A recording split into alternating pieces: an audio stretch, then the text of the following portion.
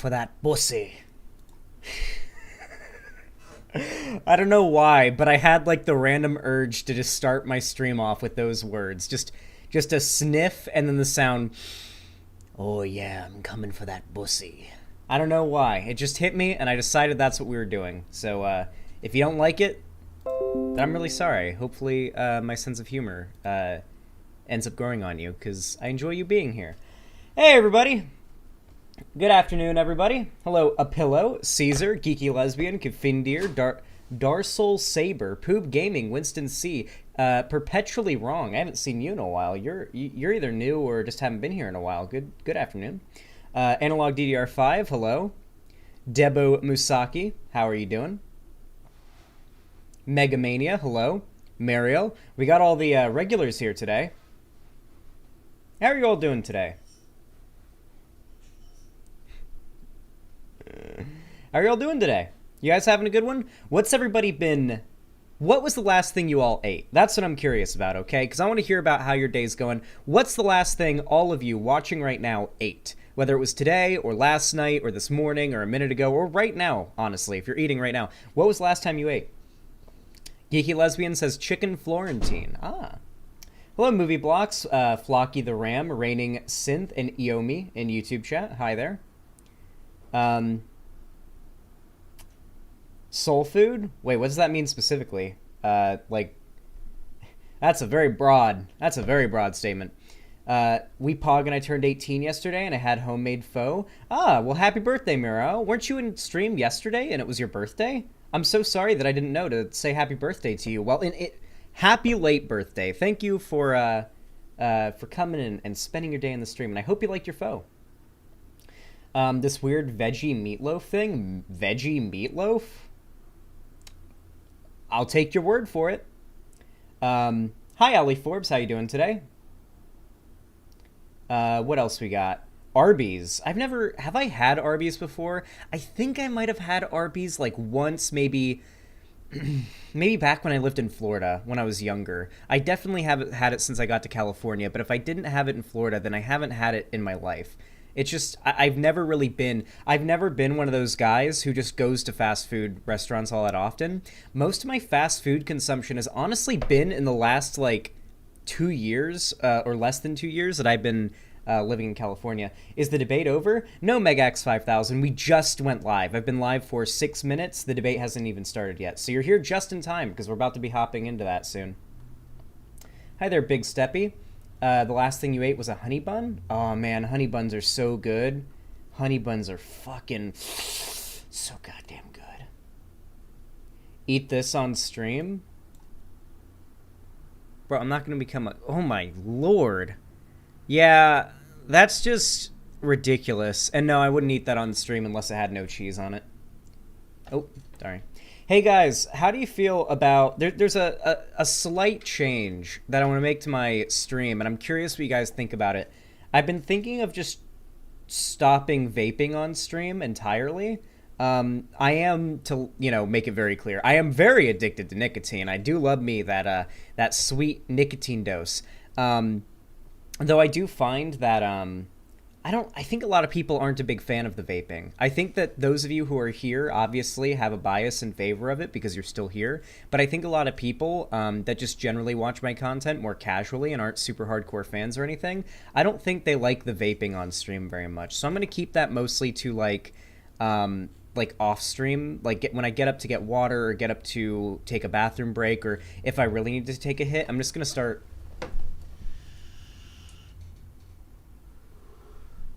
Yeah, I'm just going to do that. I think that's like a better way to get my vape hit than like just blowing it into the camera and smoking up my little area here. Or maybe taking a hit and just holding it long enough that there's not really anything coming out. Like just taking smaller hits and just holding it in. Some people think vaping looks douchey and or cringe. A lot of people think vaping looks douchey and cringe. Frankly, I'm going to be honest with you, vaping does look douchey and cringe. Any truers in chat, vaping does look douchey and cringe, okay? It's always looked douchey and cringe. Nobody can make it look not douchey and cringe. However, I have a chemical addiction to nicotine, all right? So I start to experience physical bad outcomes if I don't regularly consume the fog, the lung fog. And so I do have to occasionally take a hit, or I'll get like a headache and I'll get all irritable on stream. But I don't want to be like, I'll do it now just for sake of demonstration. Normally, prior to this change that I want to make on my stream, what I would do is I'd take my vape while I'm streaming on camera and just go.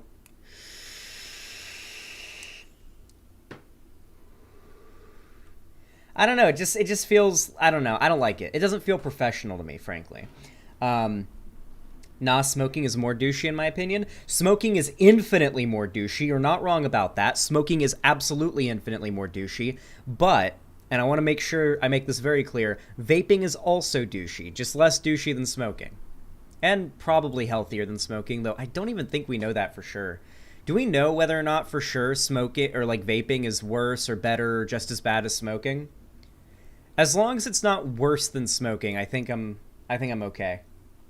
If it turns out it's worse than smoking, then that might put me in a position where I have to like seriously consider quitting vaping.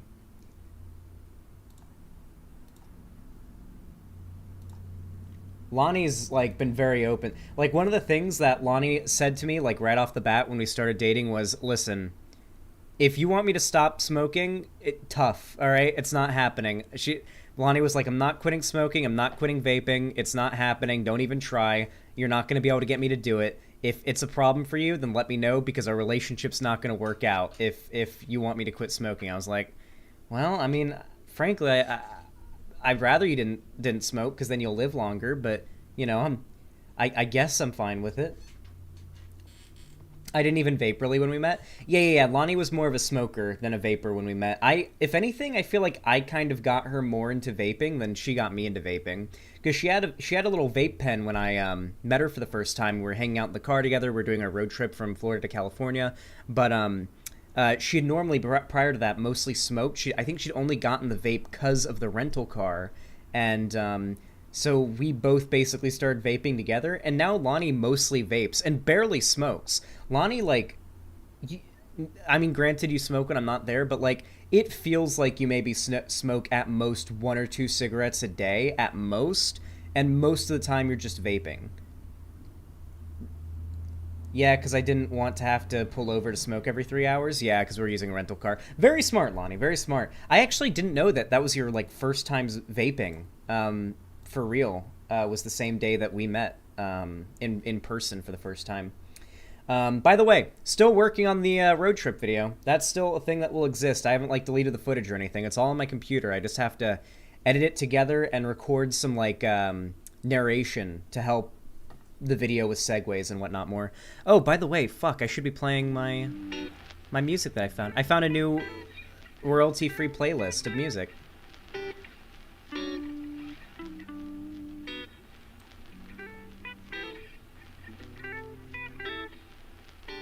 Yeah? Yeah, what do you guys think? Do you guys like this better than the Stream Beats Lo-Fi? I think I like the Stream Beats Lo-Fi, and I love Harris Heller, and I like what he's done by sort of like creating and popularizing an entire playlist of like lo-fi royalty-free music. The only problem I think with Harris Heller's particular playlist is that oh, a little bit loud. Didn't know it was gonna peak up. The only problem with Harris Heller's playlist in particular, this is kind of distracting, I think, maybe. Nah, it's quiet. I'll make it quieter on my end and on the stream's end. I want it to be, like, barely hearable, just so that when I'm not talking, it's not dead air. That's better. How's that sound? Is that better? Because it should just be faint. Like, you should barely hear it.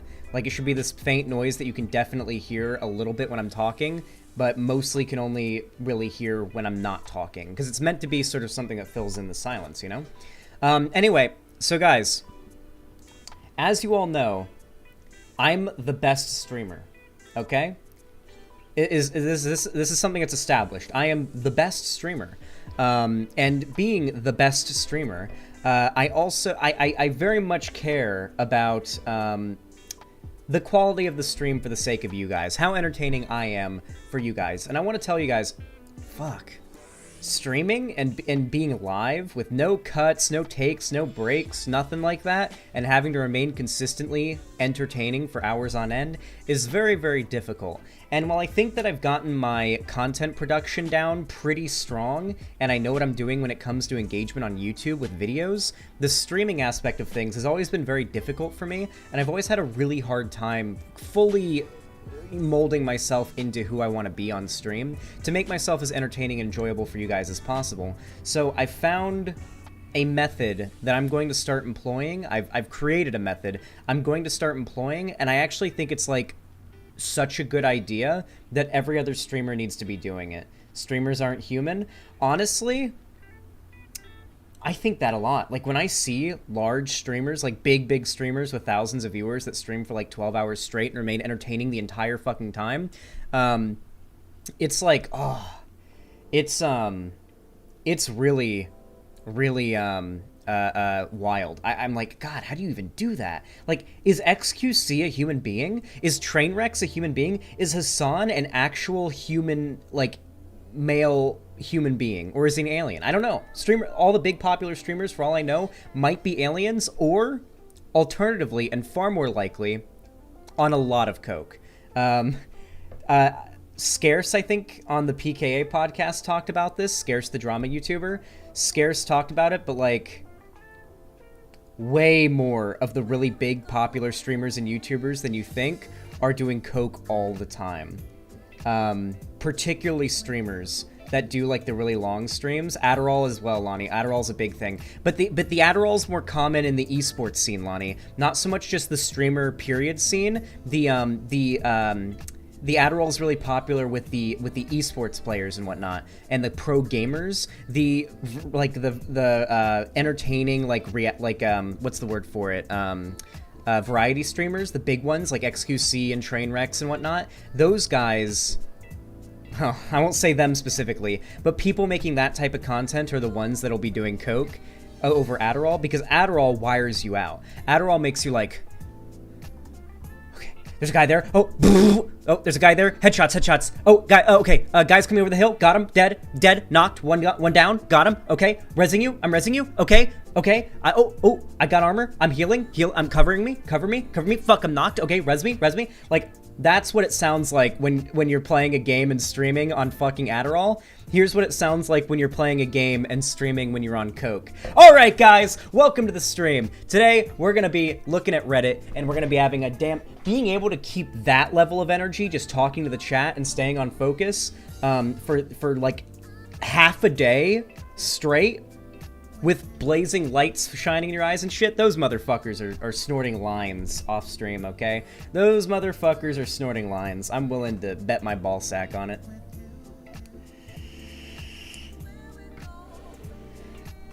Imagine hurting yourself that much, though. Is it worth it? Honestly, gay as fuck, how do I pronounce your name? Gay as fuck Amron. Is that how your name is pronounced? Very interesting name, by the way, and I don't think I've seen you before, so welcome to the stream if you're new, or a returning person from or a lurker who's just talking for the first time, pretty rarely. Comran? So it's gay as fuck Comran? Or gay as fuck Comran? I'm just gonna call you Comran. Do you mind? Is that okay? Or maybe just gay as fuck. That's a good name. Tobuscus, I know for sure did coke. Yeah, Tobuscus was outed as a coke addict. I think he admitted to it.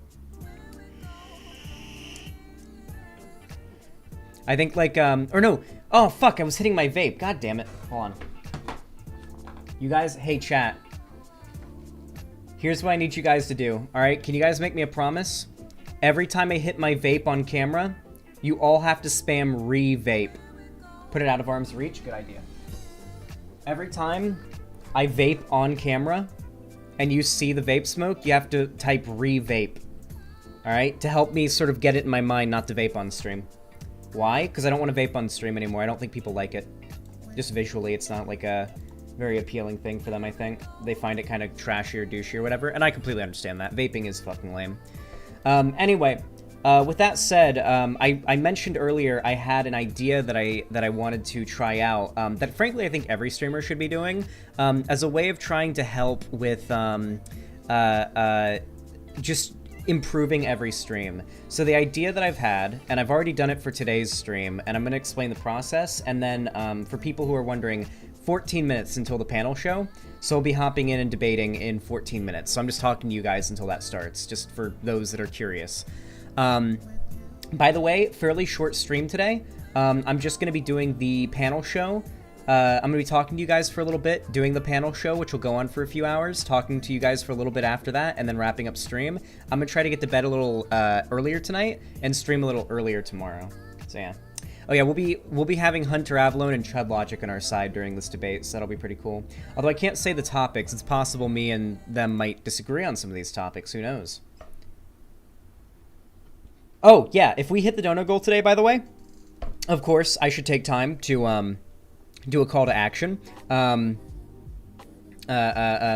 Xander, what is your thoughts on Dylan's videos saying that maybe streamers should try to do more when it comes to their local politics? I absolutely agree with all of that, Darkest Katie. I'm actually so fucking excited for when I'm large enough on YouTube and Twitch that I make enough money that I can afford just say, all right, we're gonna host an event where we go knock doors in insert town to try to canvass for a candidate or whatever. Like, being able to reach that point in size would be absolutely phenomenal and sounds really exciting and fun to me.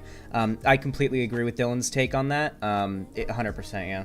Run for office? Honestly, in hindsight, I think I might have a clean enough history online to successfully win some small, like, electoral campaign, but I don't want to get elected for anything. I don't want to get elected for like a government job. I'm a streamer, not a politician, or a normal job haver. I like streaming. That's the streaming in YouTube. It was like my dream job. I mean, I guess if I could run for president, if it was something big, if it was something ridiculous that I had the opportunity to run for and a decent chance to win, I'd consider it. But I don't know. Yeah, maybe I do have enough. I might actually have enough, like, drama that maybe that would neglect, like, completely not allow me to get elected for any big thing. Anyway, so here's the idea I had, and I think every streamer should be doing this. Here's my idea. My friend Steven runs for Desert Hot Springs mayor, like, every year. He always loses, but, you know. Hey, it's free to try, isn't it? Right? It's free to try, isn't it? Anyway. So here's the idea I had. Basically, while I feel like my content in regards to videos and more like prepared productions are pretty good, I feel like I've more or less bullseyed what I need to be doing in that department. I feel like when it comes to me and my presentation and when I stream and you guys are watching me live, I feel like there's a lot that I can be doing to try to just make myself seem more entertaining or feel more entertaining just to keep people around more. And so what I decided was every day, before a stream, I write out the date on this document, I write out the name of the stream, then I take some notes before stream of a bunch of little things written in green that I want to remember to do during stream to help improve my stream. Then below that, a list of things in red that I want to avoid, and then maybe a few jokes that I've come up with off stream that I want to find some excuse to tell on stream, just so I don't forget. So I've got this document in front of me, and while I'm not going to show it, because can't give away all the secrets, I'll tell you a couple of things that I've written down for myself to remember while I stream today. To just try to help improve the quality of the stream. And you guys tell me what you think, and this is an invitation to literally all of you to message me on Discord, Twitter, whatever platform you desire when I'm not streaming. Just message me. Feel free. Twitter, Reddit, Instagram, Discord, whatever platform. Feel free to DM me, and I'm asking you to do this. DM me constructive criticism. That's what I'm asking from all of you guys today after stream.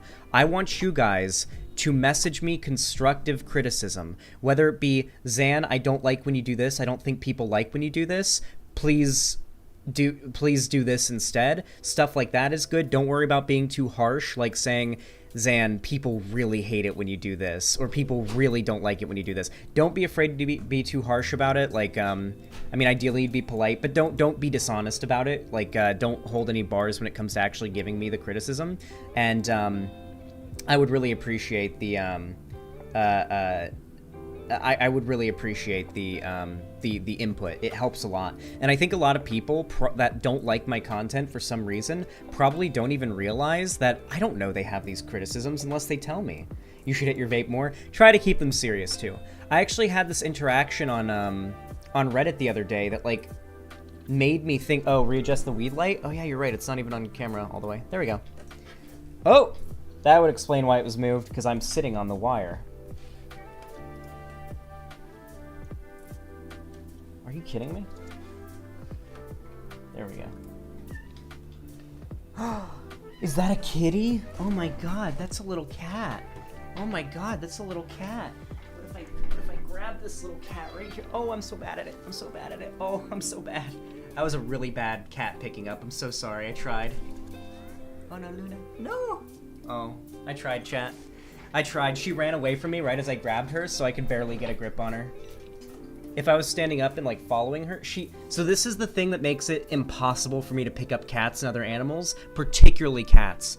Cats have a tendency to rub up against things. So if I go to try to pick up the cat, she'll rub up against that drawer, that wall, or anything like that, and then I have to, like, slide my hand between whatever wall or whatever she's up against to try to, like, get a grip on her, and it's impossible. I can never pick up cats properly.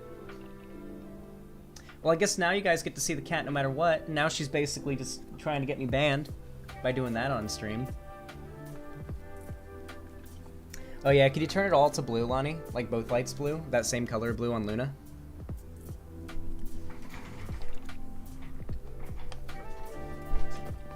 Alright.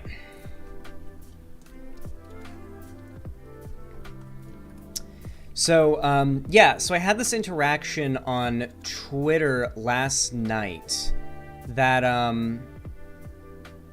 really stood out to me, and it was actually the reason why I made this document. And I'm gonna go ahead and, Zan, you should box Dylan. Honestly, Dylan would beat me in a boxing match right now. Right now, as it stands, in my current physical shape, Dylan would beat me in a boxing match, probably.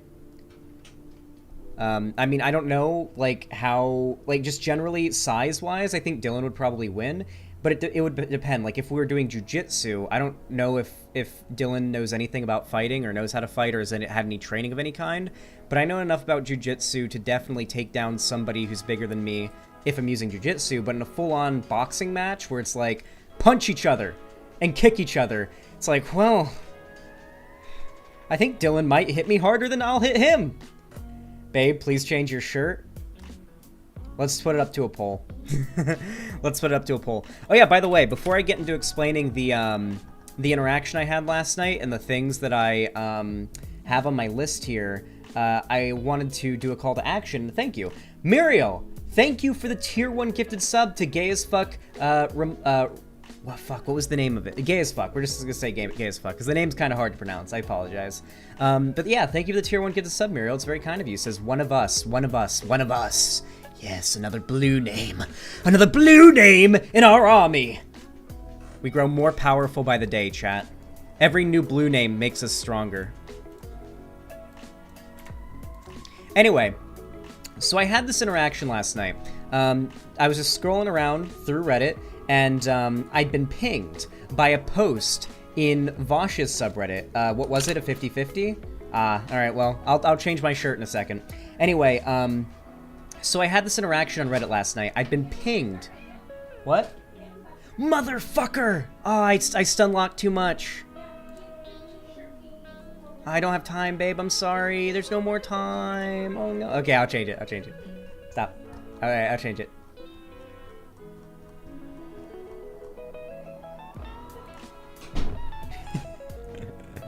Pickle Rick! Alright, I gotta change my shirt because Lonnie doesn't like the shirt. I'm sorry. It's also really hot and I'm wearing black wool right now, which is just not a good idea. I'm gonna try to see if I have one of my workout shirts cleaned. This is where I keep all my clothes, guys. That shirt's a bit lighter. Where's my workout shirt? I know I have one here somewhere. It's definitely clean, because it's been like weeks since I've worn it. So it's gotta be clean, right? Yep, there it is. Got it. Alright, chat. I have to change my shirt off stream because Twitch are a bunch of SJWs that can't handle man nipples. They can't handle the free nipple, chat.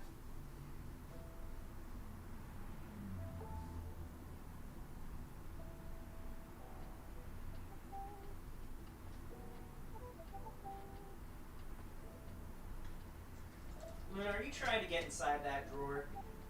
What are you doing? Trying to get in there? You're trying to get in there, aren't you, little kitty? Yeah. She wants to live in it. She wants to make it into her nest. She does like the drawer. Alright. Unfortunately, we have to get right into the panel. It's starting like right now, so we're not going to have time to talk for very much longer. However, what I will say is that after the stream, I will be talking with you guys a little bit more, and we'll have fun wrap up. But I do want to thank Muriel for the tier 1 gifted sub over to Gay as Fuck, and I want to point out that all donations will, of course, be going to help support the stream and keep me making the content that I'm making for you guys. So any support that you can offer, financially speaking, as long as you can afford it and don't need it for anything else, is always greatly appreciated. As you know, even the tiniest donation of $5 or $2 or $3 makes a big difference, and I really do appreciate your support, whether it be through a like or a comment or review or whatever. Any support that you offer is very much appreciated by me, so thank you. Anyway, I need to get in there and prep for that goddamn panel show. Not so much prep as just get in there, you know what I mean?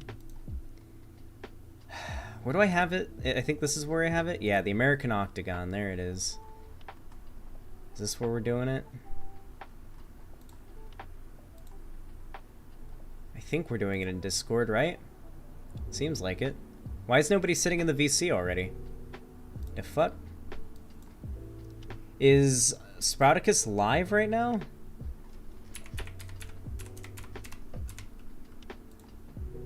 Welcome to capitalism, my dude. He is live. No, he's not. Wait, Sprouticus isn't live yet. Hey, then we do have time.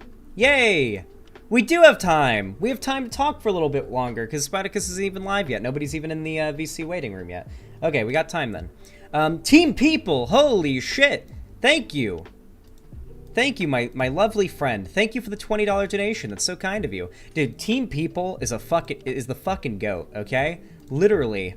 Every stream, just pulling up, dropping 20s, okay? Dropping those goddamn, what are they, Hamiltons? Or Hamiltons? I think Hamiltons are 20s, right? $20 bill. Those are Hamiltons, right? Wait, no, they have, what's her name?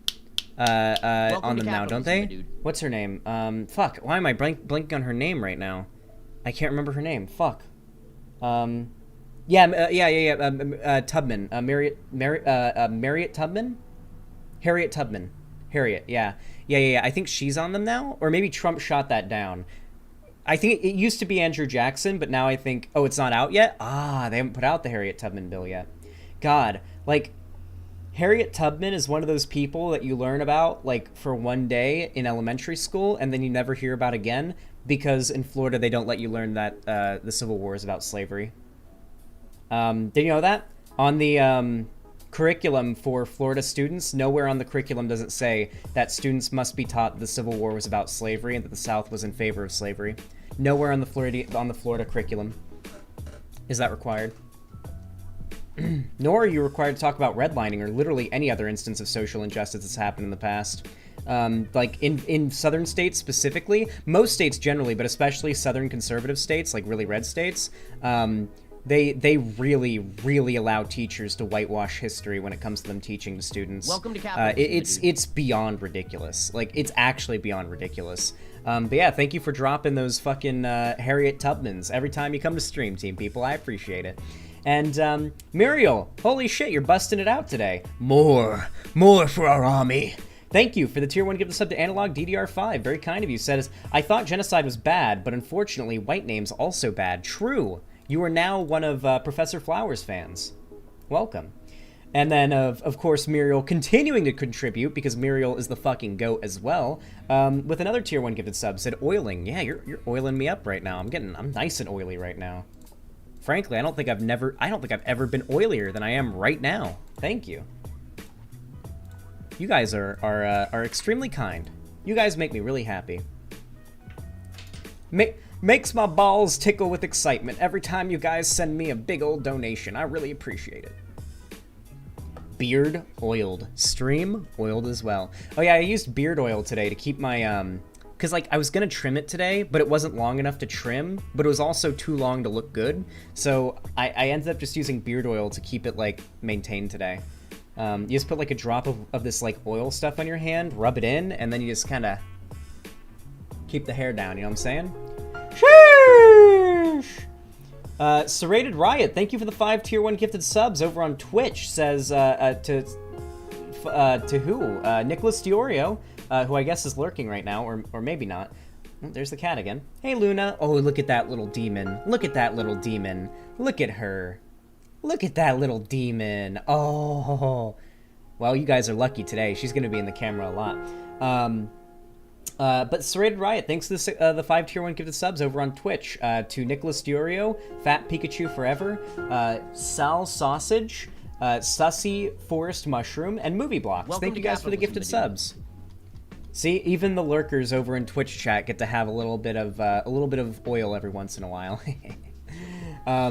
Oh yeah, something I want to try to do more is just generally read all my chats anyway. By the way, if you're watching right now and you are not watching from my website, xanderhal.com/live, and you're watching from YouTube or Twitch or somehow somewhere else, if you're not already, please consider checking out my own official Xanderhal brand website, where you can watch my stream just as you can on whatever platform you're watching now. Only on the side of the screen there's a completely custom chat with custom emotes that's moderated entirely by me, with no impact from YouTube or Twitch. You get a cool colored name. You can get whatever name you want, frankly, if it's not already taken on my website.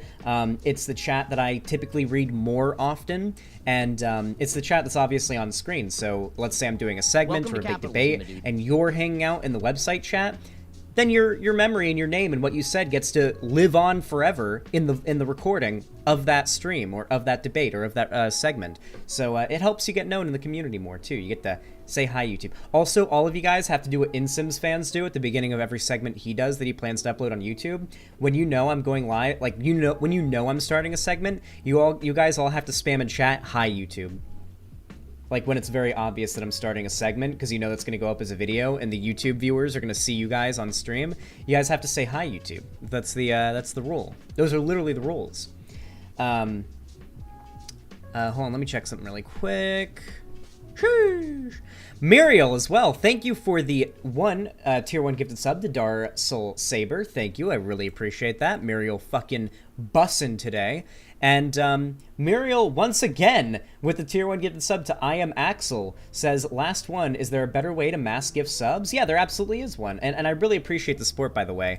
It really does help a lot. But yeah, there is a way to mass gift subs. I think all you have to do is go to the website, click on subscribe, and then go to whatever tier of subs you want to gift. So let's say tier 1 month. So it'd be like $5 1 month. You click on that.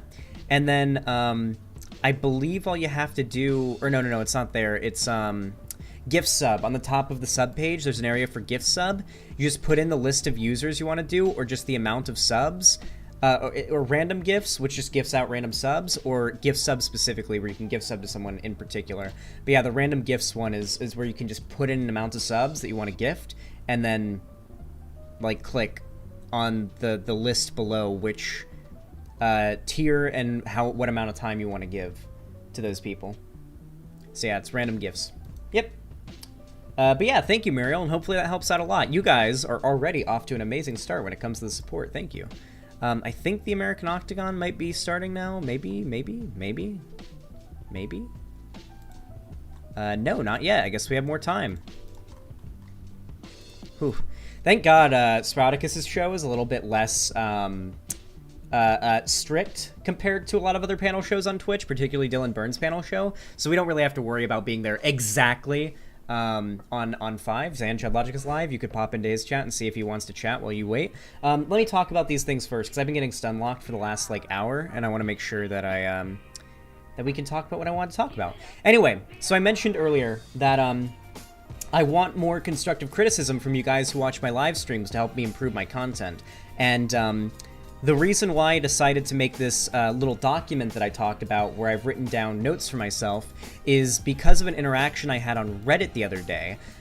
Basically, I had gotten pinged, it was last night, I got pinged by Vosh's subreddit, where someone had mentioned me. And it was a bunch of people mostly talking shit about me in Vosh's subreddit, because a lot of people in Vosh's subreddit maybe aren't the biggest fans of me. And there was one person in the thread who was criticizing me, but in a genuinely productive way, and had actually brought up a constructive, good faith criticism of me in those comments on that post that I'd never heard or considered before. And I replied, and I was like, thank you. Thank you for the actual constructive criticism instead of just talking shit. I really genuinely appreciate that. And it was actually a really wholesome moment. I thought the audience overlapped. It does, like, to give you an idea, basically all my fans like Vosh. Most of Vosh's fans don't know who I am, and some of the ones who do know who I am don't like me, basically, is the split there. Anyway, so with that said, oh yeah, Niam Reagan in Twitch chat, if you want to see any of those links that you're looking for, they're linked down below beneath the stream. If you go to my Twitch stream and you scroll down, there's little, like, pictures that have, like, Twitter, Instagram, all those things, like, written on them. All you have to do is click those pictures and it'll open the tab, so you don't even need to do a command. They're just all beneath the stream. Yeah. Most Vosh fans is such a giant group of silent viewers, it's impossible to make accurately sweeping statements about them, really? Yeah, it's just an amount that's noticeable. An amount of Vosh fans that is quite noticeable are not big fans of me. Regardless, though, anyway, so, after that interaction, which I thought was very, very wholesome and generally, like, helpful, like, genuinely helpful, I decided the best thing to do would be to start analyzing every stream that I do, both before and after, to learn from my mistakes and my successes until I basically figure out the exact formula that you guys like the most in regards to, like, my public presentation as a content creator. So here's some of the, like, the things that before stream notes that I took, where I was like, okay, do these things today. Try to do these things, and I want to hear from you guys if for the last 40 minutes of my stream, I've been doing better at this than I usually do. So here is the first thing that I listed. Try to stay energetic and use facial movements and voice inflections often to display that almost constantly. Never let your voice go flat and face fall too ordinary. So basically what I'm talking about here is never let my voice get too flat, constantly be changing, like, the reverb and, like, the tone, and use my eyes and my facial movements a lot more often to try to, because a lot of people, without even realize it, will think they're being entertaining, but in reality they're talking like this. And their face isn't they're not having any changes in the way that their face looks, and their voice sounds completely monotone. That's how I normally talk. Right now, the way I look and the way that I'm talking, this is how I normally talk when I'm not streaming. But when I stream, I need to talk more like this, and I need to make inflections, I need to open my eyes more, I need to squint and move my eyebrows up, and just generally change the tone of my voice constantly, because people who watch streams are some of the most, distractible motherfuckers on earth, okay? The most distractible people. So if the stream isn't keeping, like, all their attention, they'll leave. You need to practice talking 50 words per second. 50 words per second? Well, that's not possible. But, like, maybe a certain word count per minute is something we should strive for. Hold on.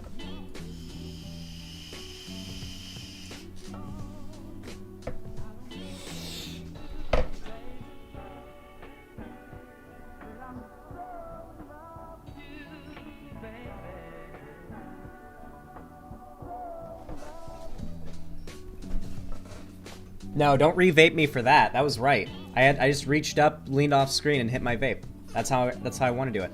Anyway, another piece of advice I had for myself was that every once in a while, just randomly, I should start reminding chat how much I appreciate and support you guys. I know this should go without saying that I appreciate and support you guys, but I guess, like, it's just something that I've been watching a lot more streamers the last couple days and just analyzing everything they do. Just like big streamers, small streamers, just streamers that are like clearly knowing what they do, what they're doing. I've just been looking at what they do, and yeah, they just say thank you guys, I love you guys are great all the fucking time. Like literally almost every 20 minutes. And it's like, God, it's gotta feel disingenuous, but it works. So what can I say? Another thing that I left here, or that I put here, is leave the door open more often so Luna can come in, and when she does, show her to stream so they know surprise cat streams could happen literally any second. And that's what I'm doing. And yeah, by the way, little kitty.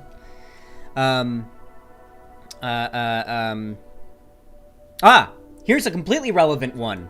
Try to cut down on ums, uhs, and I guesses, etc., and focus very hard on speaking well, and plan out quips and sentences before saying them. That's something I also want to try to work on more, because I do have a lot of moments of silence, or ums, or uhs, or I guess, or things like that, right? So I want to try to be a little bit better when it comes to my speaking. And then I wrote a few things I should try to avoid. Do not act negative, sad, or burned out, even if that's how you're feeling. No matter how tempting it may be, fake it till you make it, your audience will notice. So that's a criticism of myself I wrote. Like, if I'm in a bad mood, try not to let that show through on stream. I know it's kind of dishonest with you guys, but I also feel like I'm a far more entertaining and funny to watch streamer when I'm, you know, not bitching about whatever I'm dealing with in my life. Yeah. And then I also have like a couple of little jokes I wrote down so I don't forget. And so basically, there's a lot more on this list, but I'm not going to give everything away, and I'm not just going to read through all of it. But these are notes that I took before stream. Yeah, being angry is fine. Like a thing on stream, yeah, it's fine. Chat with Chud Logic now. Stop! Cherry, stop. Jerry, let me talk about what I want to talk about. Don't stun lock me, dude. Anyway, yeah, so basically, after today's stream, I'm going to go over what I thought of today's stream myself, and with Cherry, and we're going to take notes after the stream as well, and criticize today's stream, learn from it, and hopefully tomorrow's stream will be better than today's stream, and so on and so on. I'm looking to make sure that there is some noticeable improvement in literally every single stream, every single day. I will find something that I need to you know, improve on, or something that I can change, something I need to stop doing or start doing. I want to make sure there's something new, a good thing that I've started doing or a bad thing I've stopped doing every single new stream, every single day, that is noticeable, that you guys will actually notice. I actually came... Oh, well, thank you, Reigning Synthware. I actually came over from Vosh. I enjoy his content and his takes, but he can be really arrogant and aggressive at times, and I really like how relaxed and chill you are while maintaining a very similar amount of intelligence. I really enjoy your content. Yeah, I really appreciate that. That's some of the nicest stuff I've heard from my chat. Thank you. Did you hear about the Streamlabs drama? Muda made a video about it? God, I've been hearing about it, so it sounds like maybe I should talk about it. I originally wasn't even going to cover it because I thought you guys wouldn't be interested, but now I've had Lonnie ask me about it, Cherry asked me about it, Ethan asked me about it, a pillow in chat talk about it. Is it some trademark thing? Because right now I have OBS Studio, which is OBS, the streaming software and recording software on its own, and I have Streamlabs OBS open, and Streamlabs OBS is basically a program that was made by a collaboration between Streamlabs and OBS in order to add all the functionality of Streamlabs to OBS, the program. So it's really strange that there'd be some drama happening between them because of some weird plagiarism shit. Like, it's so weird, because it's like, imagine if Sony, or God, what's even a good comparison? Imagine if Mojang sued Telltale Games for making Minecraft story mode. That's what it sounds like to me, because like, I honestly thought that Streamlabs and OBS were probably part of the same parent company.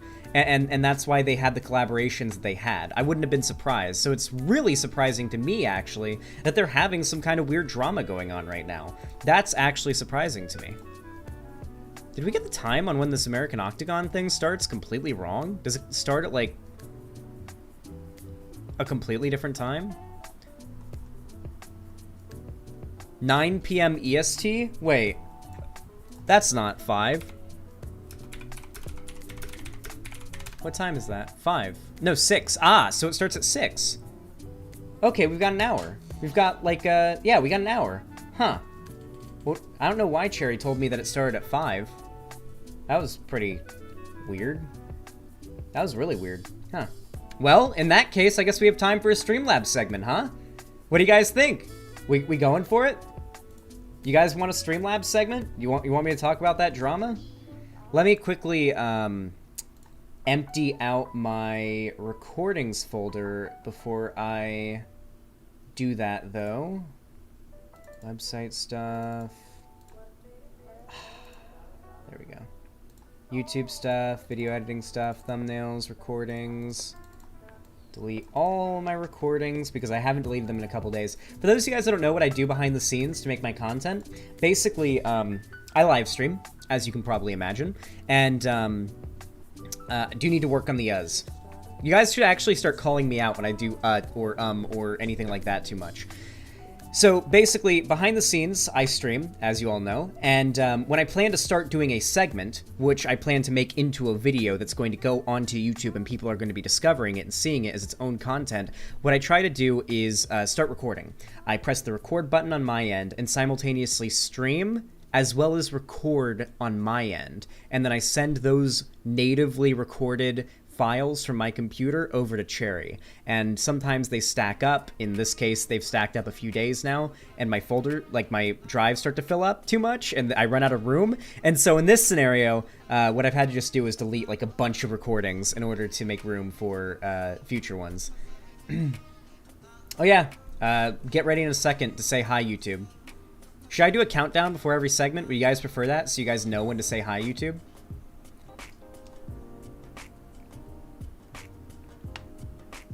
RGR seems cool, but I know a lot of lefties hate her. So Riley Grace Rochong seems like a pretty cool person, and I guess I'm friends with her, but she has done some admittedly really, really weird shit.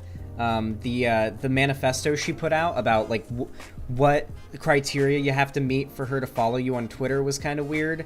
There was also the whole Demon Mama thing, and listen, Riley Grace Rochong is RGR.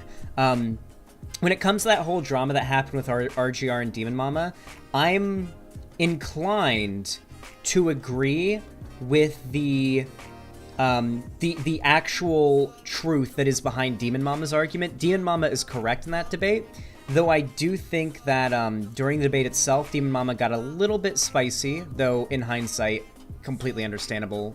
Judging on like the content of the debate, it's completely understandable that she got as spicy as she did. But the main thing I had a problem with all that was generally the way that Riley acted afterwards.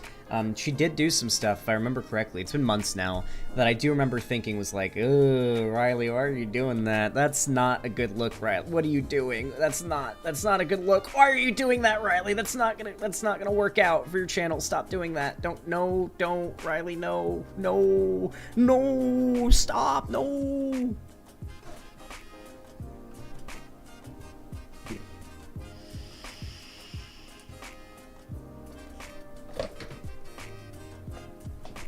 You had to juice up for a second, okay, chat? I had to juice up off screen. Sleepy kitty. God, she's just been falling asleep on that thing when I'm just sitting here at my computer all the time lately. She's just made that into her new bed. I wish she'd sleep on this little part of the desk more, but it's easier for her to climb up on that than it is to climb up on my desk. I used to really enjoy her content, was one of the first 500 subs to her channel, I think, but then at some point it had to be done, TBH. I understand that. Make sure to mute when you juice. We can hear you when you do it. Ah, good idea. Maybe I could just close my camera. Maybe I could just do this. Would you guys prefer if I...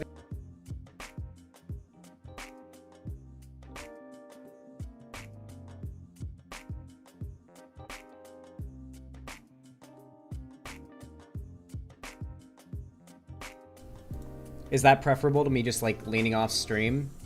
That'd be too jarring, TBH? Okay, I'll keep that in mind. You could set up some kind of juice scene. Yeah, like maybe a meme of me and it just says juicing up or something. I don't know, that could be funny. The juicing up thing, by the way, is a reference to Trainwreck's TV. Trainwreck's TV vapes. For those of you guys that don't know, he vapes just as much as I do. but he forces himself not to vape on camera, and he only ever vapes off stream. He gets up, he goes to the bathroom, he looks at himself in the mirror, and he takes like 15 hits from his vape until he's got like an insane, dizzy nicotine high. Then he puts his vape down on his bathroom counter, walks back out to his streaming room in his living room, and streams for like the next half hour until he takes another vape break. That's how Trainwreck does it. He does it every time he takes the bathroom, or goes to the bathroom and, or needs like a refill on his drink or whatever. He takes a vape break, and it's all off stream. So I think I might stick to doing stuff like that, because I know a lot of people find the vaping trashy. Anyway, yeah, let's talk about that whole Streamlabs debacle, huh? Sounds like everyone wants me to talk about it.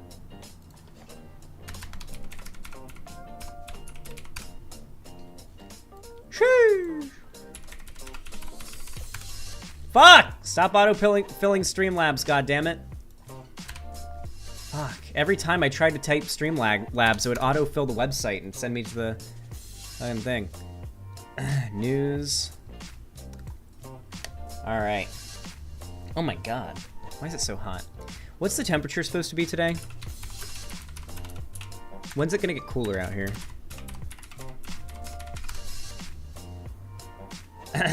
So, it should get cooler around... Wait, what? Huh? Why does it end at 3 p.m.? What?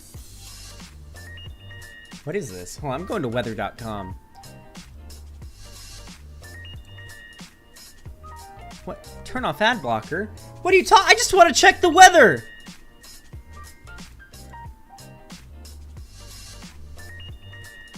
Oh my god, just let me check the weather. What the fuck, Google? It has never been this hard to figure out what temperature it is.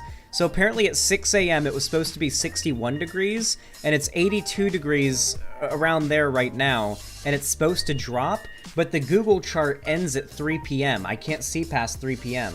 It won't show me anything past 3 p.m. Or before 3 a.m. tomorrow. So that sucks. Turn off ad block? Yeah, I guess I have to. It's the only option here.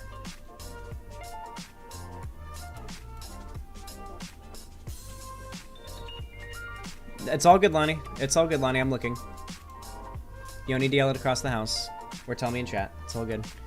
I don't need a 10-day. I need today. Oh my god, the ads are so annoying too. Okay, let's see what's supposed to happen in the next few hours. Okay, so it is currently 5:23. It should be 75 degrees by 11, or by 6, or by 5:30 p.m. It should be 75. 74 by 6, 71 by 7. So in the next hour or two, it should get to be a temperature that's nice. Because right now, my AC is broken. It broke again, so we have to get the maintenance guy out here to fix it once again. And I have my sliding glass door open right now, letting air in from outside, and I'm waiting for it to get cooler outside so I'm not sweating. Because right now, I'm absolutely dripping. I wish you guys could tell how sweaty I truly am right now.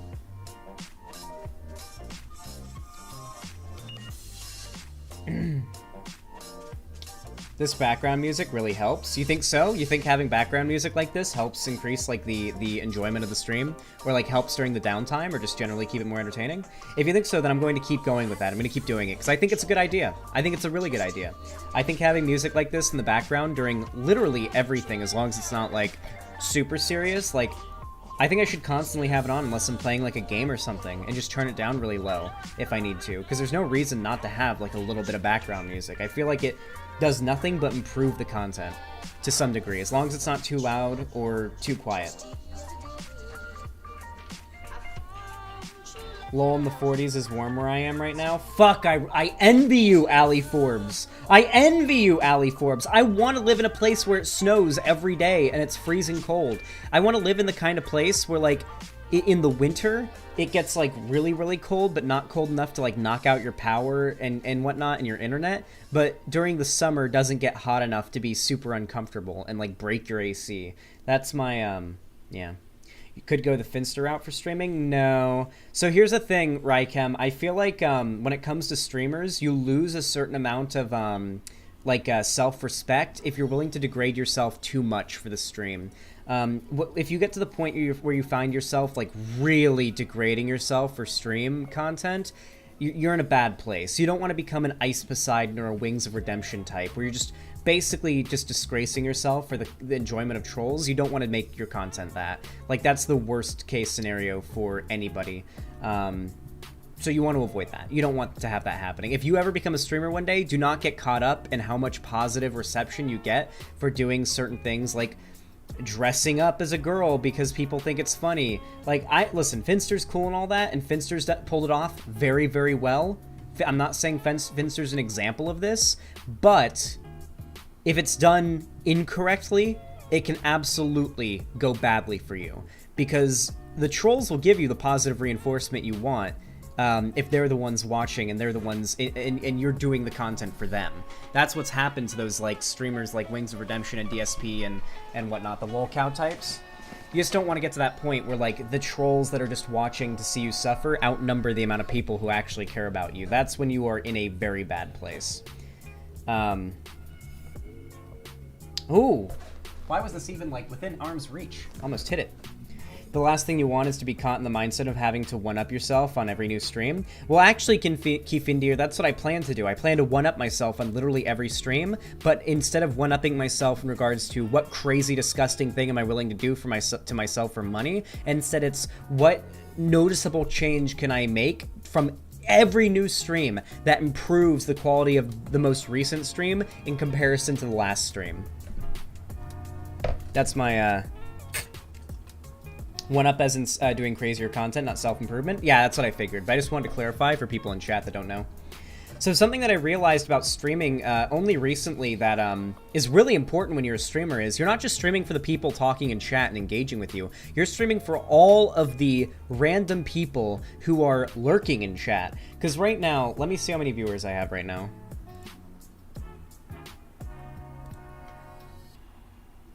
I have, in watching right now, 122 viewers on Twitch and YouTube. The split is 16 on Twitch, 106 on YouTube.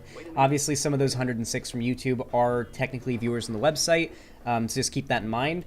But here, let's do a little experiment really quick. If you are watching right now, and you are at your computer and capable of it, type 1 in chat. Type 1 in chat right now if you are at your computer watching. 1, 2, 3, 4, 5, 6, 7, 8, 9... 10, 11, 12, 13, 14, 15, 16, 17, 18, 19, 20, 21, 22, 23, 24, 25, 26, 27, 28, 29, 30, 31, 32, 33, 34, 35, 36, 37, 38, 39, 40, 41, 42, 43, 44, 45, 46, 47, 48, 49, 50, 51, 52, 53, 54.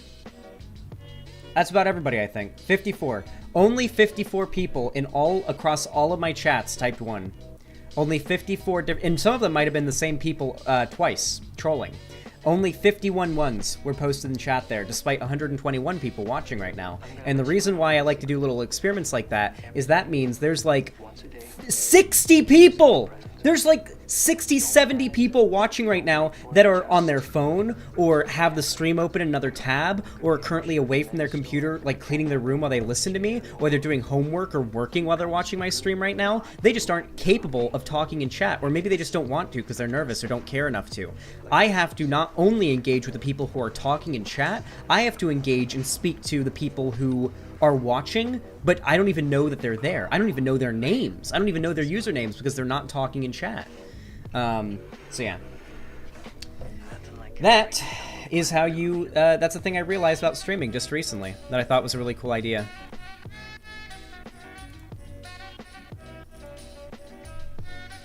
Any perma-lurkers in chat? Yeah, I wonder, like, how many lurkers watch literally every stream and have never talked in chat before? That's something I'm really curious about. I like to listen to you while gaming. Yeah, I think my content's very good to listen to while gaming, frankly. Xanderhal, you know nothing? What do you mean, Lord Pinch? What do I not know? Tell me. What am I missing? I'm playing video games during your stream? Austin Space is even playing video games during the stream. Hey, by the way, you think you could do some coverage about the flooding in British Columbia? Balthazar? No one would watch that. I'm so sorry. but talking about flooding in British Columbia, Canada, my mostly American drama, like, drama monger loving viewers are not going to watch a video about the flooding problem in British Columbia, Canada, okay? They just aren't. They just really, really aren't. Alright, I've learned my lesson. You guys in chat will legitimately say, oh yeah, we love these really important policy-based, like, really dry, really important but not entertaining topics. We really enjoy it. We gotta talk about that. It's important. And then I'll cover it, and then I'll get 50 viewers. So yeah, sorry guys. Unfortunately, while I am a political, figure and I have to, talk about politics when it's important, I'm also a full-time streamer who has to make sure that my bills are paid. So I do have to focus always primarily on what entertains you guys the most, not over what's most important to the world. It's an unfortunate fact of making content that's meant to appeal to as many people as possible for a living, is yes, my first concern is always what are you guys going to watch, more so than what is most important. Does that make me a grifter? I don't think so. I think it just makes me a non-dead YouTuber, because there's two types of YouTubers, dead YouTubers and non-dead YouTubers, and I could be a dead YouTuber who talks about dry policy stuff all day, or I could be a fairly successful YouTuber who doesn't.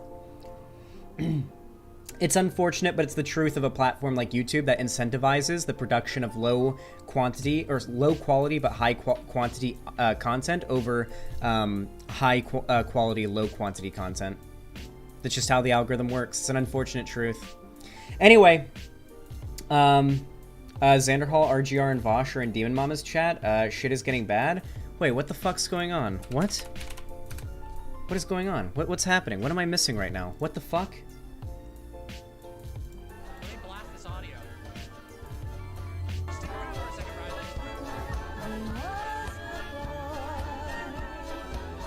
What do you mean things are getting bad? What?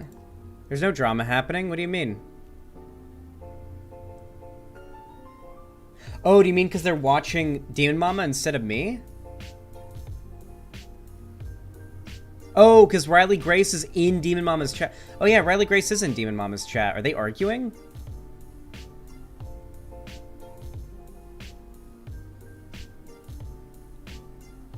Oh, no, they are arguing. They are arguing. Hold on, she sent... Riley Grace Rashong said she just had to say one thing. You literally called me a liar and won't watch proof. I'm not lol 8 and then the link to a video. And then I think Demon Mama's making fun of RGR right now. I don't know what's happening right now. I'm confused. Does Demon Mama have more viewers than me? We have to find out.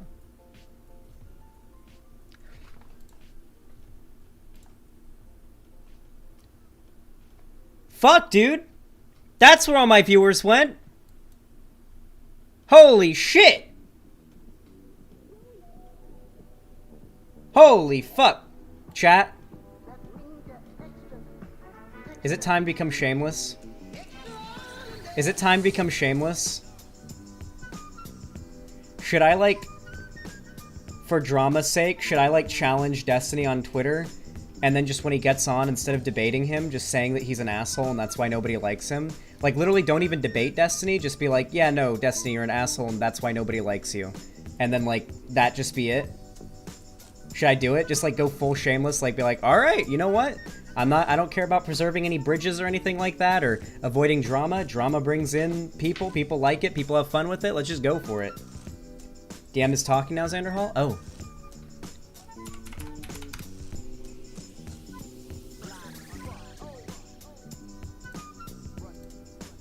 Single time I drop a take, you motherfuckers buzz like bees, desperately trying to denounce me, even though my takes are very well informed, and also, might I say, though I am a bit performative in my general life, my arguments are generally very calm.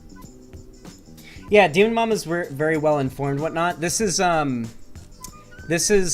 big Riley Grace Rashong mad. Also, Chud. I like how Demon Mama has Riley Grace Rashong chudded on her website. That's funny. Anyway, basically, Demon Mama's not lying about that. Demon Mama's not lying about being informed. She is a very good streamer. She's a very entertaining streamer, and she's very well informed in what she talks about. I think the thing that gets Demon Mama into trouble a lot is not really even her fault that much. I think the thing that gets Demon Mama into trouble so much most definitely, in my opinion, is probably going to be the way that she presents herself. Even though it's really good for the viewers and I really enjoy it, I think that a lot of people who otherwise would be willing to look past it, if somebody else was engaging the way that Demon Mama does, I think when Demon Mama does it specifically for... And I'm gonna say it. I think a lot of people don't like Demon Mama because of transphobia and sexism, and or a mix of, or both of them or whatever. And I think a big part of that has to do with the fact that, like, Destiny has done so much, like, worse in terms of attitude compared to, like, Demon Mama. I'm bringing up Destiny as an example, okay? But I'm sure plenty of other debate streamers have engaged in meaner rhetoric than Demon Mama ever has on her channel. Destiny definitely has, and I bring him up as the most egregious example. Most people that have a problem with Demon Mama don't have a problem with Destiny. Because Destiny's fans hate Demon Mama. And honestly, I think most of Destiny's fans hate Demon Mama for the same reason that most of Destiny's fans love Destiny. But because it's Demon Mama doing it, a trans woman, now it's a problem. I genuinely feel that way. I think there's some amount of internalized bias behind the motivations of people that are constantly shit-talking her that I think many of these people aren't willing to acknowledge. And confront. I genuinely think they're too afraid to confront it. I think it's absolutely true. I think a shit ton of the DGGers are have some kind of internalized sexism or transphobia going on, or maybe outright. I mean, in the direction that Destiny's gone, like recently when it comes to trans people. Like it used to be, hey, Destiny was shitty when it came to his attitude, but at least when it came to what was really important, like racial issues and like trans people and like really like important social issues going on right now, at least then it used to be Destiny's takes would be reliable, even if he was unhinged with the online left. Now he's gone full on to like it's tantamount to rape if a trans woman doesn't disclose her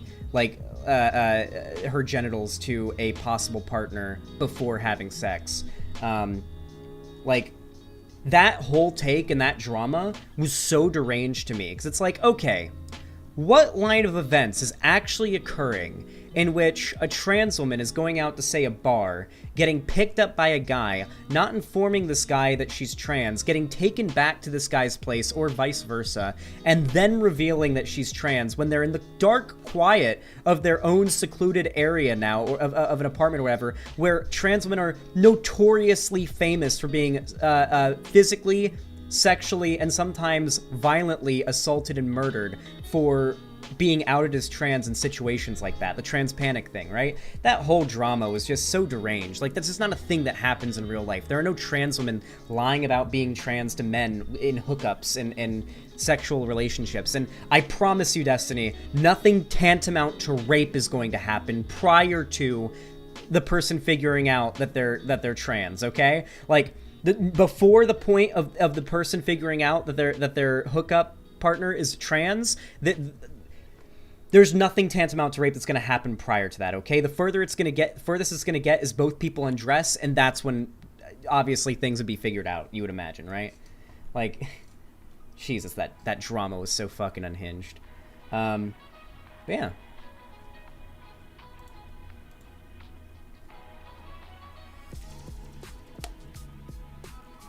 Alright, let's talk about the Streamlabs OBS thing. Demolish Destiny.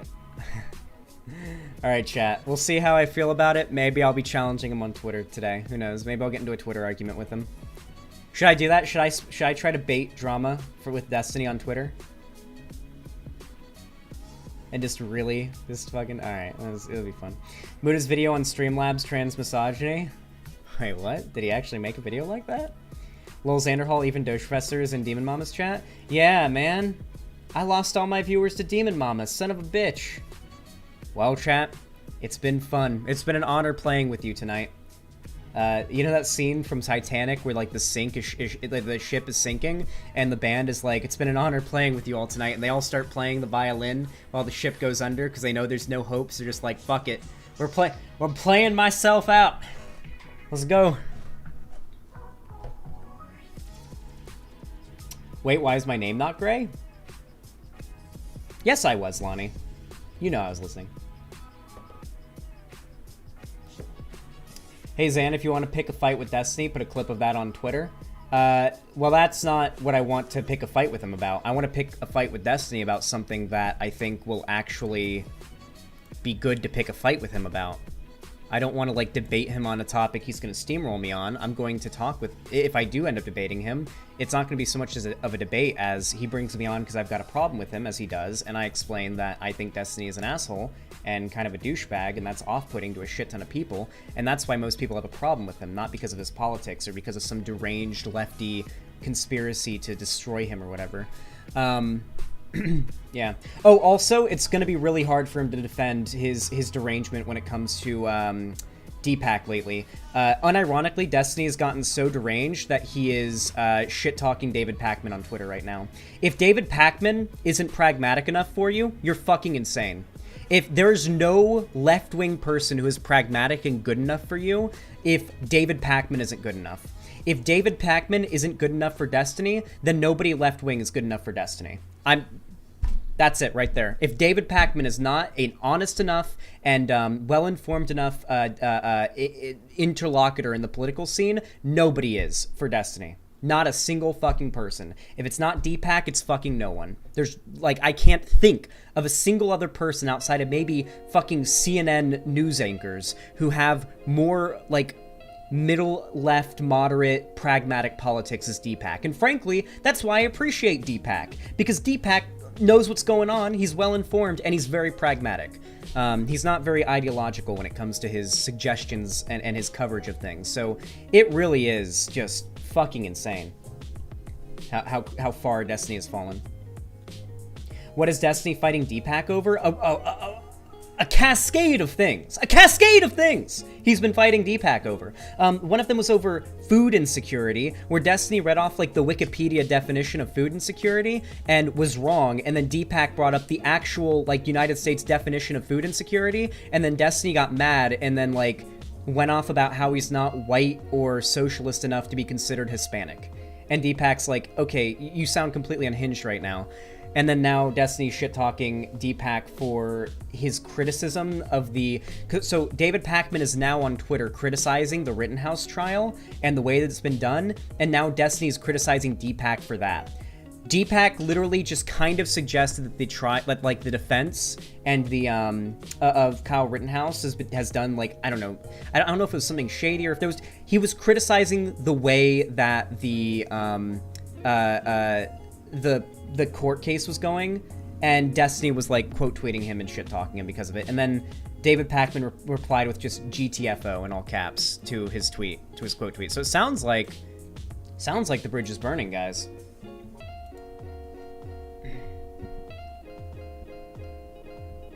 Xanderhal, I think they're actually going to talk. You should probably watch this. Fuck, should I moderate it?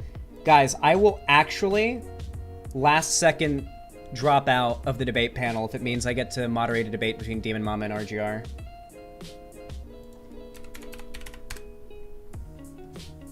Don't care. I will quit. I will drop out of the panel if it means I get to... No, go ahead. Get your stream up.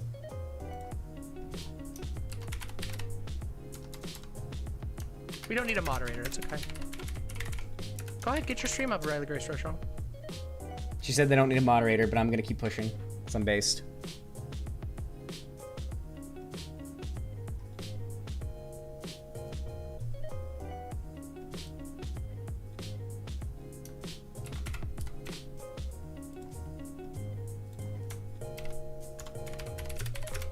Thank you, Lily Deathbloom, with my dope-ass shirt. Yeah, this is my prismatic shirt. I like to wear this when I'm going to destroy people with facts and logic and receipts. Good emote. Now you guys have to rally for me to moderate. We'll just wait. We'll just wait. Be patient, everyone. Stick around. Be patient. While you're here, you have the time while we're waiting. Yeah. It's we'll okay. see how While long we it have ends the up being time, if anything happens. while we're waiting for Riley to get her stream up, go ahead, get her stream up. Let her get her stream up. You all go and like the stream and subscribe and ring the bell. I'm just saying, this is possibly the greatest expose you've ever seen on this side of the fucking internet. Fuck. What's happening? Just ping me when it's up.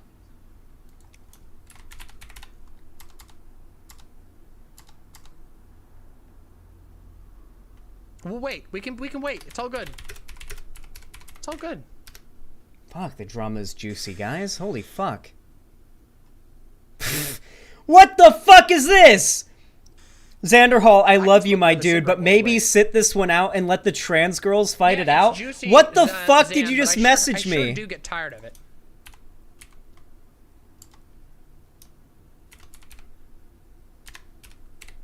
I got a whole pack of cigarettes I can smoke. Bro, what the We'll have a fuck little did you CD. just We can have a say? chill moment. You want to listen to Let some the music while we trans wait? girls Let's listen to fight? some chill What? music. You want to do another KK slider? Let's listen You to a fucking KK slider while we weirdo? wait, everybody. Let's chill, okay? I do inhale my cigarettes. Xanderhal is You guys super just can't tell trans. because there's a delay. We should make that into a meme. Let's listen to this one. You know what? I think we need a good one. Here we go. Ready? Let's chill. Let's chill and smoke.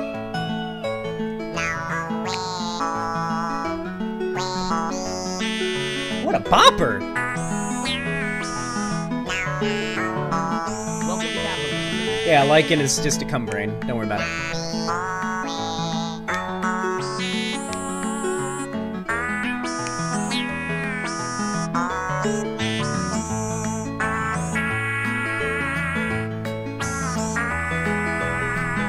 This is a good meme. I'm keeping an eye out for the drama, okay? Holy fuck. If they debate, will you drop the panel? Fuck, Cherry.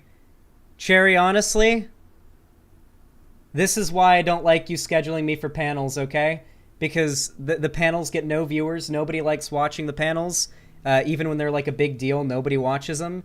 And then sometimes they end up coming in between us getting involved in crazy out of nowhere shit like this. Yeah, there's no way you could have predicted this, Cherry. There's no way. But yeah, this is just for future reference. One of the reasons I don't like doing paired panels, because nobody really watches them. Like, on my end, at least, nobody ever watches them. And it just ends up, you know, yeah. Babe, this kind of thing never happens? Oh, this kind of thing's always happening on Twitch. Literally always. A Cheeto just messaged me on my thoughts in the Rittenhouse trial.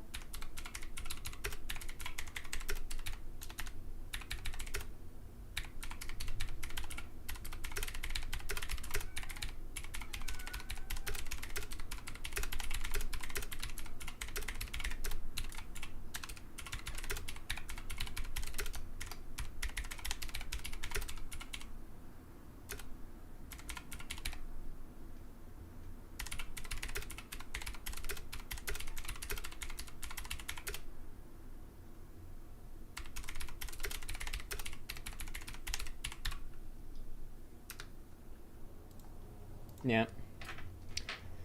Light a sprout and see you got Ligma or something? No, I'd figure it out.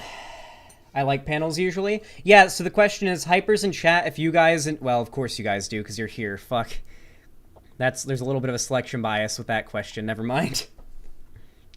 That wouldn't get us anything all that helpful. Luna, what are you doing? Oh! Hi, baby! Oh my god. Hi there, little one. Hello there, little small one. Do you want to say hello? No, don't run away. Don't run away. Don't you do it, little baby. Don't you run away. I can't get you out from under there. I can't. No, okay. No kitty then. All right. Never mind. No kitty. She got away. Like I said, chat, she's got to be perfectly out in the open and not up against anything for me to pick her up properly. So I'm not even going to try. If she's like under the desk, it's just not going to work out. I'm going to end up like having her accidentally hit her head when I'm picking her up out from under the desk, or hit my head, or fucking pull a muscle, for all I know. All right. Zan, message the panel group chat.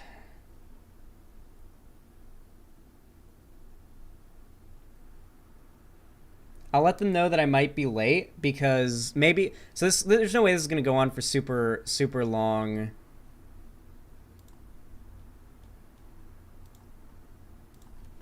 Might be a bit late due to some streamer drama. I'm... should I say engaging in? Is it dishonest to say I'm engaging in it?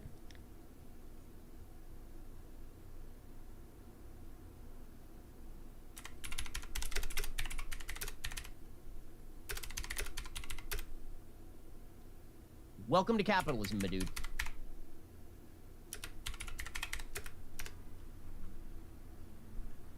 Hold on, I know exactly the quote to tell them for when I'll be back, okay?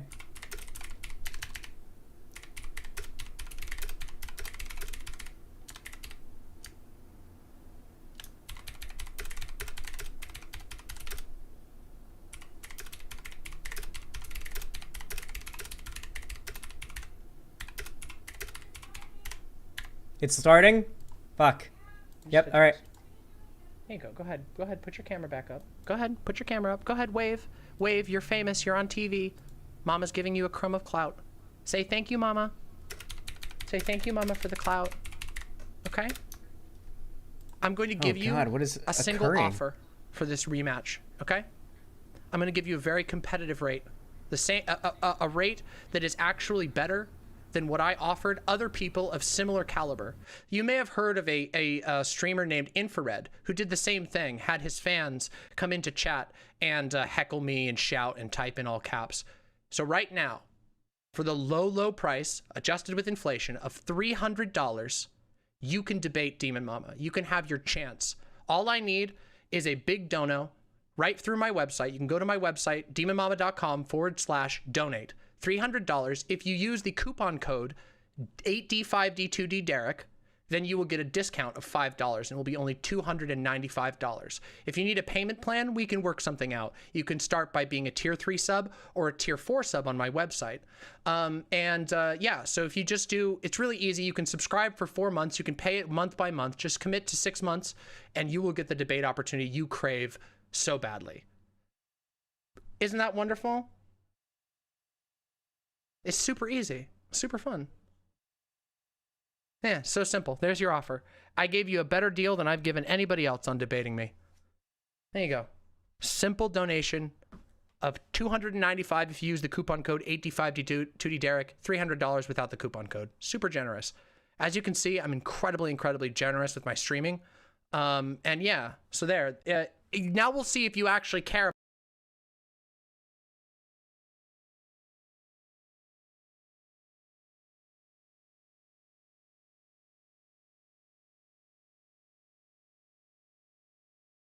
Holy, I've been muted this whole time. Holy shit. Yeah, so the whole, like, asking for money for a debate, I know why she's doing it, but I don't think optically it's a very good look. I mean, I know the audience, obviously, like, 'cause everyone's KEKWing and whatnot, but I think in regards to, like, the broader, like, public looking at this situation, I feel like most people, by default, are more likely to agree with the person who's like, yeah, let's go on and debate, let's talk about our ideas, than the person who says, yeah, I'll debate you, but if you give me, like, $400. Yeah. If you guys like seeing unhinged conspiracy Christians, stick around because that's what we're going to be doing afterwards. Yeah. I think that was. I think that's a fair deal, guys. Don't you think that was a good deal? I think disagree that's a with fair Friendo. deal, personally. I mean, yeah. I think it's a really fair deal. Frankly, if I don't want to debate someone, I'll just say no. I'm not going to debate you. You're back. Oh, you're back, malding again. You're typing on stream. Wait, guys, we can literally watch. We can watch RGR typing on stream. Oh, they aren't in a call. She's just showing RGR's stream. That Literally is a pretty good malding? troll. That is a pretty good troll. She did do a pretty good troll. She got Riley Grace Rochong to start her stream and get everybody hyped up for a Demon Mama debate. And then Demon Mama was like, okay, you're live? All right, guess. Psych. That was pretty fucking funny. I told you guys it was going to be a drama bomb today. Am I wrong? Shall we listen in? Do you want to listen in and hear what's being said? Here. Talk to her! Oh my god! How much of You're a right, this giant is sad, fucking Riley. coward do This you is one of have the to saddest things be I've ever to witnessed make in me my pay entire $300? I told you guys it was going to be a drama bomb today. Am I wrong? Shall we listen in? Do you Oh want to listen my in and hear god! what's being said? Malding is I don't even really have so- $300 in oh my God, account. How much of a giant fucking coward do you have to be to make me pay $300? I guess, Crafty Lula. Wait, hold on. She's listening now. All right, hold on. Let's play the clip. Let's play the clip. Shall we listen in? Oh What I my- said?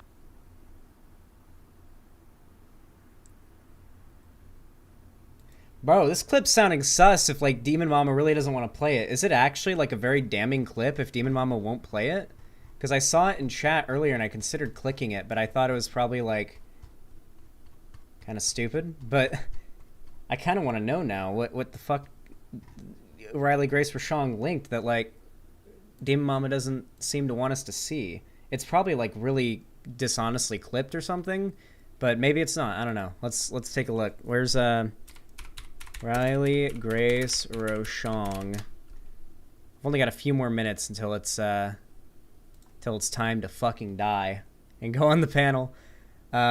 Wait, what? She's not live on YouTube anymore? Does she only stream on Twitch?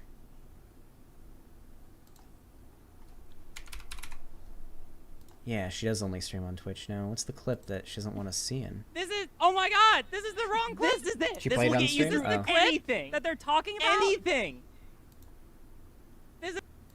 What? I'm so confused.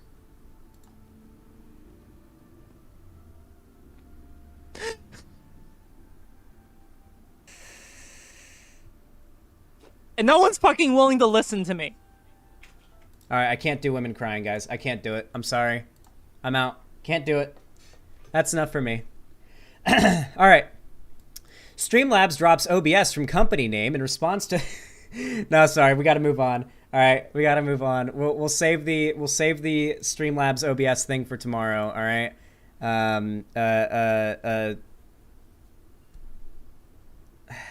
Yeah. I'm gonna hop into the Octagon fucking voice chat. Xanderhal. Okay, he's not late. A wizard is never late, nor is he early. He arrives precisely when he means to. I guess that's what Chud meant, that he's having issues.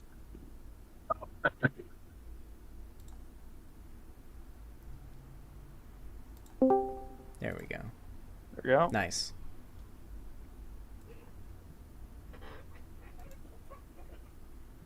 Can I, like... Yeah, Chud, if your VTuber doesn't work, then it's fine. That's fine. I'm gonna get it going. I just, sorry, I'm having some issues. Give me a sec, okay? Yeah, you're good.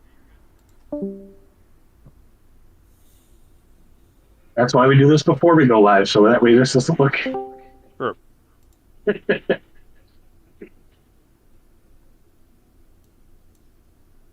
Hold on, chat. All right, I'm gonna turn on push to talk really quick, guys. All right. So I'm not, like, talking to you guys when I talk to my chat. Excellent. There we go. Okay. Yep. I just wanted to go ahead and do that really quick to make sure that we're not going to have any issues when it comes to the talking in the chat. Okay, so let me just grab this really fast and move this over, and that should be perfect, honestly. Yeah, it should be good. Okay, cool. All right. Looks like we're set then. As long as everyone sounds good. How's the volume on it, guys? I'll wait for someone to talk, and then we'll figure it out. Let me rewind, or let me resume.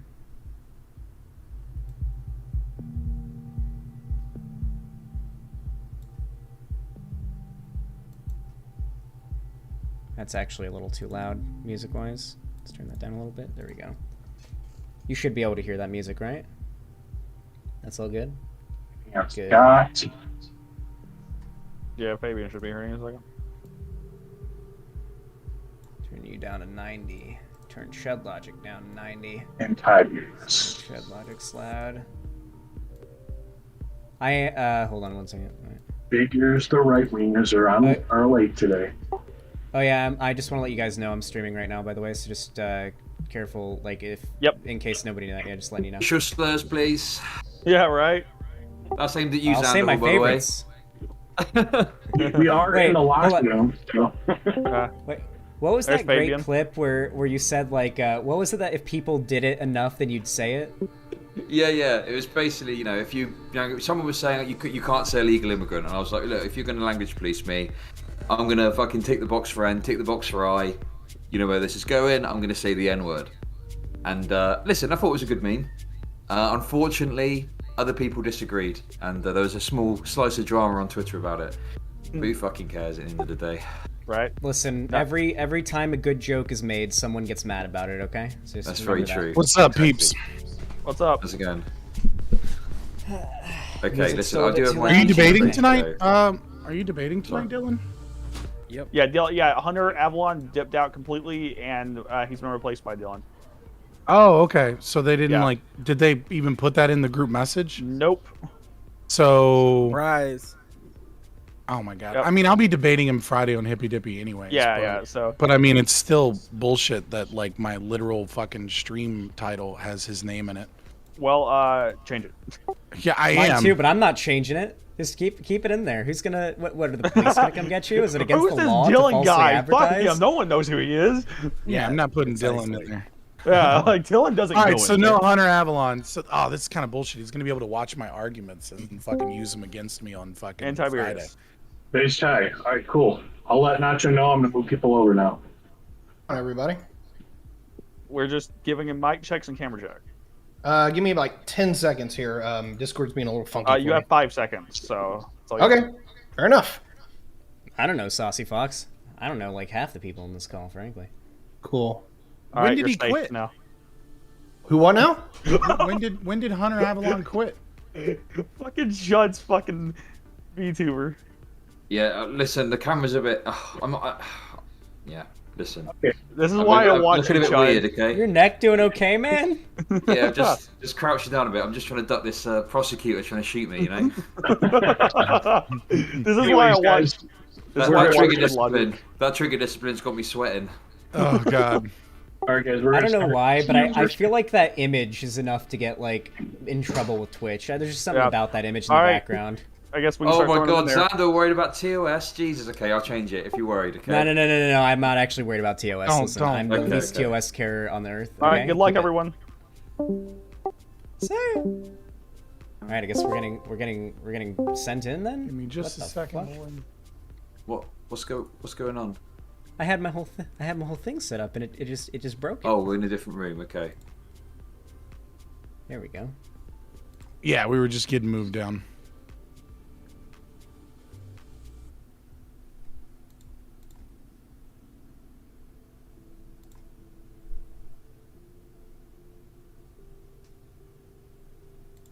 Let's make sure. Okay, good. Yeah, so I'm not like Why covered is it not up. picking anything up? Good. Okay. Good shit.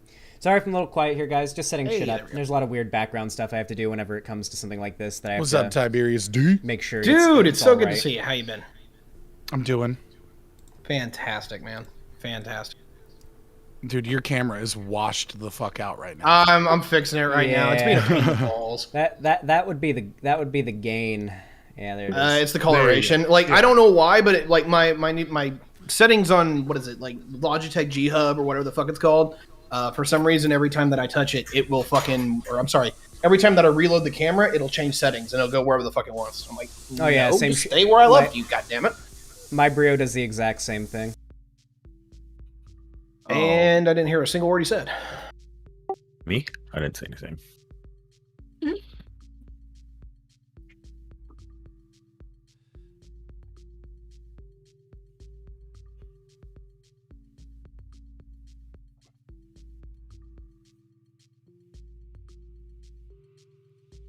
Based. So is No, CTV moderating or something? God, I hope not. Or is he debating tonight? He's debating. Oh, okay. Based. So like this entire American Octagon whole thing just got fucked. The whole all of it was completely disorganized. Roger. Well, I was gonna say I just got here. I understand something was a little off, but does anyone want to fill me in? Hunter's gone. Dylan's put in. CTV's put in. That's what I know so far. And also the topics aren't actually topics. I guess they're just broad kind of topics. They're not really questions. That's all right. We'll freestyle it. Yeah, freestyle it. I'll try to frame it up for you as I go along, but I just had some things come up. I've been super busy, so I thought I was going to be able to like form it out better, but I think we can. I mean, we can tell we because can find the hair our way. is slicked instead of having that fucking hat, bro. This fro, yeah. Yeah, or the hat, yeah. You got the Jew fro going on instead of the hat. Is when the hair is crazy. Okay. Okay. All right. So... Do you have a hat? That one over there. Oh. That's weird. All right, so we'll go ahead and just we'll let everybody start introducing themselves, and we'll get this ball rolling. This is the American Octagon, okay? And I hope you're all ready to have fun tonight, okay? We'll go ahead and just start left, top left to bottom right. We'll just go with FL Scott. Hey, how's everybody doing? I am Scott from Fabian Liberty. We are a anarcho-capitalist duo stream, do a lot of debates these days, but also do news reactions, typical stuff. We don't usually react to other streamers or anything, so if you come and watch us, you're usually going to have to fill me in on what the Twitch drama is, because I do my best to stay out of it. We do some philosophy readings from time to time, and some occasional nights where we get drunk and go over memes. That'll be it.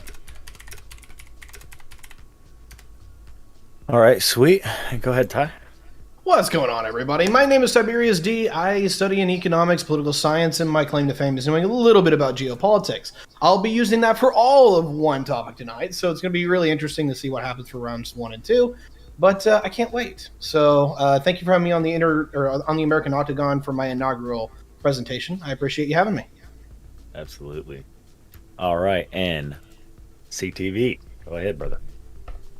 I have no idea what the topics are. I never got a group invite, right? I pretty much just sent Sprout a message that says, hey, bro, I'm showing up. And then next thing you know, I'm here, right? So I am critically thinking veteran, the people's champion of the Hippy Dippy podcast, right?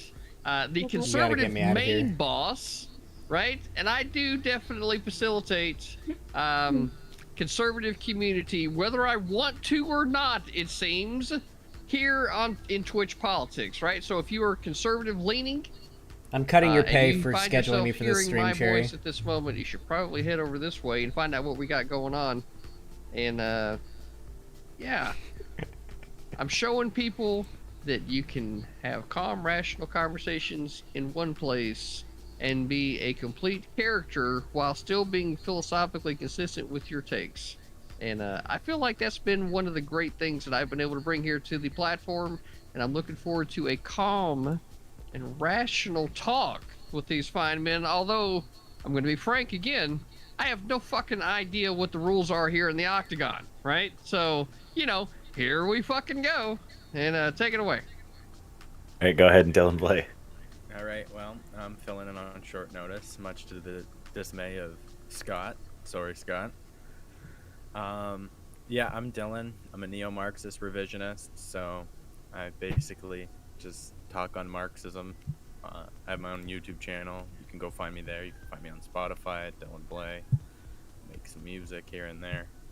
I like to come and give my piece on panels, whether people want me to or not. So I'm here and I'm ready to have a good time. And with that, I guess Xanderhal, you want to take it away? Yeah, hey everybody, my name is Xanderhal. I make political content online on Twitch and YouTube, most notably, and I mostly lean pretty far left on most stuff. I typically call myself a sock dem when it comes to labels, because I do focus more on like pragmatic stuff, more so than like crazy, like, okay, let's get socialism or communism now kind of stuff. Yeah, you can find me on YouTube, Twitch, whatever, and yeah, I'm excited to be here. Thank you for having me here. Yes, sir. And absolute, last but not least, Chud Logic. Go ahead. Hey, how's it going, everyone? Sorry, I'm having some technical problems. I'm on an old laptop tonight, so I'm a bit still. Sorry about that. Anyway, I'm Chud Logic. I'm a Marxoid streamer. I talk about politics, drama, Twitch politics, meta, shit like that. We have a good time. We have some memes. We have some creams. Yeah. Basically, you probably heard about me from some of my dramas, maybe being a racist or being a groomer. So if you like racist groomers, come and check out my stream and you'll find everything you've ever been looking for. Chud Logic is such a disgusting person. He groomed a 30-year-old. Shit, we're off to a great start. All right, so I will go over the rules real quick as well. This is a debate panel. There will be 3 topics each. We'll have about 45-minute discussion for each, with 7 to 8 minutes for all of your openings and closers, respectively. Interrupting is allowed, but try not to go overboard with it. I'm not here to babysit. This is the Octagon, so I'll only interject if nobody can hear anything. The last time you can mention a topic is in the opener of the next topic. We have a mechanic called the cage match. Okay, each panelist has one opportunity to call a cage match. And when a cage match is called, the challenger and the challengee will have 5 minutes to talk, and only they will be allowed to speak. During this time, everything goes that isn't TOS. Following the cage match, both of the challengers or both of the participants in the cage match will be muted for 3 minutes, and the rest of the panelists will get in the mix. Is this the one I that also did have the in ability VR? to call cage matches throughout the evening. And then during the cage match, we have the Stardust rule. If you decide to yell over the other person for the entire time, at 4 minutes, you'll be muted and the other guest will get the rebuttal. If this happens, the person who was yelled at will not be muted following the cage match. Yeah, that happened I'm last American time I Nacho. I'm was your here. host. Yeah. We have to use the Stardust rule sometimes. So, That happened thanks last- to It was crazy, Man. actually. Yeah, when you rattle off the Constitution, and don't actually speak to your opponent you might get Stardust ruled. I just hate to What? say that's the way she goes. And if you Is that Kevin decide Logan? Is it? to start No. saying things that are just not factually true, you can expect me to speak the truth. Okay. Factually accurate if you want to be grammatically correct. Oh my God.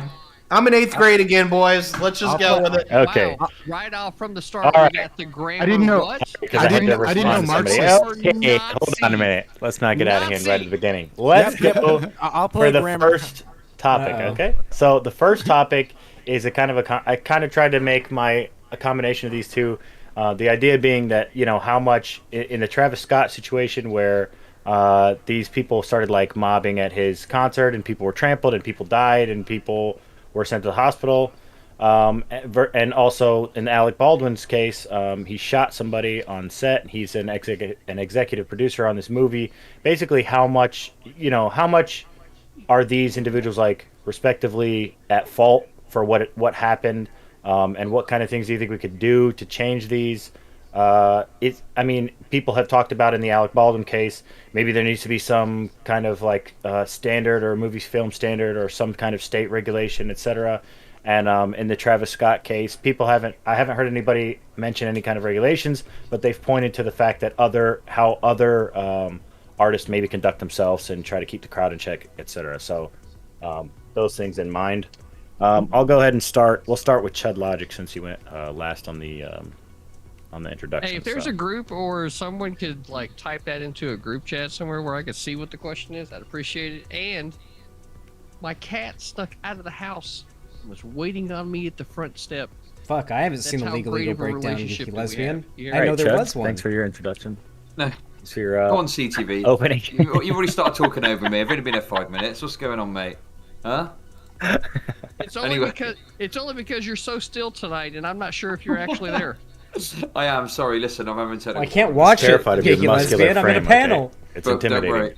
worry, my voice will come through. It's all good. I'll Okay, watch so the yeah, stream. so I think this is a really interesting comparison, and I think when you look at it on the face of it, there probably are some similarities. I think that in reality, people want to have an individual to point to go, it's this person's fault, and I think that's the case in both the Travis Scott and the Alec Baldwin case. I think that in reality there are probably issues outside of an individual that affect this. So in the Travis Scott case, there's probably some sort of like desire for profit and getting as many people packed into an arena as possible, which creates incentives, which leads to people getting packed in, maybe in excess to what's able to get in there. In the Alec Baldwin case, I think that there's obviously some sort of issue in the movie industry where there's an insistence on using certain like live guns and stuff like that, maybe due to a cost issue. The one thing I would say is these two cases are obviously horrific, but they are quite limited. If you look at like events or you look at like the movie industry, it's quite rare that you get these crushes or these shootings. So I think a lot of attention gets paid to it. There probably is some regulation somewhere you could put in to fix these issues.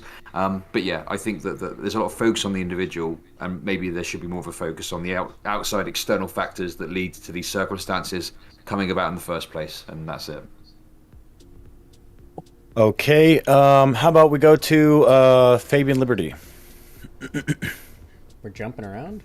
Yeah, so I mean, for the most part, I'll agree with Chud Logic. Like, I do think that there is an overemphasis on the individuals here. That being said, I do think that the police departments like Houston PD and I can't remember exactly where Alec Baldwin was, what jurisdiction from the police department. They do need to conduct an investigation and see whether or not these people are responsible for negligent homicide. Because I mean, one could argue, depending on how the facts are laid out, we don't know all of the facts. We don't know to what degree was it Travis Scott's label? Was it Astro World? Like, who's responsible for how the venue was set up? In situations like that. And the same thing, like, how much culpability does Alec Baldwin have in terms of whether or not he hired, like, whom he hired on set, because it's my understanding that he was in charge of a lot of these things.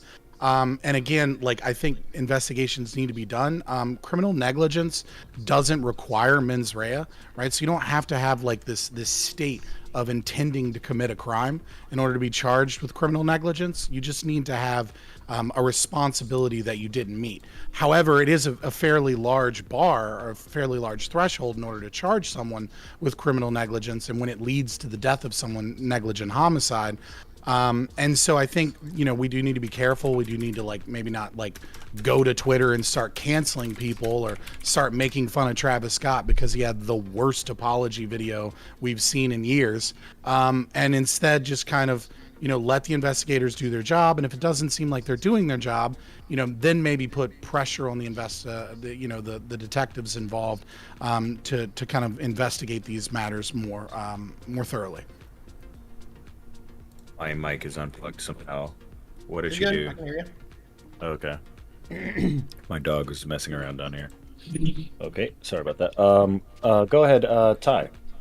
I apologize that I didn't get a chance to really research the Travis Scott thing. Number one, I'm a normie and I had a job, so I just didn't get time. And I thought I'd have time before I got here, and I literally just walked in the door and fired up everything. When it comes to Alec Baldwin, I just think it was an accident. I'm not like super familiar with the movie industry, but from what I understand, they have a lot of precautions to keep this kind of thing from happening. As far as I'm aware, it's really rare, right? Like the last time that I remember hearing about something was literally Brandon Lee. I'll just put it this way. I feel that it's obviously a tragedy, but in the reality of things is that this is probably an accident. I'm sure 100,000 people feel bad about it, and they're combing over what they could have done better. But I'm not going to pull out the witch hunt for this one. And then I can't speak to Travis Scott. So that's just my opening on that one. Okay. Xanderhal. Yeah, so it's pretty clear Travis Scott is a literal demon who sacrificed his fans to the Dark Lord in order to sustain his life force and continue his endless immortality as long as he continues to sacrifice his fans for the time being. In all seriousness, though, there are people who actually believe that. I've covered like videos talking about the Travis Scott thing, saying that he's a demon and he was making a satanic sacrifice. Very funny shit. As for the Travis Scott thing, Travis Scott just seems like kind of a piece of shit when it comes to the well-being of his fans. Hasn't he been arrested like twice for inciting riots at his events, like telling people, hey, we're sold out on tickets, but come on over, we're still letting the wild ones in? I'm pretty sure he said exactly that. So, fuck him on that, because that was absolutely negligence on his part that resulted in the deaths of so many of his fans and the injuries of many others. Negligence on his part. And there was also, I think, the fact that there were people getting up on stage screaming someone's dead while he's performing, and still nothing happens for like another 20 minutes, 30 minutes or something. And as for the Alec Baldwin thing, I think that was a simple case of an accident. I'm not a big fan of the fact that a prop gun was pointed at anybody. I understand it's a movie set, but I don't know. Like, I grew up in southern Florida, or like central Florida on the west coast towards the south, and I have, you know, used guns before. My uncles taught me how to use guns, and like, it was just a thing. You don't even point like fake toy guns at people when you know how to use guns, because it's just, you don't make a habit out of that. You never barrel sweep people. You don't point. Every gun ought to be considered loaded and lethal. You don't even point the trigger, like put your finger on the trigger unless you intend to shoot something. I know that using live ammo isn't completely out of the question when it comes to televised productions or movie productions, but this is an example of like terrible gun etiquette in all forms. Even gun etiquette for fake prop guns, it was bad etiquette for this to occur. Do I think Alec Baldwin's a murderer or he's anywhere near as bad as Travis Scott? No, but I think Travis Scott is a piece of shit for that whole situation. All right. And last but not least, Dylan Blake. Go ahead. Take it away. Yeah, so when you look at these two things here, the Alec Baldwin, you got one more after me. I know, I realized. Okay, I realized it. Okay. Yeah, asshole. Okay. Okay. My face when my opening statement. He was talking to Dylan, not me. Okay, go ahead. Yeah.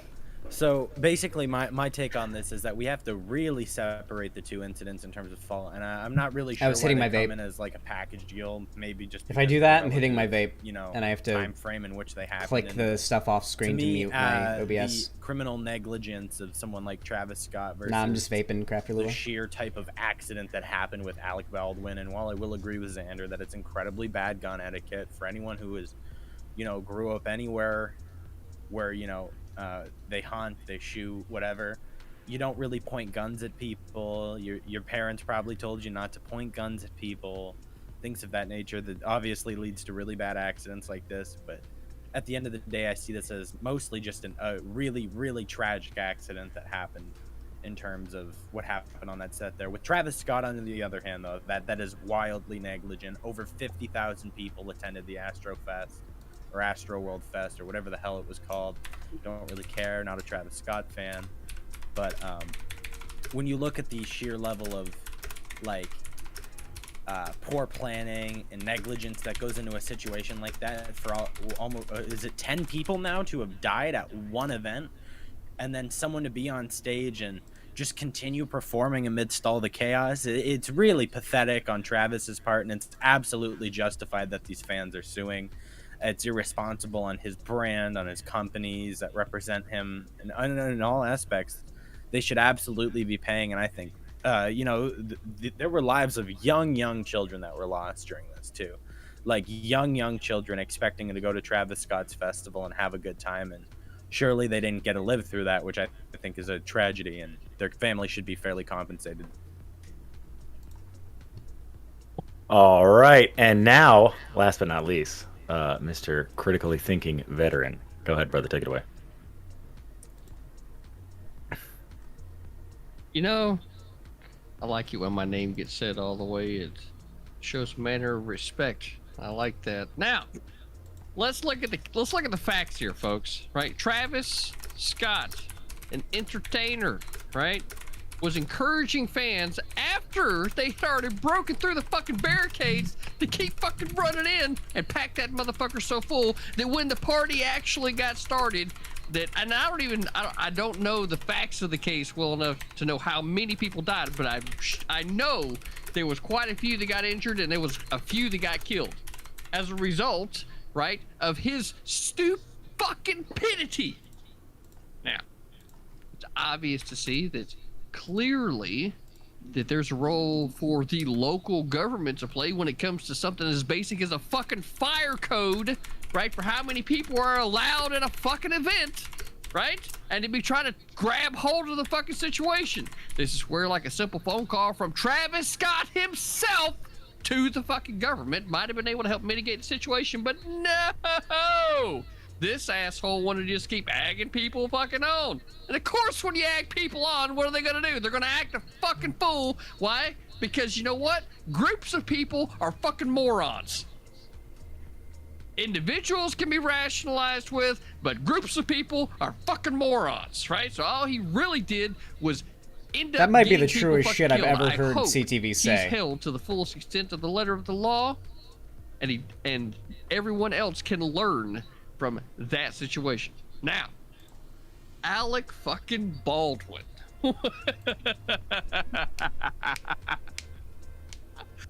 Give me a fucking break. Are you alright? You hear me?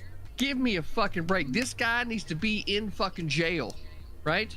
Gun safety, right? And for those of you that watch the Hippy Dippy Rumble, you all understand that my firearm is right here on my fucking desk, and every single fucking time you see me pick it up, what is my index finger reaching for? The motherfucking slide release. You know what this reminds me of? The Kyle Rittenhouse prosecutor who decided to pick up an AR-15 and point it at the fucking jury with his finger on the trigger. Come on, folks. This is basic fucking firearm safety, right? He's not wrong. Basic. He's not basic fucking wrong. Shit. And you know what? We're gonna do He's this right not here wrong. for everybody, just so you understand right from the start. The very first thing that you need to know as soon as you pick up a firearm is what the condition of that firearm is. Right now, this weapon is in condition 4, right? Now, I can take this magazine That's not right the here. first thing, but right? it's Magazine, one of the things. Right? Firearm, no round in it, right? I insert the, or first off, we'll release the slide. No round in the chamber. Is this a real gun right? that he's loading right now? We load up the magazine. It doesn't Guess look what? This real. weapon is condition 3, right? Condition 3 It is weapon. real, isn't it? It is As soon real. as I Yeah, rack it's real. that back Okay. and I put a Yeah, it's round real. in the chamber, it is It's a now real gun. condition 1. That's a meaning real that loaded there's gun a right round now. in the chamber He's got with he's, safety he's on. got the safety right? on, but yeah. Magazine inserted. Condition 1 weapon. Somebody decides to come through my front door tonight without having my permission to do so. Guess what? They're going to leave with a whole lot more holes than what they came in with, right? That's just how this shit works. Alec Baldwin, you're absolute. I don't give a fuck how many safety protocols that the industry had in fucking place. The individual is responsible for knowing the condition of the weapon when they fucking pick it up. It's not that fucking hard. I just ran through it in less than a fucking minute here on a Twitch panel, right? And that's some training that your ass would have benefited from, and not only your ass, which needs to be in fucking jail, but the person that you fucking killed because you're a fucking idiot. All right. So hopefully nobody breaks into CTV's house tonight. That would be awful. Probably for both parties. Okay. Yeah, go ahead. Open floor. Right, CTV, you're a fucking idiot. And I'll tell you why you're an idiot, okay? Well, I'm gonna wait for this long explanatory lefty answer, but I'm sure at the end of it, it's gonna be you being what it is that you're calling me. But go ahead, Chud. No, listen, it's not a fucking lefty answer. It's really simple, okay?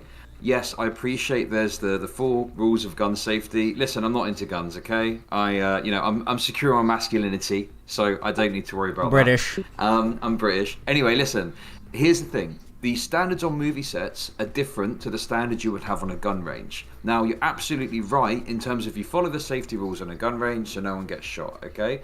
Now, on a movie set, rather than have the actor be responsible for the weapon, you put that responsibility on the people around them. It's the armourer, I believe, and the prop master secondary to that, and they have responsibility for gun safety. Because at the end of the day, the actor may not really have any particular insight into a gun, right? And their job is to act. So they are handed weapons, they're given weapons, they are told the status of the weapons so that they don't have to worry about the gun safety aspect, okay? Now in this case, the protocol wasn't followed. I agree that maybe Alec Baldwin has some responsibility from a producer, perhaps that perspective, but in terms of his individual responsibility for shooting that weapon and killing someone, to suggest that he's like responsible for that because he didn't follow gun safety is ludicrous and stupid. Yeah, but I'd have to fundamentally disagree with you at the point of you are operating a piece of technology that frankly is rudimentary, right, in its fucking manufacture. It's rudimentary, right? This technology has been around for at least, right, a couple of 100 years in the standard forms that we have today, and even older forms as you go back into history. So, like, someone in the 21st century trying to give me some bullshit fucking argument about an actor picking up a weapon, right? And then one, not understanding the bullet, right, which is right here, I'm showing everybody, right, is this one happens to be a jacketed hollow point, right? The type of round that would actually Light man's round. The type of round that would leave the end of the barrel of the weapon and enter the body of someone else, the same as a full metal jacket. That would be an example of the same kind of fucking round. Now, this thing happened to be loaded with something else, right? It wasn't just a blank, right? CTV, I'm going to throw you a bone. Tell me about it.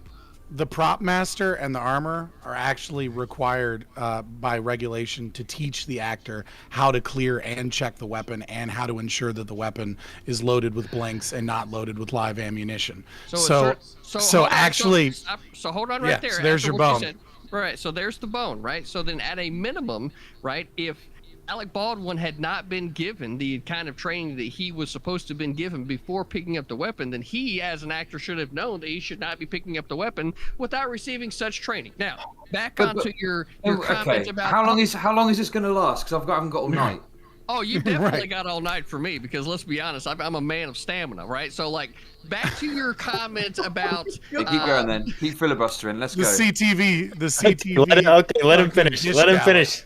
Go ahead, CTV. Go ahead and finish your point. So, like, back to your comments about guns and masculinity and you being British, right? Let's be honest here for a minute. Anytime that y'all fuckers need some guns, who are you looking over your shoulder to see who's standing there, right? That'd be right.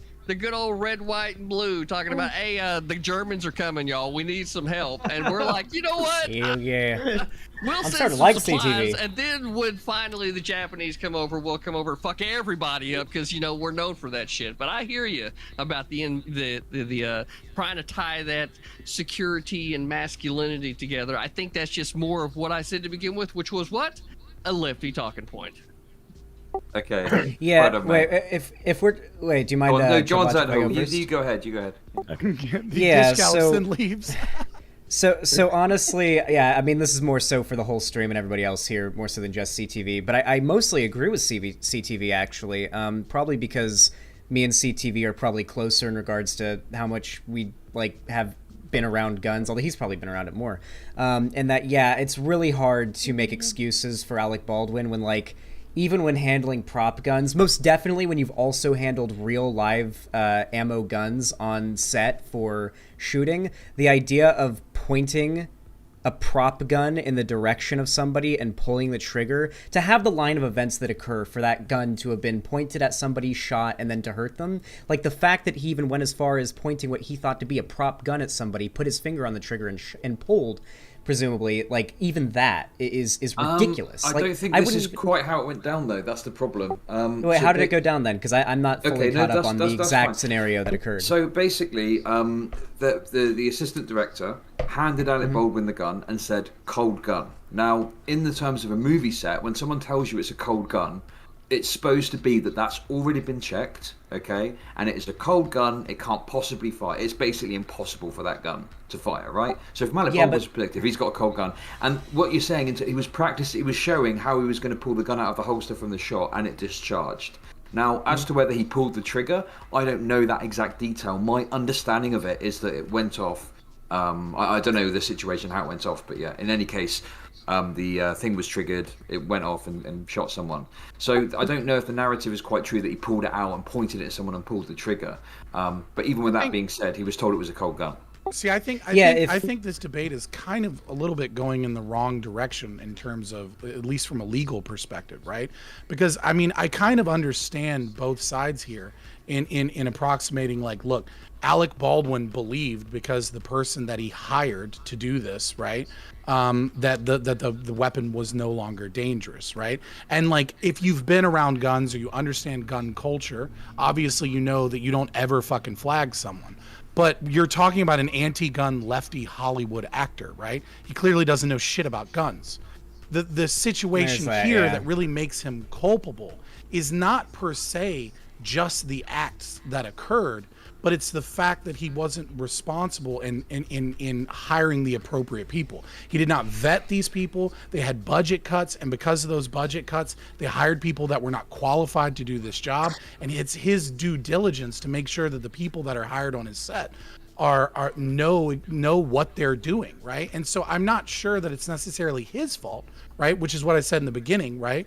Because I mean, you have a movie production company, just because he's the executive producer, the buck stops here type of situation. He obviously has some culpability, but I'm sure he has people that he hired with him whose opinions he trusted that were shit opinions, right? And this is why I think, instead of jumping to conclusions, we kind of need to look at all of the evidence and say an investigator needs to go in. We need to figure out who it was that made the decision to hire people that were unqualified, right? Who was it that insisted that those things be done? Were they aware, right, that this person was unqualified, or was that an accident, right? There's a lot of steps here in determining who's responsible for the negligence that occurred. Obviously, we kind of want to look at the character of the Baldwin, but what's more important is actually understanding where in the chain of events of safety protocols was the ultimate decision that really led to the resulting failures later that led to someone dying, right? Yeah, no, I agree with you, and I agree with the investigation. I think the issue is righties have fucking got a hard on over going, not you necessarily, but other people certainly have. I mean, CTV was literally laughing about it. And they want to just pin it all on Alec Baldwin. And I totally agree, he may have some culpability as an executive producer.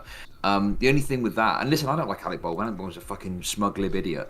But I think that the problem is like how much responsibility did he have for the hiring? Was it other people that were producing that maybe took some responsibility too?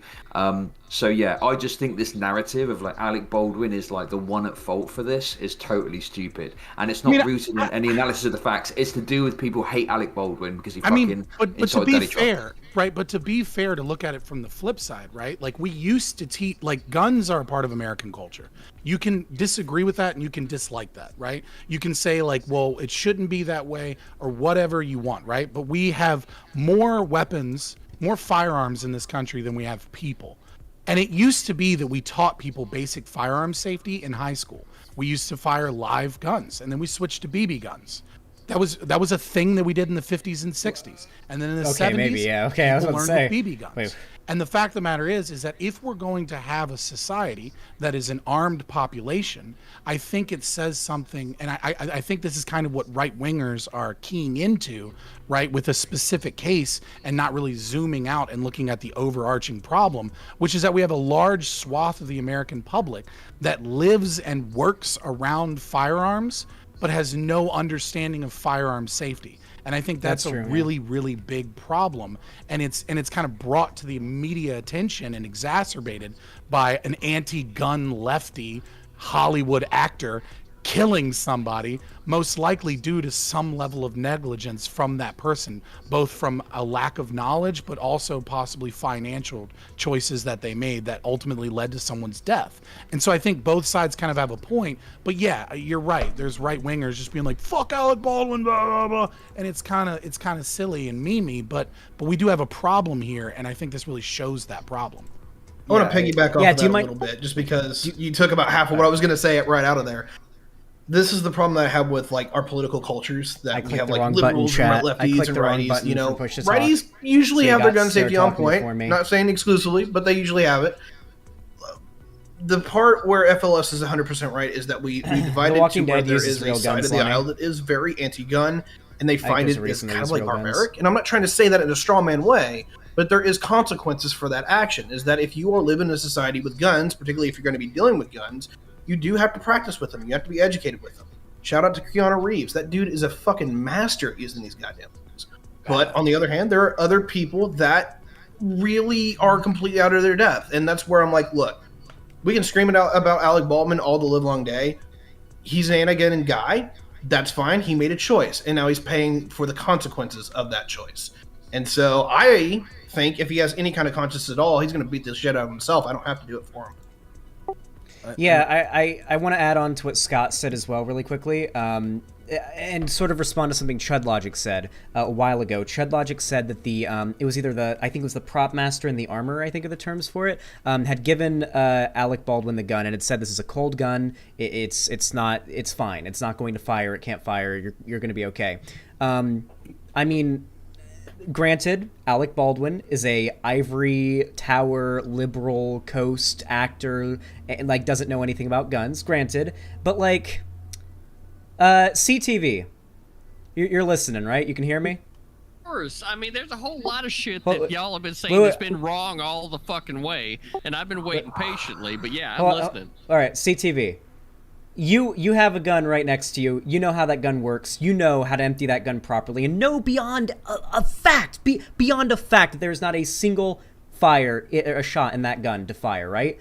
Even if you knew that gun beyond a reasonable doubt was 100% empty, even if you emptied it right now, you still probably wouldn't take that gun pointed at your leg and pull the trigger, even though you know 100% it's empty, because you know it's improper gun safety. You know it's something you're just not supposed to do. It's been ingrained in your head from probably a very young age, depending on where you grew up, that it's just not something you do no matter how sure you are. Yeah, exactly, yeah. You don't point, there's no such thing as an unloaded gun. There's just no such thing. All firearms are loaded. Always. Yeah, I agree with Scott's statement that we need to just generally teach better firearm safety, especially here in America where everybody is somewhere near a gun at all times. I'm probably within like 50 feet of a gun right now and don't even know it. I mean, sure, but like, yeah. you know, I thought it was the land of freedom. Part of that freedom is not wanting to be involved with guns at all, surely. So if people aren't interested, then that's fine, right? But then... Well, you're allowed in America not to know how to drive. That doesn't mean that you can, like, walk across the street and be like, well, I want nothing to do with cars, so I'm not going to make sure that I look both ways before crossing the street. Thank you, Xander. Sure, but the thing is, I agree with you that, like, Alec Baldwin obviously was, you know, in some way using guns. Maybe there's better training or some legislation. I would point to the fact that it, you know, is like one aspect of, you know, in the film industry, it's not a very common occurrence that you have these accidents. So clearly they're doing something right, you know. The fact because they're following safety standards that Alec Baldwin went around. Yeah, no, exactly. I agree. Yeah, sure, I agree with you. But my point is that like, you know, I don't know if it's required that the film industry needs, you know, any more focus on firearm safety. It seems like they're doing a pretty good job. It's just that it seems now we're talking more broadly about, you know, overall when it comes to guns. And yeah, I mean, whilst I appreciate, sure, if you want to be involved with guns, have more firearm safety. I think if people don't want to be, if you know, there's nothing wrong with being anti-gun. Like, that's a totally fine, legitimate position to have. And if people want to have that, that's up to them. I don't think you can impose on them. No, you've got to fucking be involved with these guns because there's loads around. You know, I don't think it's a negative to be anti-gun. Well, we're not saying that. What we're saying is at a bare fucking minimum, every single American should know deeply, treat all firearms as if they're loaded. Yeah, like that in and of itself should just be a fucking thing that every American person, even children, should know, that all firearms are loaded.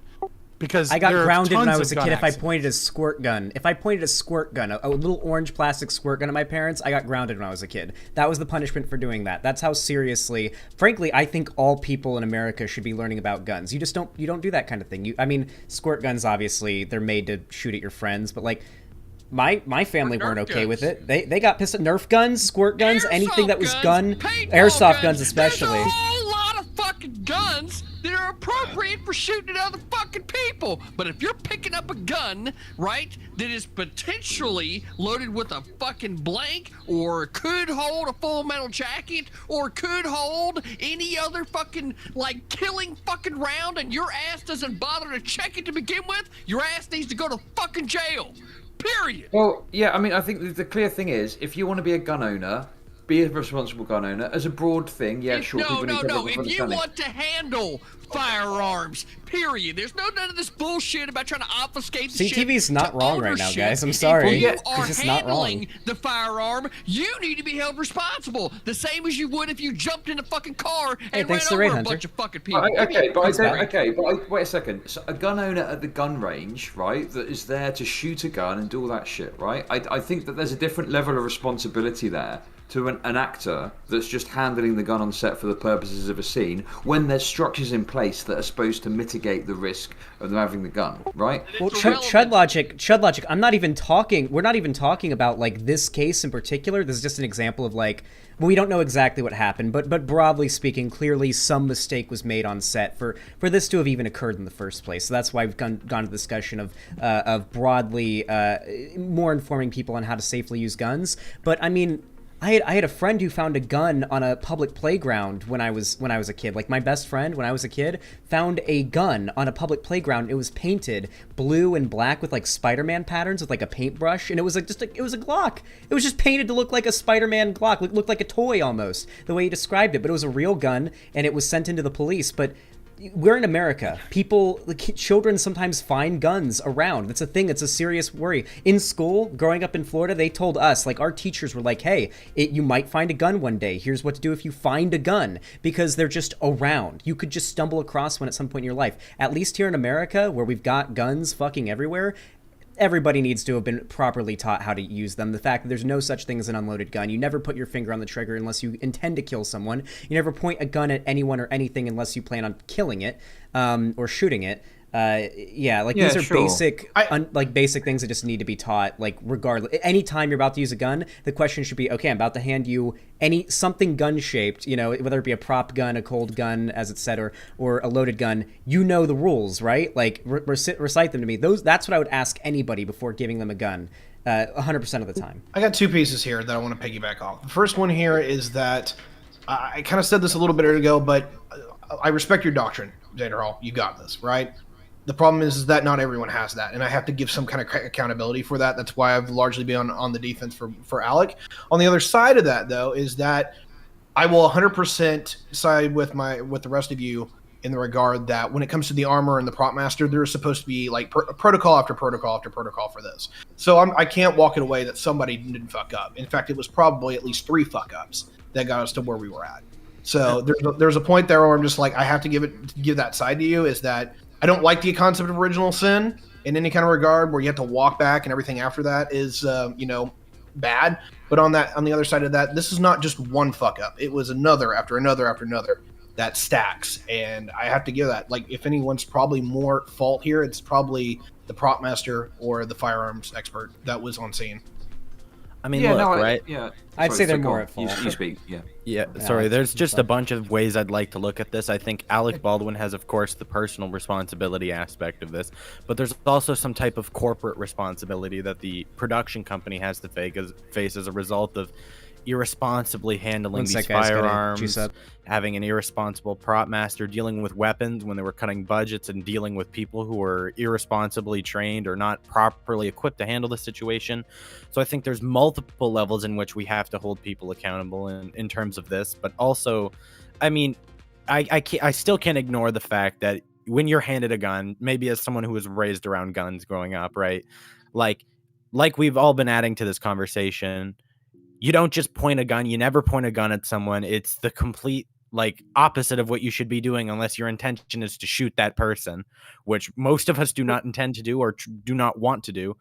Although I will say, again, to play even more into this card, which I feel is necessary, in America, a country littered with guns, right? It's a mainstay part of the culture. Everyone's exposed to guns from a young age. We understand that it's part of the, you have a right to bear arms in America. CTV's pointing his gun at the camera again. That's bull just fucking shit. Don't even try to say that I was pointing my gun at the camera. All I'm doing is familiarizing, like you were saying, right? So make sure you say it, because if you point the barrel end of your gun at the camera, guess what, asshole? That's Twitch TOS. Right? Okay. And if you're a responsible fucking gun owner, guess what? You know these kinds of things. There's a couple of things. Sorry, CTV. There's a couple of things that I think are just information that everyone would benefit from, because it seems like not a lot of people looked into it deeply, right? So the first thing is, when you say there's a corporate responsibility, Dylan. Wow, you guys agree. couldn't hear me. The thing is, though, is that Alec Baldwin was the executive producer on set. Right, which is why I think he's involved with this culpability aspect on a corporate level. But corporations face different ramifications as the entities that they are, as opposed to an individual person when it comes to I don't know, bro. Didn't you hear the Supreme Court? Corporations are people. Well, kidding. But oh my God. Yeah, baby, let's go. Are we talking about? Come on, man, Supreme Court. But anyways, no. Getting back to the other thing. So people walked off set prior to this occurring because of lackluster safety protocols, right? People literally left the set saying that the safety protocols weren't being met. And on top of that, the people that were in charge of the gun safety, which is a different reason why other safety protocols weren't being in charge, were fired multiple times. And that's when a new person was brought in that had no idea what the fuck they were doing, and then tells the media that they put live ammunition in because they were afraid to put blanks in the gun. That's the person that's in charge of loading this firearm, was afraid to put blanks in the gun. This is her admission, right? Now, sounds like total bullshit cope, but I think it's important to understand that this isn't just a simple act of someone accidentally picked up the wrong box, loaded the firearm, wasn't paying attention, and then said, cold gun, you're good to go, right? There's a reason why people are really upset here, because there was a lot of red flags before this scenario happened that safety standards were not being met, right? And Alec Baldwin shares some culpability with that, but also we need to do an investigation to see who else was making some of these decisions and to what level he was aware of these decisions on top of the personal responsibility. But it's not just they hired one person that was unqualified. There was a consistent pattern of not following safety protocols, and them doing budget cuts, and them firing people, and then bringing in people that were so woefully underqualified that they literally said that they were afraid to load blanks into the firearm. Okay, so you got to explain that one to me. Why were they afraid? That's Why? just because they're I have underqualified. no fucking idea. Okay, I mean, that's so there's the a bigger point here. There's a few errors that I just want to highlight that I just think is worth correcting, right? So I think that I completely agree with you that like Alec Baldwin should have some culpability.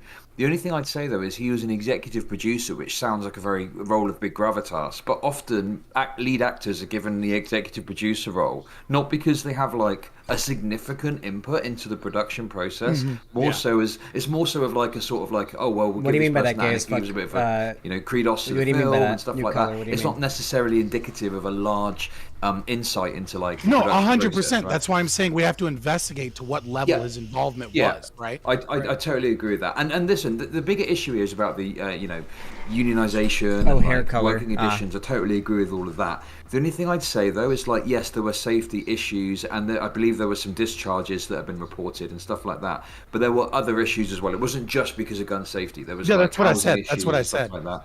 I literally said I must have missed that. This is why I'm touching on the corporate culpability aspect too, because I'd like to think that in this chain of events here, there's multiple fuck ups on multiple people's ends. There's multiple budget cuts to ensure a lack of safety in the production of this film. There's multiple. We were watching issues that VM Draco in this chain, but I don't think that we can hold every individual who Hopefully had some enjoy your say stay. in these little things. Wow, 170 in viewers, not regard bad. to like how we're going was to that? penalize these people. So I feel like this is kind of a liability when a group makes a film that they are kind of assuming when they A real gun should never be a prop. sort of That's collectivize insane. and put together a group art piece. Like if that's what they're doing, they're making a film. It sounds like this movie had avoid the a particularly bureaucracy bad, of like the legal system in terms of this guy held the gun at 1 p.m. and loaded it with the this round instead of loading a blank. Does she into it, actually blah, blah, blah, right? Psychopax 360? Like or is I that a feel like meme? there's going to be some sort of responsibility on the end of the company, the production company themselves, in terms of their sort of malpractices in terms of hiring unqualified people to take on these responsibilities. Yeah, I'm still not giving anybody, and I don't care a fuck who they are, right, a pass on individual gun safety and knowing what the rounds are that are in the weapon, right? There's just no way for me to be able to say, oh, well, someone else is responsible for whether or not the weapon that you have in your hand that is capable of taking the life of another human being. And here's like the other fucked up thing, right? It's 2021. Why is it that anyone would need to actually fucking be on the other end of the gun having it pointed at them? Why is it that they couldn't have CGI'd this fucking shit? Oh Right? my god. Yeah, Well, I'm that- not that's- arguing myself. I mean, Like, budget Lord of cuts. the Rings, The Two Towers came out in 2006, all right? No, It's been but it's- 15 years since we could make whole armies of fucking orcs on a computer screen. I'm pretty sure we can use a fake fucking gun and CGI in there the effects. I don't Am I necessarily. really Hey, hearing this I right do now? want to say this. Hey, The Walking Okay, Dead has whoa, been whoa, using whoa, real whoa, guns wait. on set for like 12 years now or something, and as far as I'm aware, there's been no problems there. So in this particular because of case, it just cost. seems like there was a lot. Yeah, of I was gonna really say. You can, look, hold bad on, hold on. Let's address the cost- let's behind the address scenes cost going on. issue, You know. right? Let's address the cost issue. All you'd have to really do, right, is have Alec do his fucking cut scene of fucking shooting the weapon, right, and then the other person reacting to being shot from the weapon, which in reality is what would be happening on both fucking ends. A simple YouTube edit that we could send to Mr. Geek, right, would handle this fucking situation. And you want to speak to me about fucking cost? Give me a break. Okay. Shout out to Mr. Geek, okay? Look, he was talking about CGI though. CTV is obviously full of shit. Like he's just fucking doing his character, right? And that's why it's sometimes difficult to engage with him because it's like engaging with a cartoon character. But anyway, that's besides the point. At the end of the day, CGI is expensive. I totally agree. Listen, get the fucking CGI in there, but obviously cost is prohibitive, especially for a small production. And that's why they have to, because obviously you can have lower cost CGI, I guess. But I mean, have you seen some of the fucking cheap productions of the CGI and how shit it looks? Like obviously they want the authenticity. I mean, it's just one of many points, right? Is that like there are other options here to make things safer, right? Yeah, sure. Ultimately, I don't give a fuck about regulations. I'm a damn. I couldn't anarchist, hear but Ram. That's funny. That being said, I'm just gonna add one thing. I'm gonna add one thing. And then In I the want to put in beginning- here to wrap this up. Before But you go ahead. add, In the can- beginning, can in you the hold that beginning. thought? Because I was addressed No, I can't. specifically. No, I was addressed specifically. Wait. CTV, just let him finish real quick because we're gonna go into closers. So It's like you can go 10 ahead and seconds. rebut, and then we'll do like this was- 30 seconds more, and then go into closers. This is to add to CTV's point, right, about the individual responsibility. This is why in the very beginning I brought up criminal negligence, right? Criminal negligence does not require mens rea. It does not require him to know about gun safety. It does not require him to know that when he pulled that trigger, there wasn't a blank in there. Criminal negligence is based off of the fact that he should have known, and that it would have been reasonable for him to have known Check Twitter that you don't DMs? Okay, point well, I a can- fucking firearm at someone and then pull the trigger if you haven't cleared the fucking weapon yourself. Cool. Now, Chud logic. Here's Yes, mate, go on. Here's the reality situation. I like you. I like you too, friend. Good deal. Now, from here, right, the attempt to try to discredit me because I play a character on another podcast in this particular conversation only shows to me, right, the lack of depth that your mind can go into when it comes to conversing with a human being, right? That's Okay, the only yeah. thing that it really does, because at the end of the day, I'm very passionate when it comes to gun safety, and you can expect me, right, especially when people are trying to obfuscate that responsibility from the individual that was handling the weapon to a third party, as if that first party was never supposed to have any responsibility at all. You can expect me to fight back against that idea. I don't give a fuck what fucking character it is that you think that I'm playing, but that's the reality, because individual responsibility is at the fucking core of who I am as a person, period. Okay, well, I've got a question for you. Sorry, one quick question, and then I'll stop speaking. When can we expect the first movie from CTV Studios, and what's it going to be? Well, I tell you what, if Chud Logic was to get on board with helping fucking throw that my way, Wait, link the we'd pillow probably meme. see it happen a Link lot the pillow quicker. meme. Okay. Okay. Sounds We're good. talking Wait, 2020. wait, hold on. Literally, give me like 1 minute, and I can actually get the first CTV brand movie. There we go. Hold on a minute. I have a meme for this. I have one saved somewhere. Uh-oh. Okay, well, while he's looking for his meme, if we want to add anything else Jurassic to Park the, related, if we're being honest.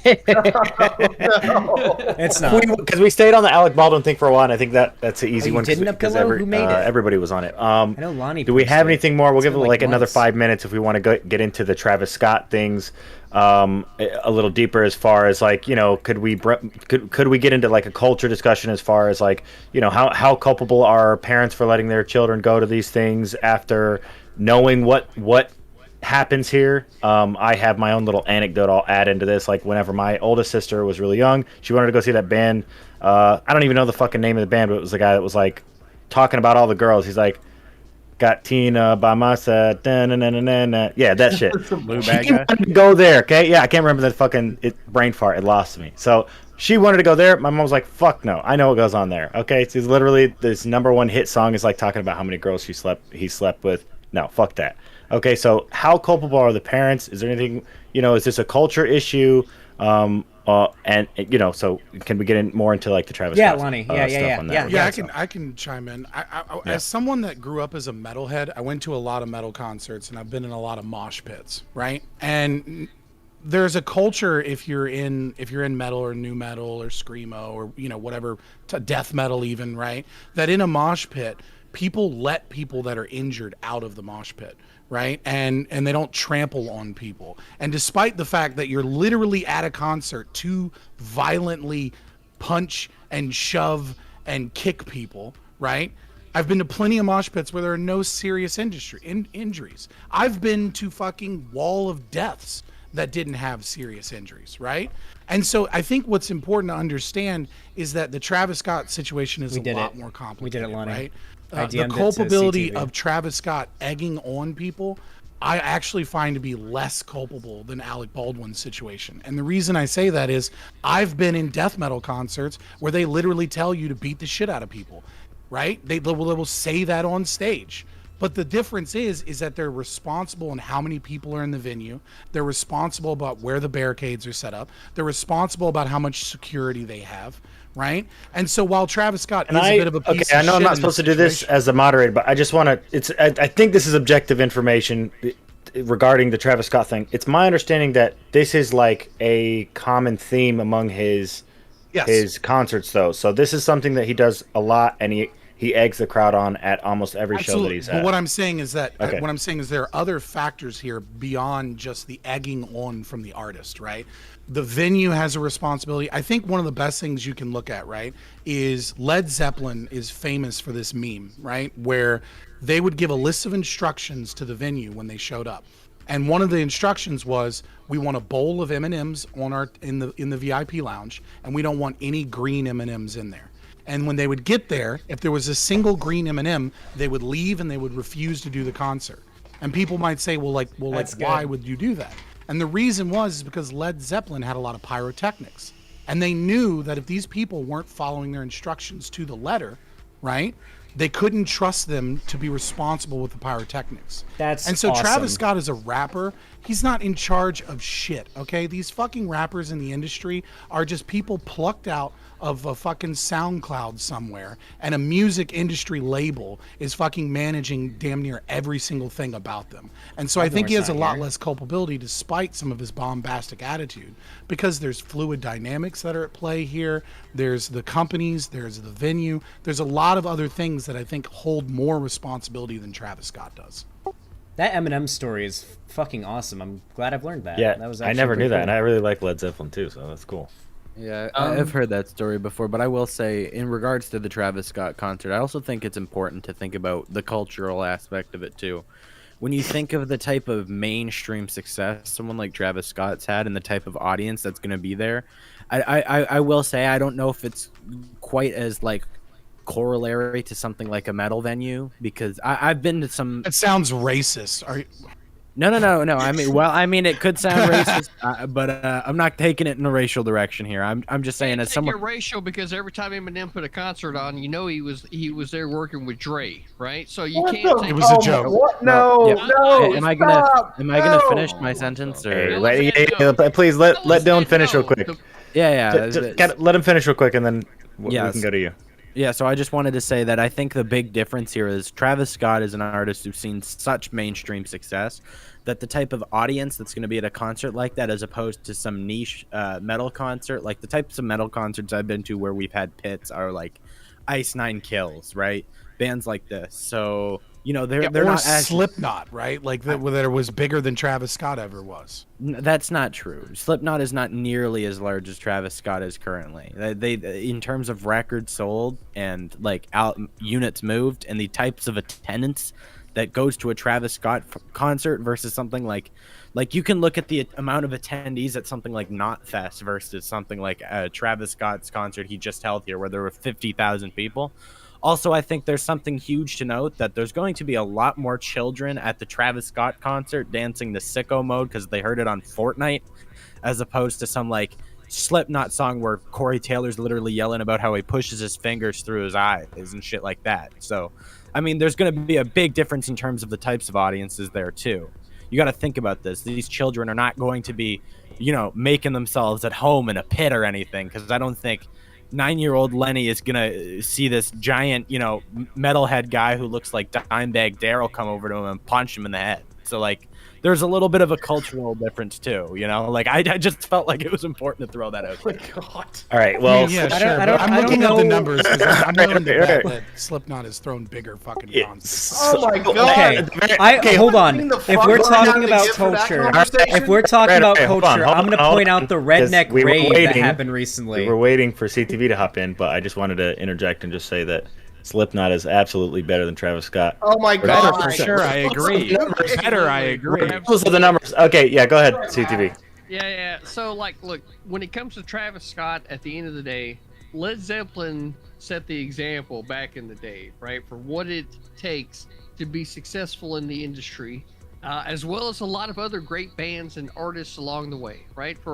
And I think that maybe it's important for us as the older generation to kind of watch these things kind of come into fruition, to make sure that we hold artists to the same kind of standards that we've seen in the past. If you want to fuck around, guess what? You'll find out. You got people killed because you weren't being responsible or understanding your responsibility in a venue in which you're trying to perform your art, right? It's not all about just obfuscating that responsibility to a third party.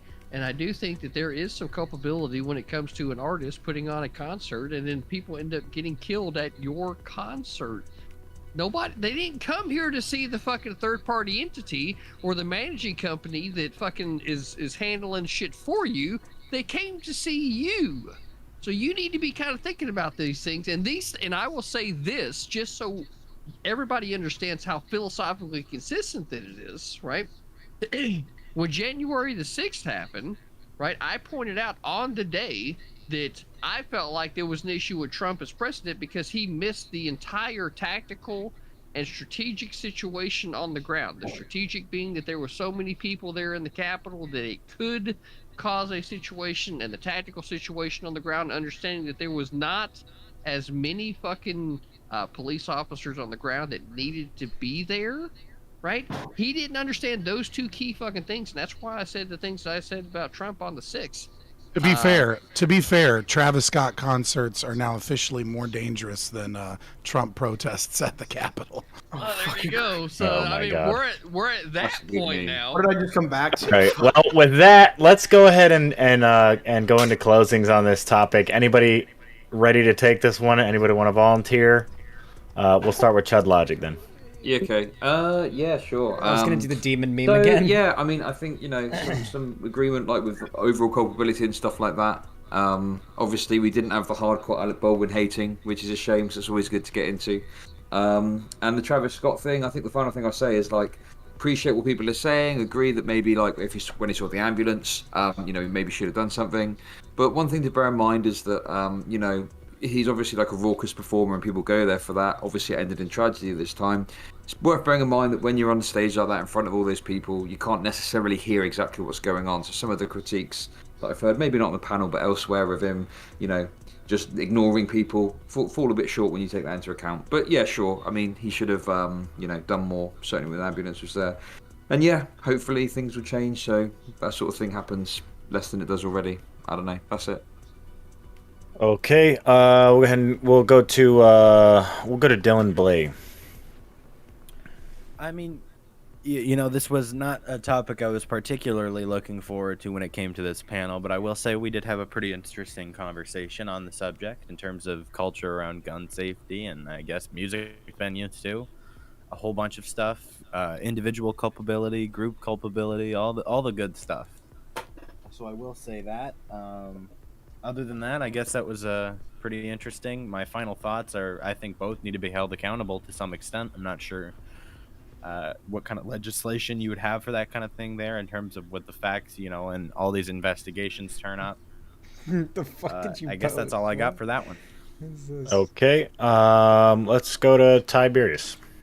Yeah, while I felt like I was more in the opposition, is that whenever I made a point, no one gave me a rebuttal, so I'm going to assume that I made them distinctly and succinctly, and so I don't have to, clarify anything that I said. So I have to end with a question. CTV, when is Fox going to hire you to have a multi-million-dollar show? Okay, so we'll go ahead and go to CTV since he was...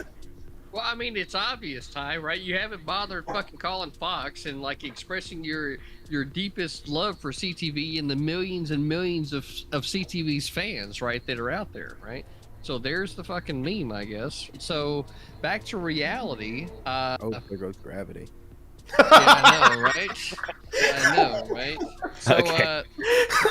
So back I'll here to allow it. reality where we're all sitting at, which is like all of us are fucking poor people out here trying to entertain the people for some subscribers and bits on a fucking Twitch channel. That's what we're kind of here for, right? And the difference between me and all of you is that I'm trying to facilitate conservative community. So that's the difference. So when it comes to Travis Scott, you need to understand he's not that wrong. if you as an entertainer are facilitating I'm not an trying to event, facilitate it a conservative actually community. and should Zan, your be poor your lungs. responsibility whenever you're mean? facilitating an event as big as the type of concert that you're putting on, and you definitely need to make sure that your instructions are being followed. And if you are the one failing to give said instructions, then that's where your inexperience.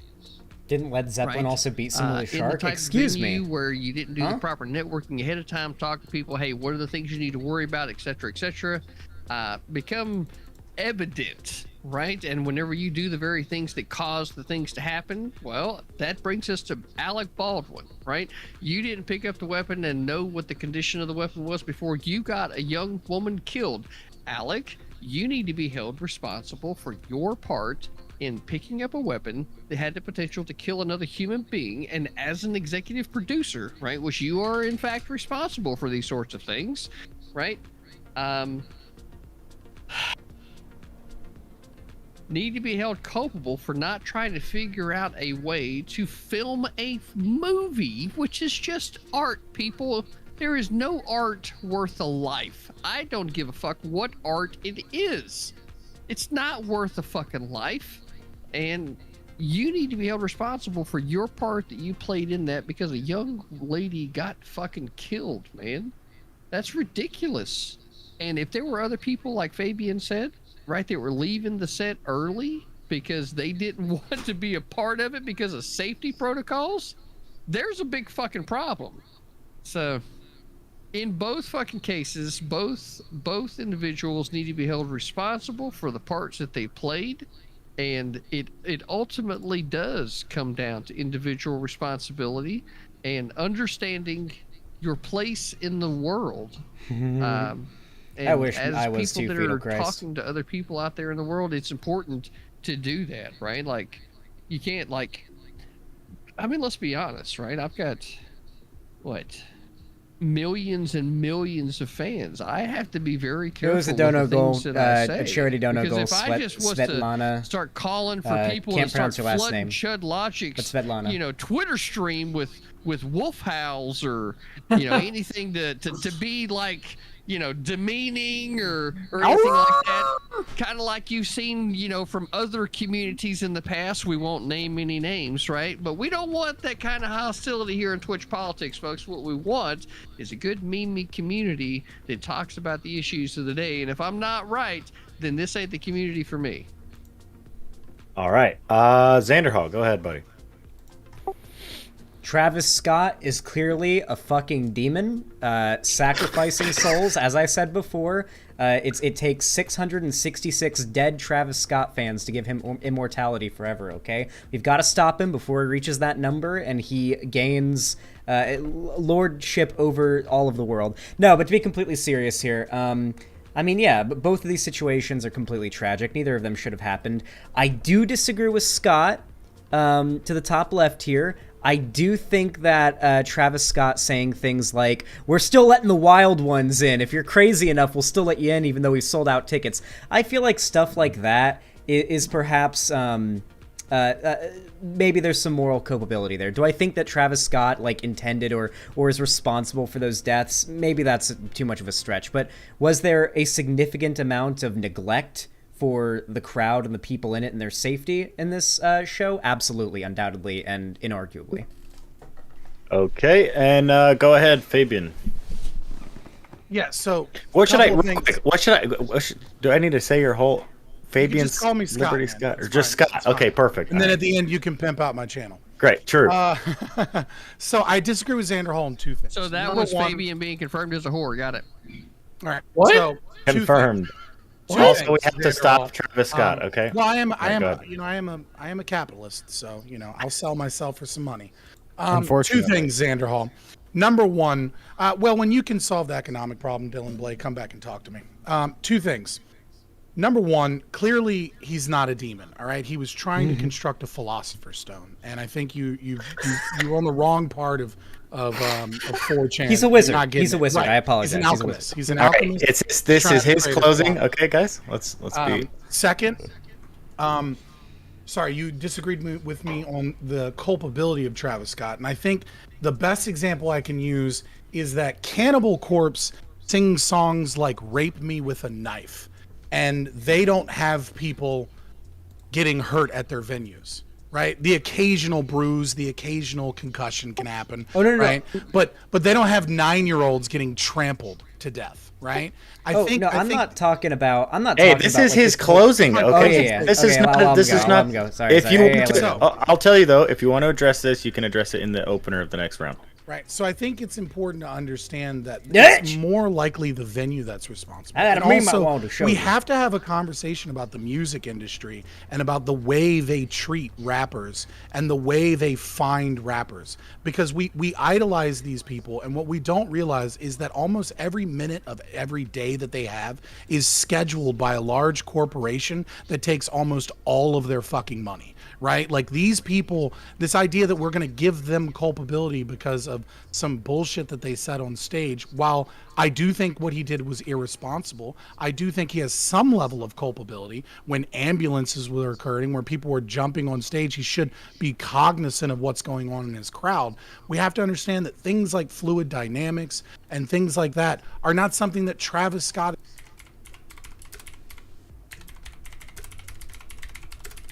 When did I accidentally mute myself?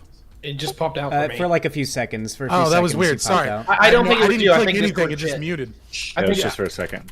Yeah, so I think when you understand that, like, it's the venue that's responsible more so, and it's the company that's representing him, the label that's representing him, that likely booked this show, that likely talked to the venue, that likely set up what the standards were for the type of show that he was putting on, et cetera, et cetera.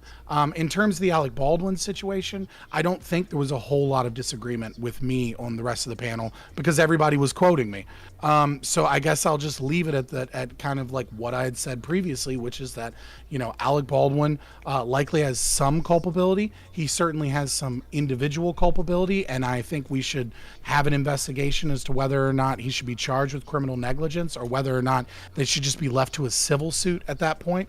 And all of the red flags within production and all of those things, we need to find out whether or not that was Alec Baldwin or whether or not he was simply given like the title, and really it was a production company that was handling most of these decisions.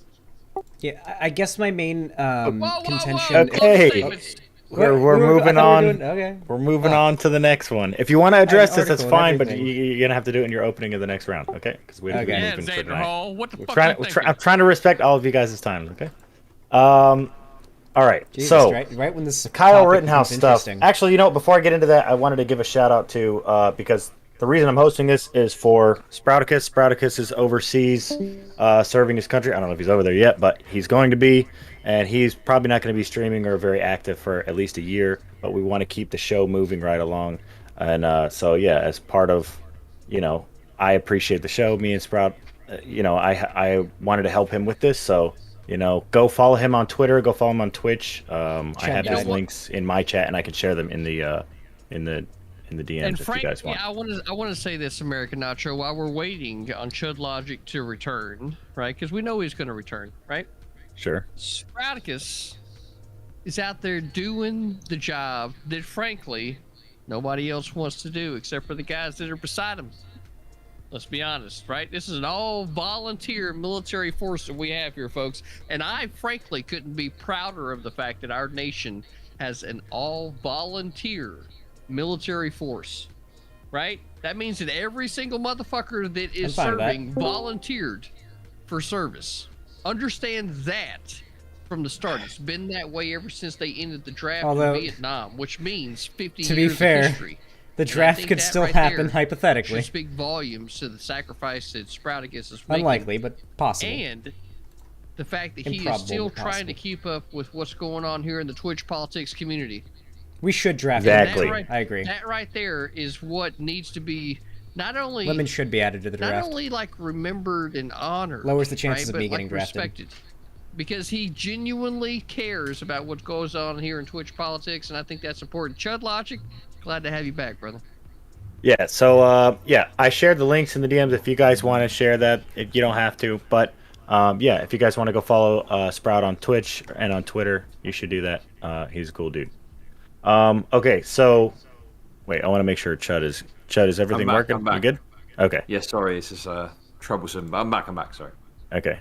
I just didn't know if you needed a minute to get your little avatar back and stuff. So It's not gonna. Yeah, I'm having those technical issues, so I don't think that's coming back. I'm Yeah. sorry. I'm on a old gaming laptop. Ooh. Yeah, don't worry about. We want to see the wrestler, okay? The fucking still picture, right? If we wanted him to just capture a JPEG and put it on the screen, he could do that, right? But frankly, I'm more interested in the man's takes rather than the picture that he's showing. You know what I'm saying? Okay. All right. Well, then in that case, let's go ahead and get to the next topic, which is Kyle Rittenhouse. There's so many places to go on this. So obviously, I don't think everyone here seems like pretty reasonable people. I don't think we have to get around the facts of the case. If we do, you guys can address that first. But I think the more important conversations that are going to be had is whether or not this is going to be something that could potentially set a precedent if he is found guilty. The behavior of the prosecution so far during the trial, because to me this feels like right now we're kind of in a lose-lose scenario, especially if you're Kyle Rittenhouse in this case. No matter whether you're prosecuted and you go to jail or you lose, and if you're released, you lose because of the way the media has behaved in covering this and demonizing him. So we'll kind of take it from there. I feel like we can go basically anywhere on this. We'll go ahead and start with CTV on this one. You're muted, by the way. Sorry, I mean, if you looked recently, you'll see that I've got like a 4-screen setup. I'm trying to run now. It's ridiculous the amount of screens I got. It's nice, amazing, and anyway. Now, Kyle First world Rittenhouse. problems, right? It's first world problems, exactly. So, Kyle Rittenhouse. How do we really, and I mean really, feel about this young man going to what was going to be a potential protest and destruction of property like we had been seeing for the entire summer out on the West Coast? Oh, we've been seeing it for a while, and we also seen some of the things that happened in Wisconsin as a result of George Floyd's murder by Derek Chauvin, right? Or at least that's how the case went. So, how do we feel about Kyle Rittenhouse? Well, first and foremost, 17 years old, that young man exercised extremely excellent, and I do mean excellent, control of his firearm. I really can't point to a more pertinent example of excellent firearm use a steady argument in the 21st century. That's not a bad argument. And I don't think anybody else can either. It's not a bad argument. Of that, we look at the case, right? We've got a prosecutor that during one of his examples thought it would be a good idea to point an unloaded firearm at the jury with his finger on the trigger, showing that he did not understand basic firearm safety from the start. To anybody that, frankly, in a country that prides itself on individual liberty and individual responsibility and firearm safety, which we just covered in the last topic, to the entire nation, he showed himself to be someone that didn't know what the fuck he was doing. Well, I feel like after having watched a lot of what's been going on this past week and everything that I knew about the case before the trial got started, that Kyle Rittenhouse is 100% not guilty of any of the charges that they have brought before him, and frankly, any of them should be recognized, if at a minimum, by the community of Kenosha for the amount of control that he showed of his firearm, because frankly, I do believe, and I mean I believe this, right? Especially after some of the other examples we've seen from people his age. A thank you for the amount of control that he showed over his weapon that night. because there has not been one shred of evidence that has been presented that would make me consider for even a moment that that young man would have lost his right to self-defense that night. And all of the individuals that went to engage him were guilty of the very things Lenny. that they themselves would point their fingers at Kyle for, just for possessing the weapon. And that right there shows their ignorance. And that's exactly what people need to understand. All right. Tiberius, go ahead. Yeah, man. I've got 1,000 thoughts to this because it's not only just like legal precedent; it's meta ethics. I think the reason why this actually blew up as a case is because, in a general level, this is part of the quote unquote culture war between right and left, where we're trying to have this identity conversation about who we want to be as a country, and this actually gets to the heart of it. We're dealing with things that will be personal liberty and personal safety in regards of. Do we allow people to have firearms? Do we allow people to go from one community to another to help, if you will, volunteer police it?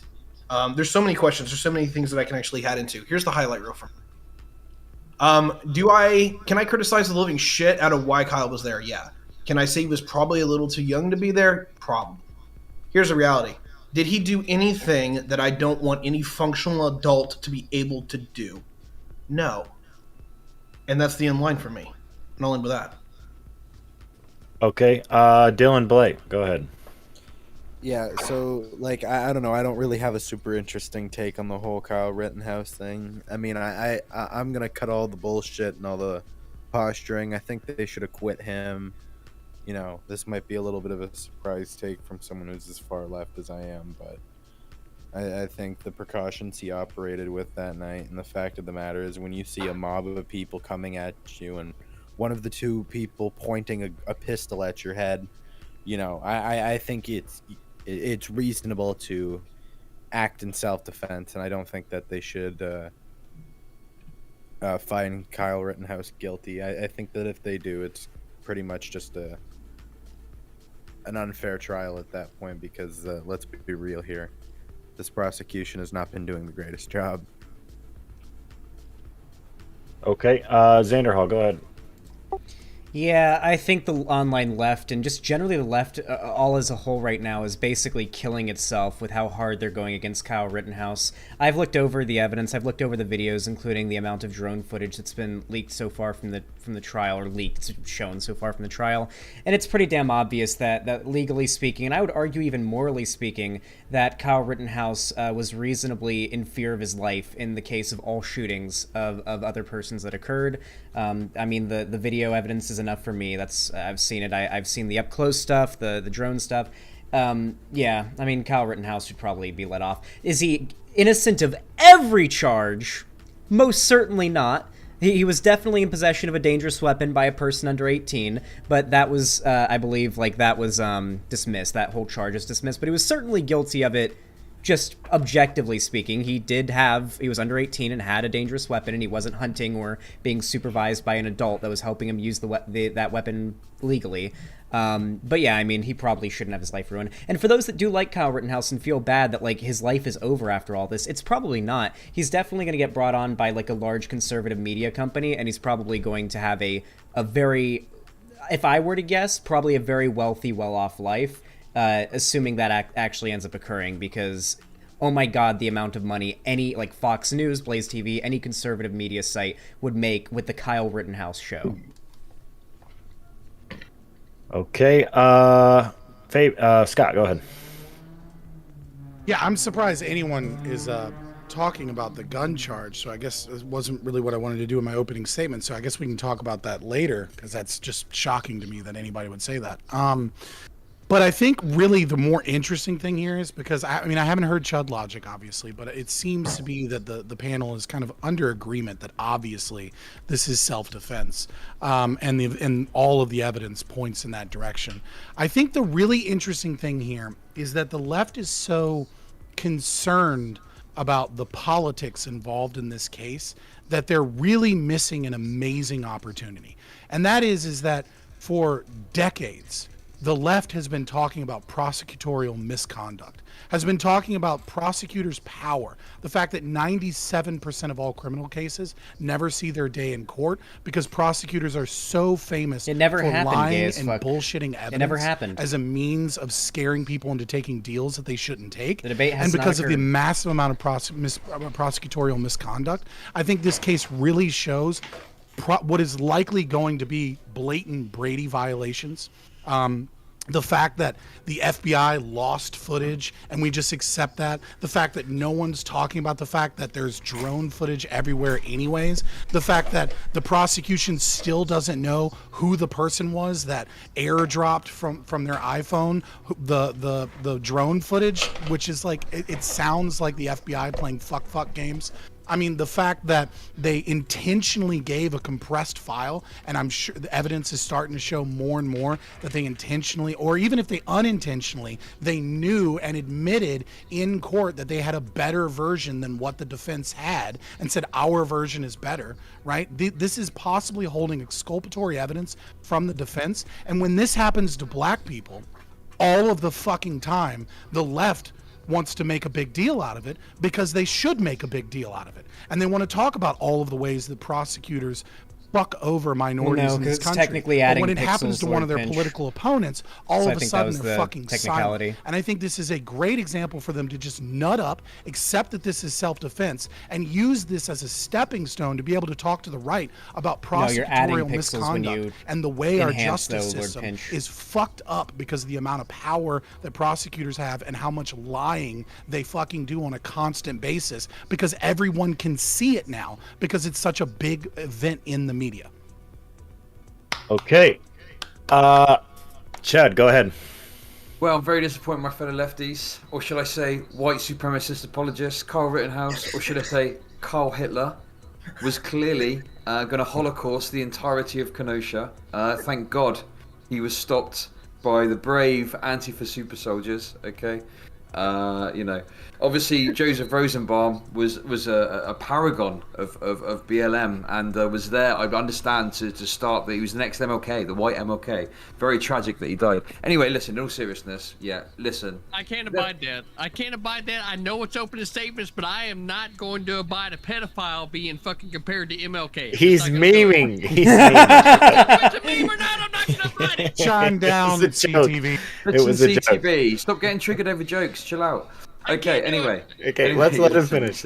Listen, okay. In all seriousness, yeah, I mean, to be honest with you, very disappointing. Jesus. It's very stupid, some of the perspectives people have had on this. If you look at the facts of the case, you know, from a legal perspective at least, it seems fairly clear-cut that, you know, there was a strong argument, at least. We don't know yet, it's not been determined. Very strong argument that he acted in self-defense. I think there's question marks, you know, over the fact that there's a 17-year-old lad on the streets with a gun. There's plenty of blame to go around for that, which we can get into. But what I really disagree with is CTV's opening statement really trying to kind of lionize the kid. I think that's really silly, and I think that will just lead to more people getting out on the streets that are 17 years old and taking similar actions, which I think will cause more harm in the long run rather than make things better. You know, I think we need to have some degree of trust in institutions, as flawed as obviously I think they are as a Marxist.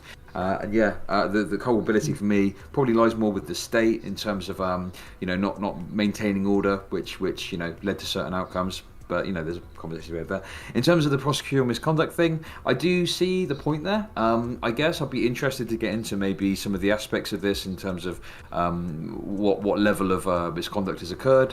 I do think though that maybe there's a degree of the defence spinning a certain narrative there in order to have a mistrial. But again, you know, it's something I'm interested to talk about. But yeah, overall, definitely some silly narratives about this. I think we're focusing a lot on the left and their narratives. The right have absolutely got their narratives too, and I think that needs to be criticised and called out also. Okay, so I kind of figured that's what was going to happen with this topic. So I'll probably be jumping in a little bit to steer the conversation in, because I had some questions because I think once we understand the facts of the case, there is a deeper conversation to be had.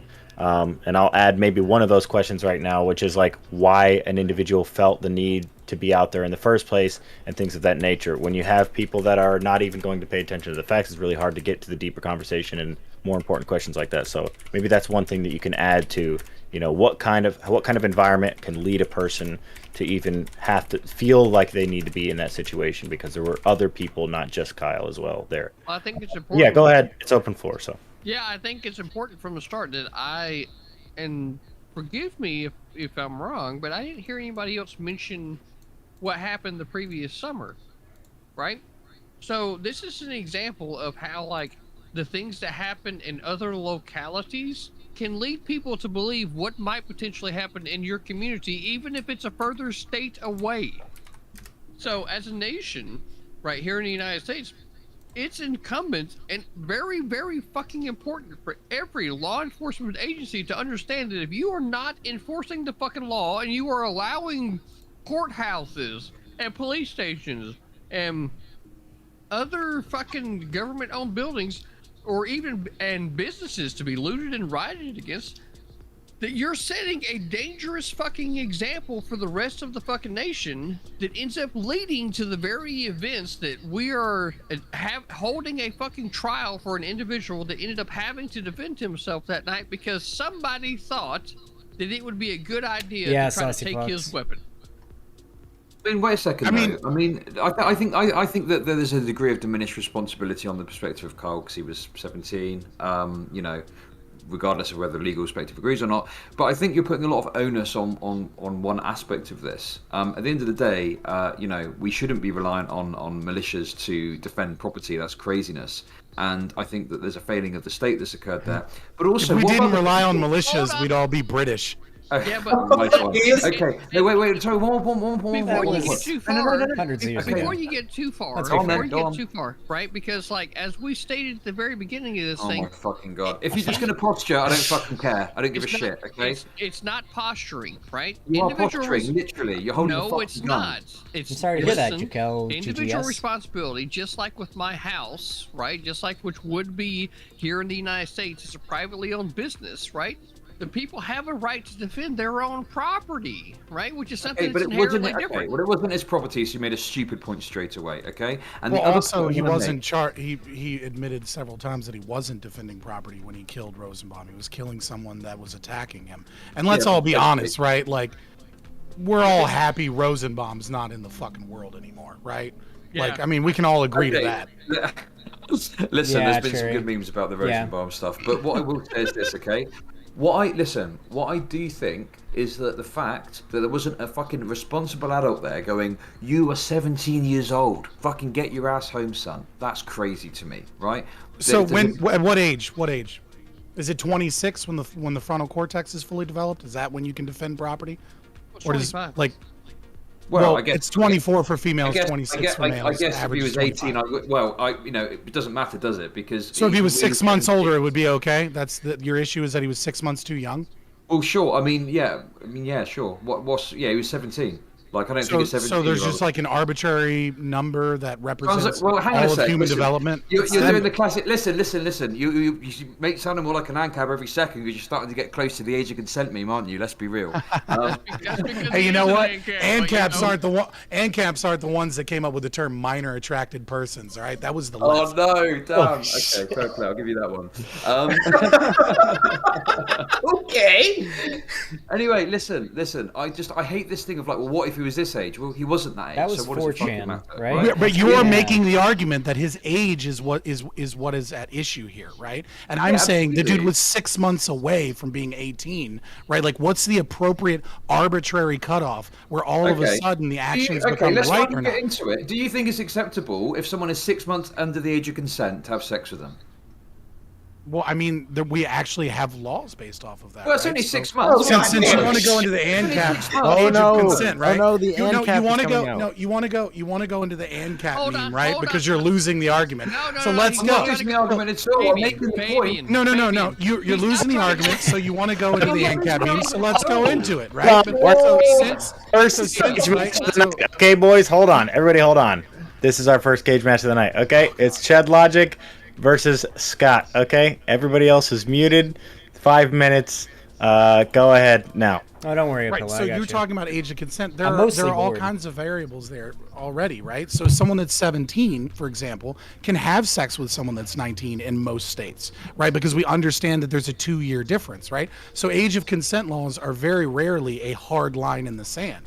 Because we understand that so long as two people are close in age, right, that arbitrary number loses its distinction, because we recognize that someone that's 17 years old and 9 months is not wildly different from someone that's 18 years old. So you just made my argument for me because you stupidly walked into a trap about age of consent because you want to make a meme because you already know that you're wrong. So make No, I an don't know argument. I'm wrong at all. The argument's really simple, right? I think that anyone under 18, right, has absolutely a degree of diminished responsibility in actions that they take. Because I think. But that we do 18-year-olds fair are fucking dumbasses. Why are you too. interrupting me? Why are you interrupting me? Listen, you can get back to your fucking age of consent pedo shit in a second, okay? Listen, You're here's the one that rea- brought it up, weirdo.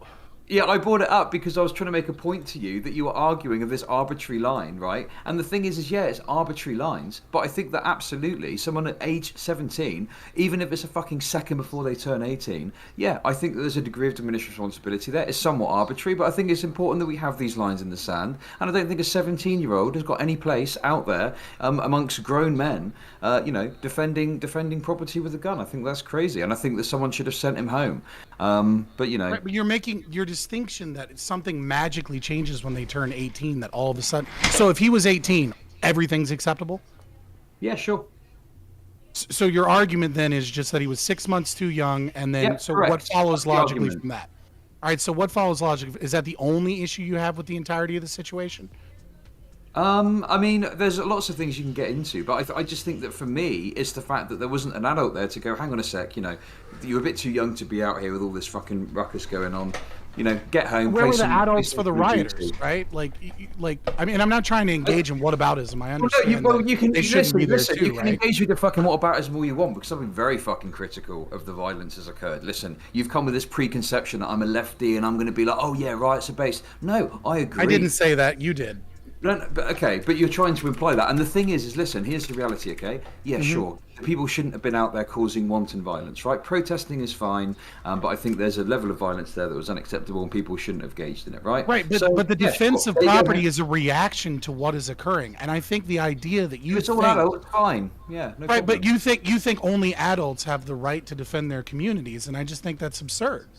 Like when people are burning down your fucking community, right? And you have the ability to be armed and you have the ability to protect your community, right? The situation has gone beyond how close to the arbitrary number of an adult I am. The situation is that the fact that my fucking community is burning and I need to protect it and I need to protect property. And I would have no fucking problem if he said I shot motherfuckers because they were burning down my fucking community. Okay, That's but me the property personally. would the property be defended okay whether Carl Rittenhouse was there or not, do you think? What's that? Do you think the property would have been defended whether Carl Rittenhouse, if Carl Rittenhouse wasn't there, do you think there would have been more damage to property? Presumably. I mean, I don't know. Right? You're engaging in probability of what would have happened, right? Like I can't. So, I'm not if there was one- fucking yeah, Nostradamus, cool. right? Well, but like, I if one understand less that. person was armed, it is highly plausible that there would have been more property. We don't Plausible, like broken maybe, but windows not theory. probable. They could have I been think- wanton violence. We don't fucking know. I don't think that Carl Rittenhouse's presence there was the one thing that prevented more damage being caused, right? I So don't think probably- that too. But you're asking me to engage in probabilities, and I'm telling you Sure. that that's an absurd argument. I don't think it's an absurd argument at all, because your argument is prefaced on the idea that he had to be there because it was such a desperate situation. We've got to get young people out there. That wasn't my argument. My argument is that he felt that he had to be there, and that I believe that he had every right to do so. Anarcho-capitalist Prince Lizard. Right, sure, okay. Well, my whole point is basically, I just think that the idea that we have 17-year-olds out on the streets defending property, I think we just fundamentally disagree, because you think that's fine and acceptable. I don't think agree that's with that. fine. I think it's acceptable given the circumstances. The problem is that we have people burning down the fucking community. The reaction to that problem, and from the police not doing their job, obviously, from the fact that we have media organizations that no longer have journalistic ethics and that they're reporting about the Jacob Blake shooting. Listen, Like, why there's are a you fucking multitude going of to the factors. NPC dialogue tree? I agree that this was all stupid. I don't know why you're fucking telling me this shit. I agree with you, okay? I think that can be wrong. And We're not also, going down an NPC dialogue tree You simply absolutely because are. I'm adding Because a it's level all of the fucking analysis to all of anti-lefty it. shit, and I've done all the coverage of it, and I agree that a lot of this is bullshit. I totally agree with you. Okay, Right, but when you mischaracterize what my beliefs are and then I start adding to them and then you get defensive saying that I'm yelling at you some NPC dialogue tree, I'm going to call you out on your bullshit. I know that you're funny and you can meme about it and you're fucking very successful, right? But I'm still going to call you out on your bullshit, right? I'm simply talking about the multitude of factors that were there. Right? Because you're saying that the problem is one thing, and I'm saying, no, this is a reaction to a multitude of problems. But you're misunderstanding. I'm not saying that this is the one problem. I don't think this is the only issue at play. I think that everything you're saying, I more or less agree with. And there was a media narrative, and the riots, and the burning, and all that shit. Oh boy. Alrighty. At that, you guys, that's it. That's the end of the round. You guys can hop back in, obviously, in just a couple minutes. You'll be muted, and everybody else has the ability to hop right in here. Go ahead. We get a vote in the chat for who won the cage match, right? Let's get a vote in the chat going. I want to piggyback off of more of what Chud said, because there's a point where I do agree with him. Number one, I'm not going to get into the age conversation. I'm not surprised you agree with the lefty, Tiberius. Let's be honest. Kiss my ass, man. Anyway, here's the point where I actually want to get into that I think is a relevant point here. Is that we have a bunch of people in the street, which side they're on is not relevant to me, is that we have a bunch of people who are armed in the street who are very fucking angry. We need to do some shit. We need to have some conversations not only between the left and the right, but we also need to get some fucking shit done in this country, because we shouldn't have this many people who are upset, who are wanting to burn shit down. This is America. We're good at getting some shit done, but we've been really fucking it up of late, and I'm saying we got to do it. I'm sorry if I'm like memeing and dreaming a little bit here, but finish the thought. Do what? Yeah. Okay. Well, here's the thing. We don't have to. We're gonna get this in topic 3, the infrastructure bill. Biggest fucking bill in the last 40 goddamn years. Bigger than the ACA. Are we taking victory laps? Are we taking Team America? Let's go. No, we're being partisan over it, and it's fucking bullshit. We actually agreed. Both parties agreed on what that goddamn bill was. And then the Republicans didn't show up to vote for you it. take the Lord's name in vain one more time. I'm gonna So smack you upside the head. Let's hold that for the next topic for sure. But in regards to that, there is an issue at hand there, which is the media involvement and social media narratives and the two divisive sides right now. So how do we feel about the fact that this case, this only happened because of another case, the Jacob Blake shooting, and the media narrative and the media coverage on that, and the misrepresentation of the facts of the case? In regards to like how quickly information came out versus what was actually on the body cam and what was supported by the actual facts of the shooting itself. It's open.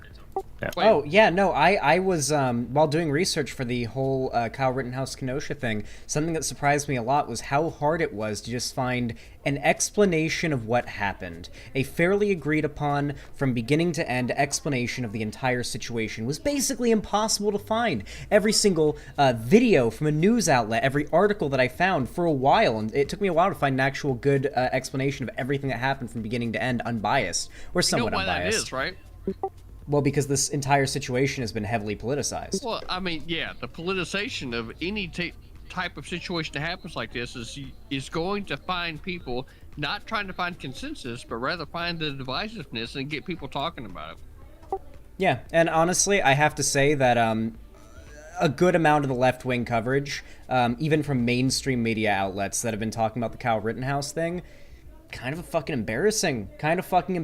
Like, listen, do I think Kyle Rittenhouse is a good kid, like a good person? I mean, I don't fucking know. I don't know if I agree with him politically or I like him all that much, but if we're talking about the morality and the legality of what he did, this kid does not need to be going to prison for, God, like some of those charges had like 25-year maximums for like some of the lighter charges had 25-year maximums. That's insane. Yeah, and it's when you really sit back and you think about the charges that were brought against the kid, and then you take a look at the evidence, you know, and this is, and honestly, yeah, it can get life. This is one of those like real modern cases where we have the very like real benefit of having video evidence, right, of everything that happened that night. There's not a whole lot that's actually speculation right? And because there's not much speculation, it really gets down to the root of what people believe in, and like, at what point do rational, critically thinking people start to realize that you do not lose your right to defend yourself whenever somebody is coming up to you and trying to take your firearm? If somebody's trying to take something from you, well, that's fucking yours, man. If you come up and you try to take my gun, you'd best believe, right? One, I'm going to distract you from taking the firearm, or just outright physically holding the weapon in my holster while also pushing you fucking away, right? And then as soon as I'm able to get that motherfucker out, I'm putting you down because you have already showed the In a video game.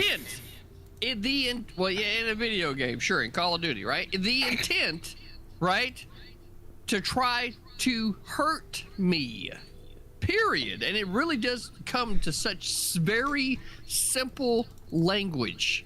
If you're trying to hurt me with my property, that's a fucking problem, especially when it's in my own possession. And that's where you find yourself with this Rittenhouse case, is regardless of how you feel about the kid having the fucking weapon ahead of time, he was an individual that had a fucking rifle, and this fucking pedophile decided he was going to go take this guy's fucking weapon.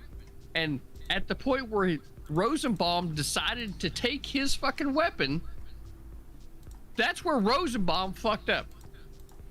But you know what? I'm not surprised, considering and again, we're in the 21st century where we have video for fucking everything. We've got video of Rosenbaum jumping up ahead of time saying, "Kill me, shoot me." We don't disagree about this. We all agree that Rosenbaum acted wrong. Right? CTV, you sound like a kid that like is doing a book report and didn't read the book. You're not talking about any of the facts of the case or like any of the problems. Those are all facts of the case because they ended up leading up. Dude, you're talking about shit we all knew a year ago. Asshole, the fucking skateboard that tried to hit Kyle Rittenhouse over the head, or the other motherfucker that put a fucking gun on him and pointed it in his fucking direction. It's important to understand the facts of the case that started. You don't know any of the facts of the case. Event. And I don't know at what point where you feel like calling me out whenever I'm laying out facts of the fucking case is fucking warranted. But let me explain to you from the fucking start.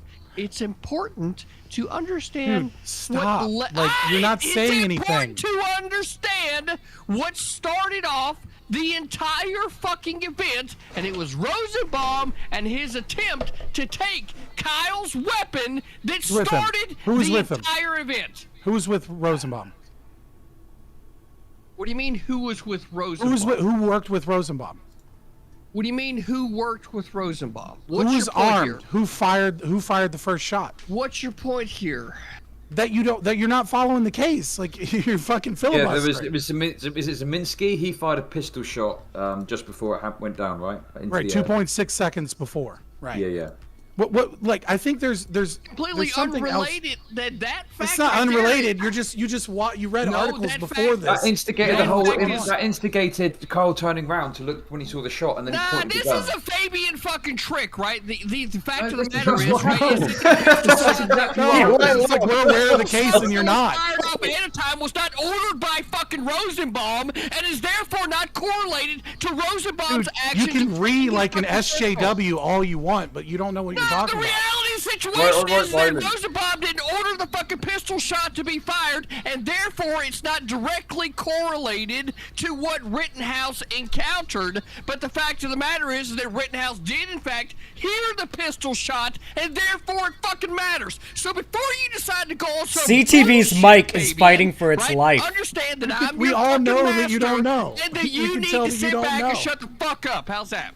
Am I really? Wait, no, it just sounds like CTV's trying to put the pieces together after he just realized that everyone knew more about it's this like he's than in him. a classroom. He's in a classroom, and a teacher has a 3-minute timer, and he's like, "Okay, do your book report." And he's like, he's talking slow, trying to fill up your time. Right here, following the fucking case, just like you. Zeminski doesn't fucking matter, right? And neither one of you pronounced it fucking right. So here we fucking go. Oh my god! Am I really watching it? Facts of the fucking case. He's being prosecuted as well. Exactly. prosecuted too. So For obviously, arson, Look, CTV, our broader point is we understand the details of the case. We don't need to watch your little schizophrenia episode happen in the top right corner. I think that's the broader point. Right, like if you're gonna talk, add something to the conversation.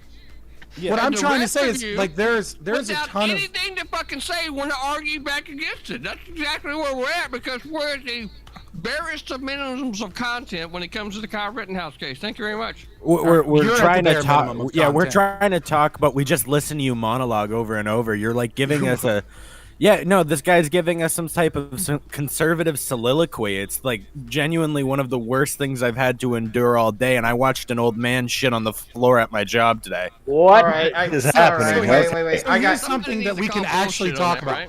So Oh here's my something god, we can that's actually disgusting. Where? So Okay. here's something we can actually talk about the case, right, and about how it pertains to the idea of self-defense. One of the things that I think is really important, and I wanted to talk about prosecutorial misconduct, but it seems like we don't want to talk about that, even though I think that is probably the most important issue. One of the things that we can talk about is this overemphasis of the ammo that was used, right? And I think it's really important that we understand that when Binger consistently talks about Full Metal Jacket and is trying to get a lesser included charge of the discharge, right, the reckless discharge of the firearm, because Full Metal Jacket is designed to go through bodies, is I think one of the most egregious parts of this case, because we all know that if he was using hollow point.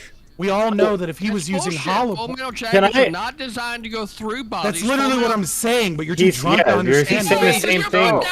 Oh wait, hold on, CTV. Wait, CTV. He's repeating the arguments that the prosecution was making. He's not making those arguments. What I'm trying to say is that the idea that they're making the argument that you can now charge people with lesser included reckless discharge based upon the type of ammunition they're using. If he had been using hollow point, they would be making the exact same argument that hollow point has additional stopping power and that it's designed to kill. And they would and the problem with that I think is extremely dangerous is that if he gets those lesser includeds, not necessarily the self-defense claim on the murders, but the lesser includeds is almost more dangerous, because if this doesn't get a mistrial by the judge because the jury decided to compromise on lesser includeds, right?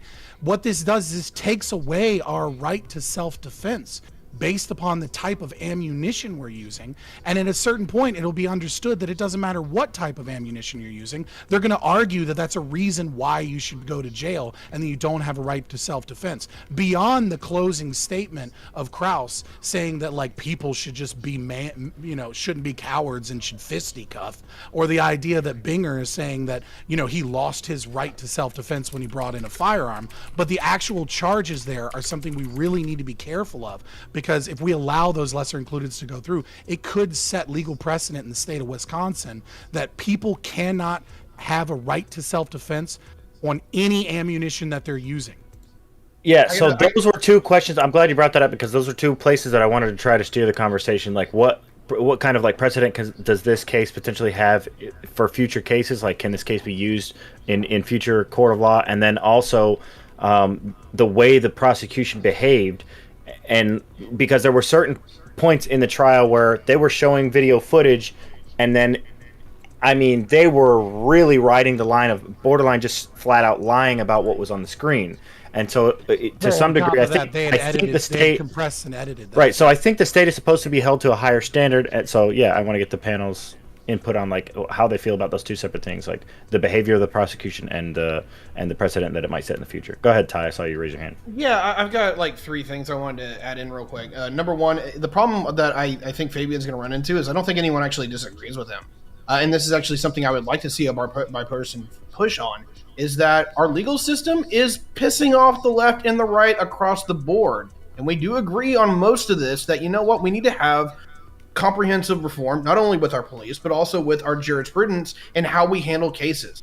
The problem that I'm with you here, Scott, is that I just think you're literally you're preaching to the choir here. So I apologize for that, but I'm not going to disagree with you or fight you on that one. Number two, speaking of personal responsibility, there's this thing called a mute button if you have a problem with somebody in the damn panel. Number three, is that I forgot what the fuck it was because I went brain dead on one of those. So appreciate it. Yeah, I just want to say the only thing I'm a bit uncertain about is you mentioned it about precedents. My understanding is this isn't a precedent-setting case because of the way that the court system is structured. Yeah, so it gets a little complicated, right? So like when you're at appellate courts, right, that can set precedent, right? Which is just, but you can set precedent with almost any case, right? So if you watch the trial, you'll notice that Any the prosecution future was lawyer arguing can point in to the terms Rittenhouse of case whether or not to they should argue review the footage precedent was from set. one of the from Anderson, right, which is not a precedent-setting case, right? So any case in America and in common law, right, which is, you know, good old British tradition, right, can set precedent in the sense that once it's been argued correctly in one way or another, it allows other prosecutors or other defense attorneys to bring up to the court, well, hey, this was done this way. Obviously, it still becomes the court's decision, right? So we have to be careful about the term precedent, and I do agree with you, and I apologize for being a little loose with the language in the sense that, like, the judge doesn't feel it's necessary to go along with that precedent, right? And then, of course, once it goes to the Supreme Court, it becomes, or a district court of appeals, it becomes, you know, law of the land. But we're still in a situation where in Wisconsin, this case can be referenced in other future cases of self-defense, right, as a means for arguing certain things that maybe wouldn't have been allowed into the court before. Yeah, sure. I mean, I agree that the listen. All I know is Full Metal Jacket, Call of Duty, Stopping Power, whatever, all those memes. But yeah, sure. I mean, obviously, it shouldn't matter what ammo you're using, generally speaking, right? If you can legally purchase it and it's considered suitable for using in that situation, fine. I think Full Metal Jacket is just the cheapest kind of it's just round that's standard available. ammo, and they're arguing Standard, that somehow makes him in trouble for reckless endangerment. As a gun guy, can I actually pick an issue here? Like, it might not be worth picking, but I would almost ask and recommend that we do require, not FMJ, hollow points to be used in self-defense. Not gonna saying you're gonna have that loaded every single time, but I mean, like, don't get me wrong, 100% you're right. When it comes to the prosecution, they should never be able to argue that we shouldn't be shooting hollow points. But as far as gun safety, I mean, goddamn, hollow points are way better to be shooting at people than FMJ, because FMJ is going to hit the guy and it's going to go through him and hit the next guy behind him. And just to add a little context here for the case where this one guy, because something that was being brought up in reference to these cases and compared was the guy Reinhold who was shot. When he was shot by multiple officers, and there were apartment buildings that were struck. And this is the case that was made Breonna Taylor, the cops that shot Breonna Taylor, negligent or whatever the charges that were placed against them, because the bullets went into other buildings and stuff too. So yeah, just to add some little information to that. I want to take this moment to apologize to the panel that we're having to even hear from American Nacho, because apparently the topic has gotten so fucking boring that he's happened to open his commie fucking mouth, right? And listen. All I want to say is, like, I feel I know you want to say something, Chud, but like, here's the reality. I knew I wasn't going to be able to keep quiet on the Kyle stuff, so. Yeah, so here's the reality situation. Right, what we have here, right, is that one, the round that you decide to put in your weapon to carry doesn't actually fucking matter, because guess what? They all cause what? Deadly fucking force. So it doesn't matter if it's a jacketed hollow point or if it's a full metal jacket, they are intended to cause deadly force. So it doesn't actually fucking matter, right? And this is where we go back to the earlier conversation with regard to the blank rounds that were supposed to be put in Alec Baldwin's gun. Oh. They're not, it doesn't fucking matter.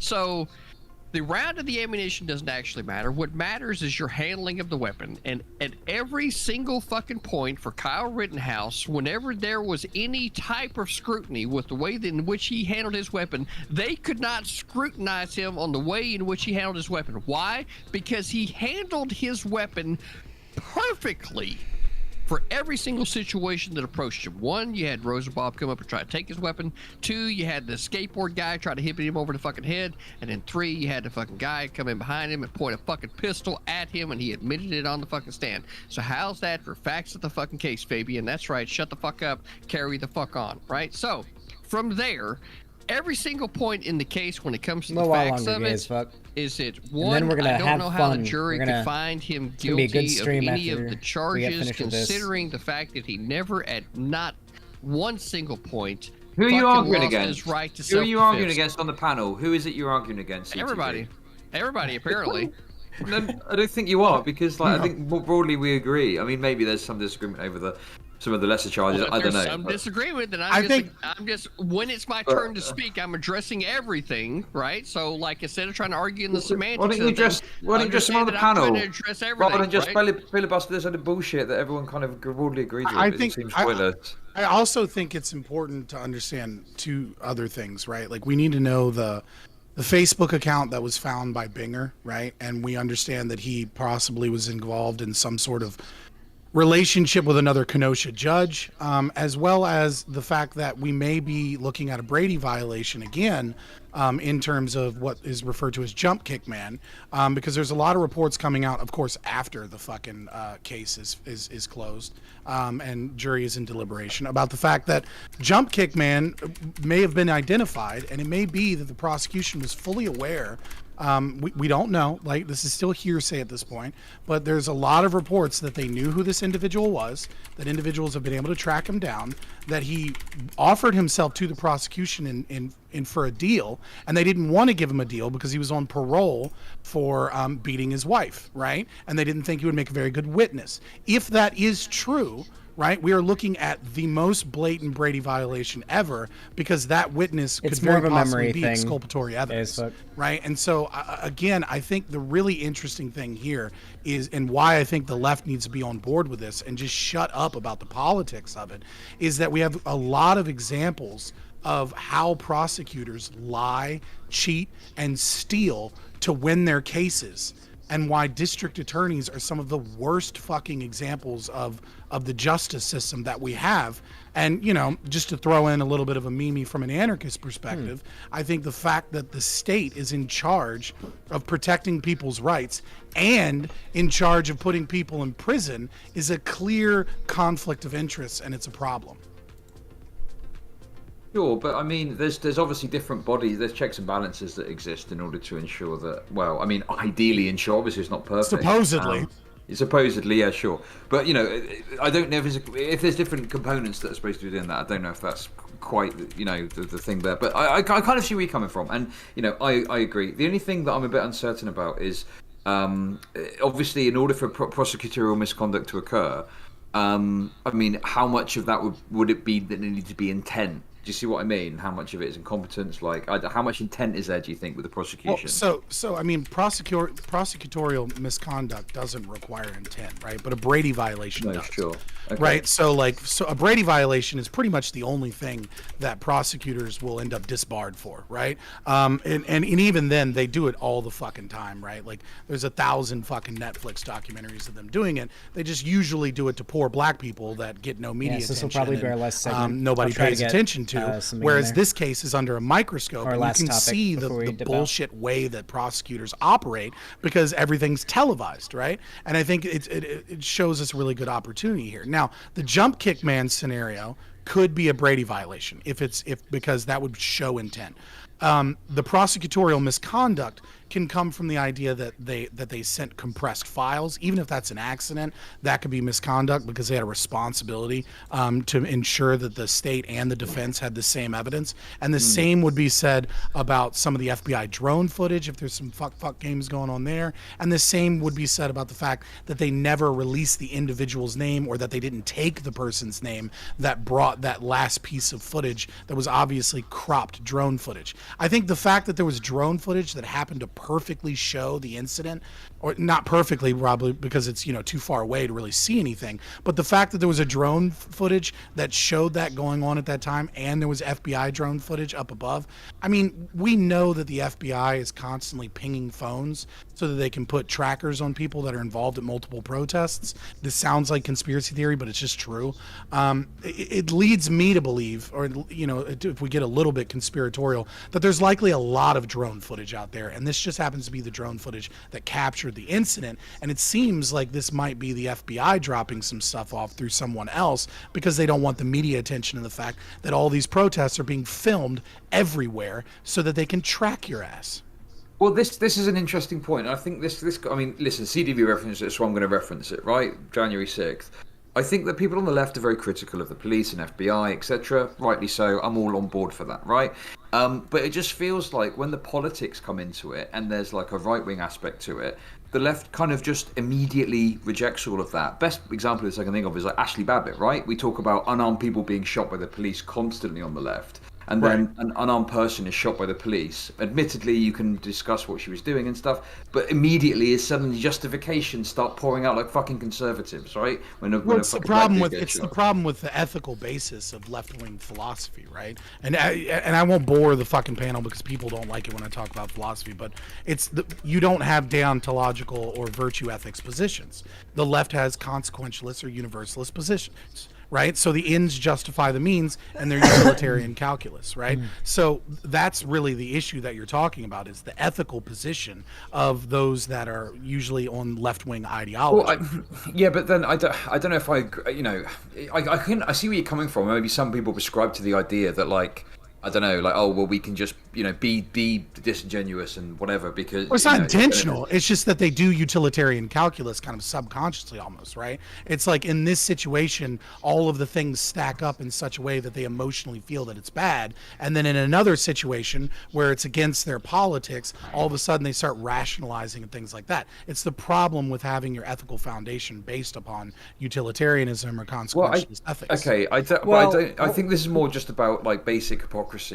People just being hypocritical and not looking at it from a balanced perspective. Same difference. No. I'm gonna back up. To Chud be on clear, this by one the way, I'm gonna back Chud on this one because for all the things that I hate about the left and where I'm just like y'all being fucking bastards, is that the right does it too. And since we mentioned January 6th, I was so fucking pissed at my fellow righties for trying to defend that shit because there was many that tried to, and there was a bunch of excuses, and I was not on board with this fucking bullshit. One little bit. It's not okay. It never was okay or going to be okay. That bitch rolls both ways, and I will happily call out my own team on that one. Well, I also call the right-wingers socialists and consequentialists too, and I feel like that's part of the problem. Oh, everyone you disagree with is a socialist. How convenient. Oof. No, just the socialists. He's an ANCAP. Any micro existence of a state socialism. That's pretty much pretty much it for an ANCAP, right? But like for me, you're goddamn right.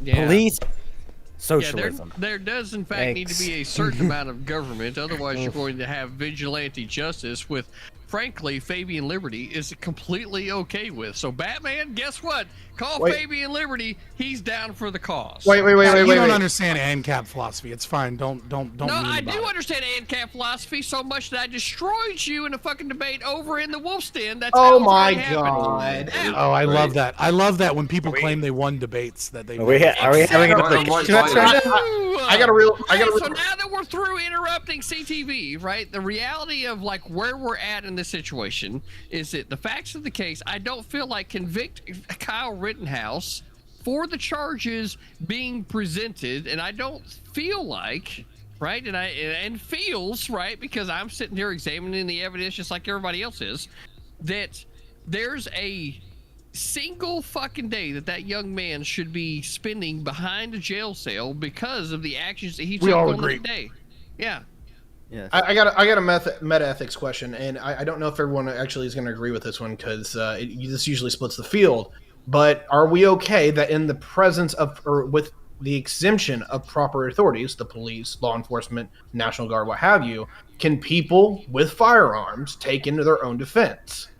I'm okay with this, but I don't know if everyone is. I just want to make sure that if everyone on the panel is okay with that. Well, it kind of gets you into that whole whenever I get presented with this case, the Boston Massacre comes to mind, right? Because if you the Boston Massacre comes to mind. Are the events of that day? Look, I get the Boston Massacre, but I'm like, what? How is that comparable? Yeah, like where are we at, my dude? Are you okay? Wasn't the Boston Massacre a riot in which the authorities like let off a bunch of shots into the crowd? Yeah. Right. So, like, the reason why it's correlative is because of what you just said, Tiberius, right? Okay. Somebody taking the gun and then defending themselves, right? Well, at the point where the British soldiers were being thrown rocks at, etc., right? At some point, the people with guns are going to feel like they need to defend themselves. So this is where it is, in fact, incumbent on other people to understand the responsibility that comes with the firearm and how that is a means to self-defense. And that if you are antagonizing people with firearms, guess what? You're probably asking for a fucking ass kicking. Wait. One more sec. And Okay. this goes to show with anybody that's like interacting with police at the same time. You know they have guns to begin with. Why antagonize these motherfuckers? Wait, all right. Wait, CTV, can I ask a clarifying question first? I'm not going to argue against CTV. I'll let you go right after. I just want to ask a clarifying question. Yeah. All right, buddy. When you say, like, you should know and so on, right? These people have guns, don't antagonize them. You mean more so in, like, a logical way, like, okay, this is a bad idea. I shouldn't be doing this. And if you end up getting fucking shot, then it's kind of like you played with fire. They literally have the thing on their person that has the capability of ending your life. Therefore, if for no other reason, right, if it's not respect, if it's not for, like, anything to do with the system, if it's at the barest of minimums, like preservation of your own life, then you should show the respect to the tool, right, if not the person, but the tool that has the ability to be able to take your life. You see what I'm saying? Yeah, no, I completely agree with that. Early on, I was going to give because people weren't arguing. Nobody was arguing earlier, and I was going to ask, okay, so do we agree that if you're holding a gun, it counts as lethal force if someone tries to disarm you and take it away from you? Because that's what happened to Kyle Rittenhouse. The Rosenbaum guy, like, ran up to him and was trying to grab his gun. Yeah. And I think he had burn marks in his hands. Is he the guy who had the burn marks? Yeah, that was the guy. He had the burn. The So he touched the barrel of the gun. Testified that it was inconclusive as to whether or not he was actually holding the gun, but that he was likely, at the very least, inches away from the barrel of his gun. Wow. That's what it looked like in the video. In the videos, it looks like Kyle runs around the side, like the corner of that building, right at that point where the street kind of does a crossroads, and he ended up running down that street past the building, and that's where the second shooting occurs. But in the first shooting, Kyle's like up against a couple of cars, like between a couple of cars, and he doesn't fire till Rosenbaum's like on top of him. Exactly. Right. Well, not only that, but he turns around the first time and he raises his hands up. But you can see from the defense's expert that there's an elevation forward as well, right? So instead of like him stopping, what he does is he goes forward and it's more of a lunge. Now that's kind of like, I think, kind of the same level of hocus pocus as and what did he say? Hocus pocus, this picture's out of focus. Fucking Johnny Cochran line right there, if I ever heard one. Banging meme. Yeah, fucking amazing. But I think it's kind of the same level of like video wizardry that may have occurred with them trying to say that he was in charge of provocation because he raised his firearm off of grainy bullshit, fake fucking evidence that they admitted from people that literally don't even know how their own programs work. Wait, the grainy thing, wasn't the concern with that, maybe I'm mixing something up because there's been a lot of shit I've read the last like 3 days on this, but wasn't the issue not that it was grainy or too blurry, but that the footage had been enhanced and zoomed in, and that technically adds pixels, which is so there was footage? interpolation that occurred in the video footage from the pinch and zoom, right? But it's kind of a two-part situation because the files that they gave to the defense had 16 times less, or you should 1/16 the amount of pixels that the prosecution had, right? So when the defense looks at it, they can't see a damn thing. It's just literally a blob, and it's too like they're just looking at it laughing, going, this is nothing, right? And when the prosecution has the original file, right, they're able to zoom in and then with interpolation make it appear as if the gun is raised. That is the footage that the jury was looking at, the original footage, as well as presumably, possibly, we still don't really know which, because I had a hard time tracking the evidence numbers, but possibly also the enhanced version as well, right? But they're looking at the color added enhanced version of that may or may not have interpolation, as well as the fact that there's going to be interpolation because it's a 4K TV that they're looking at it on, right? They're not looking at it at its original aspect ratio, like, minimized to the actual pixels on a laptop screen, but instead it's being blown up to 4K, and we don't know what TV interpolation is existing there as well. And it appears to kind of maybe show him raising his gun, but the problem is that it shows him raising his gun with the butt of the rifle on his left shoulder, right?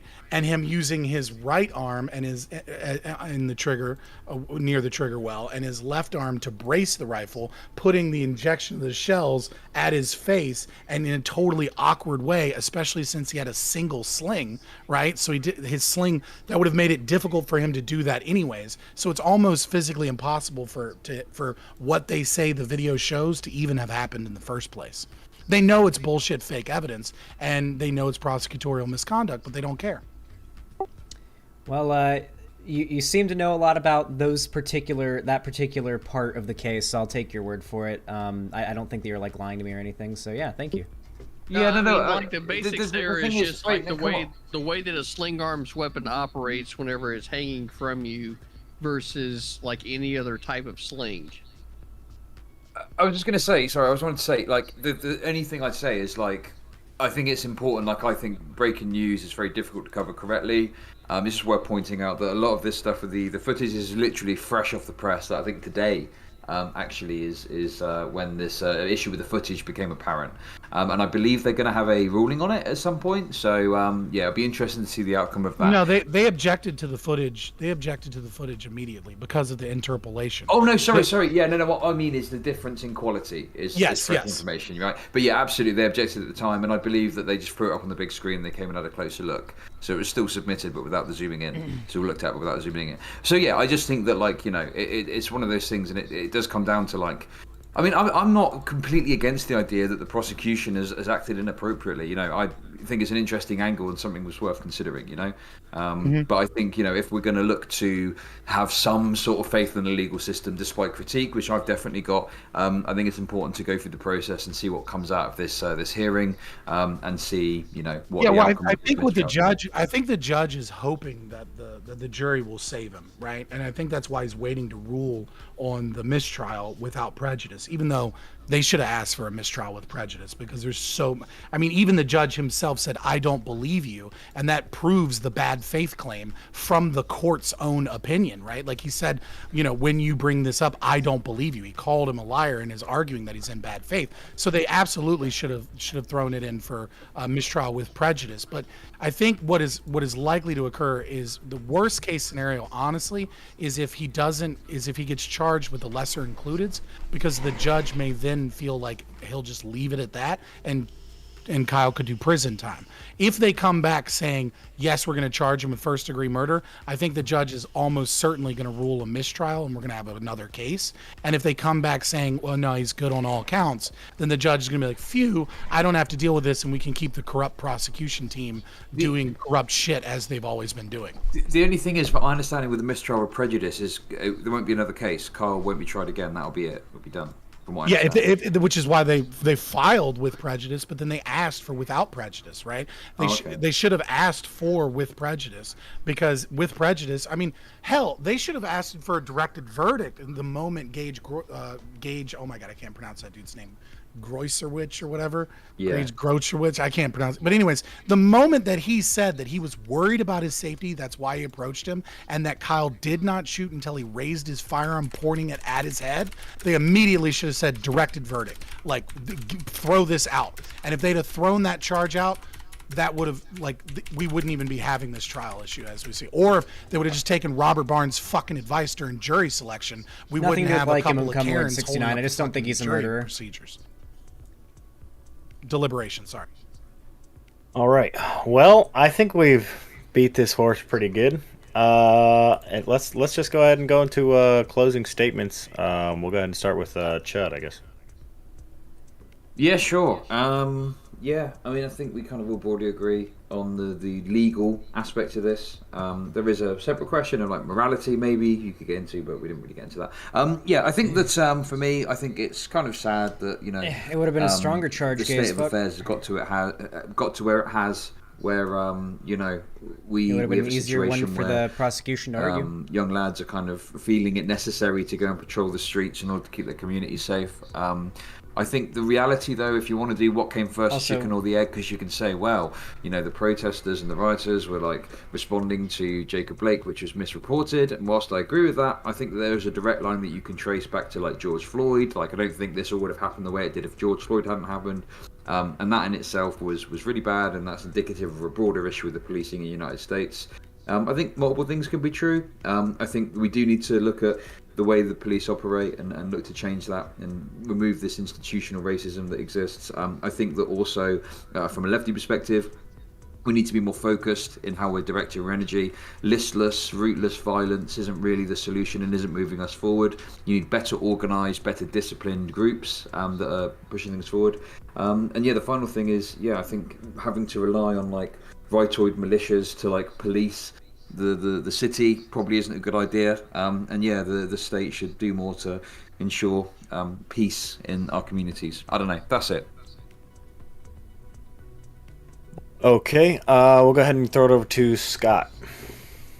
Yeah, so I would like to just kind of reiterate that I think this case is far more about prosecutorial misconduct than it is about anything else. I do agree that the culture war kind of being involved in this case is unfortunate, but I hope that what we can bring from this is hopefully the right-wing individuals in this country will kind of wake up to how prosecutions prosecutors, are so negligent in their jobs and how they often twist and bend the Masked rules and in Trench, cases. you can come on my stream after Obviously, this, I don't panel agree if you with want to talk about it, BLM like, and in voice Antifa through burning down Discord. people's property. If you're going to burn down something, burn down a fucking courthouse in a video game. That being said, throwing that out there.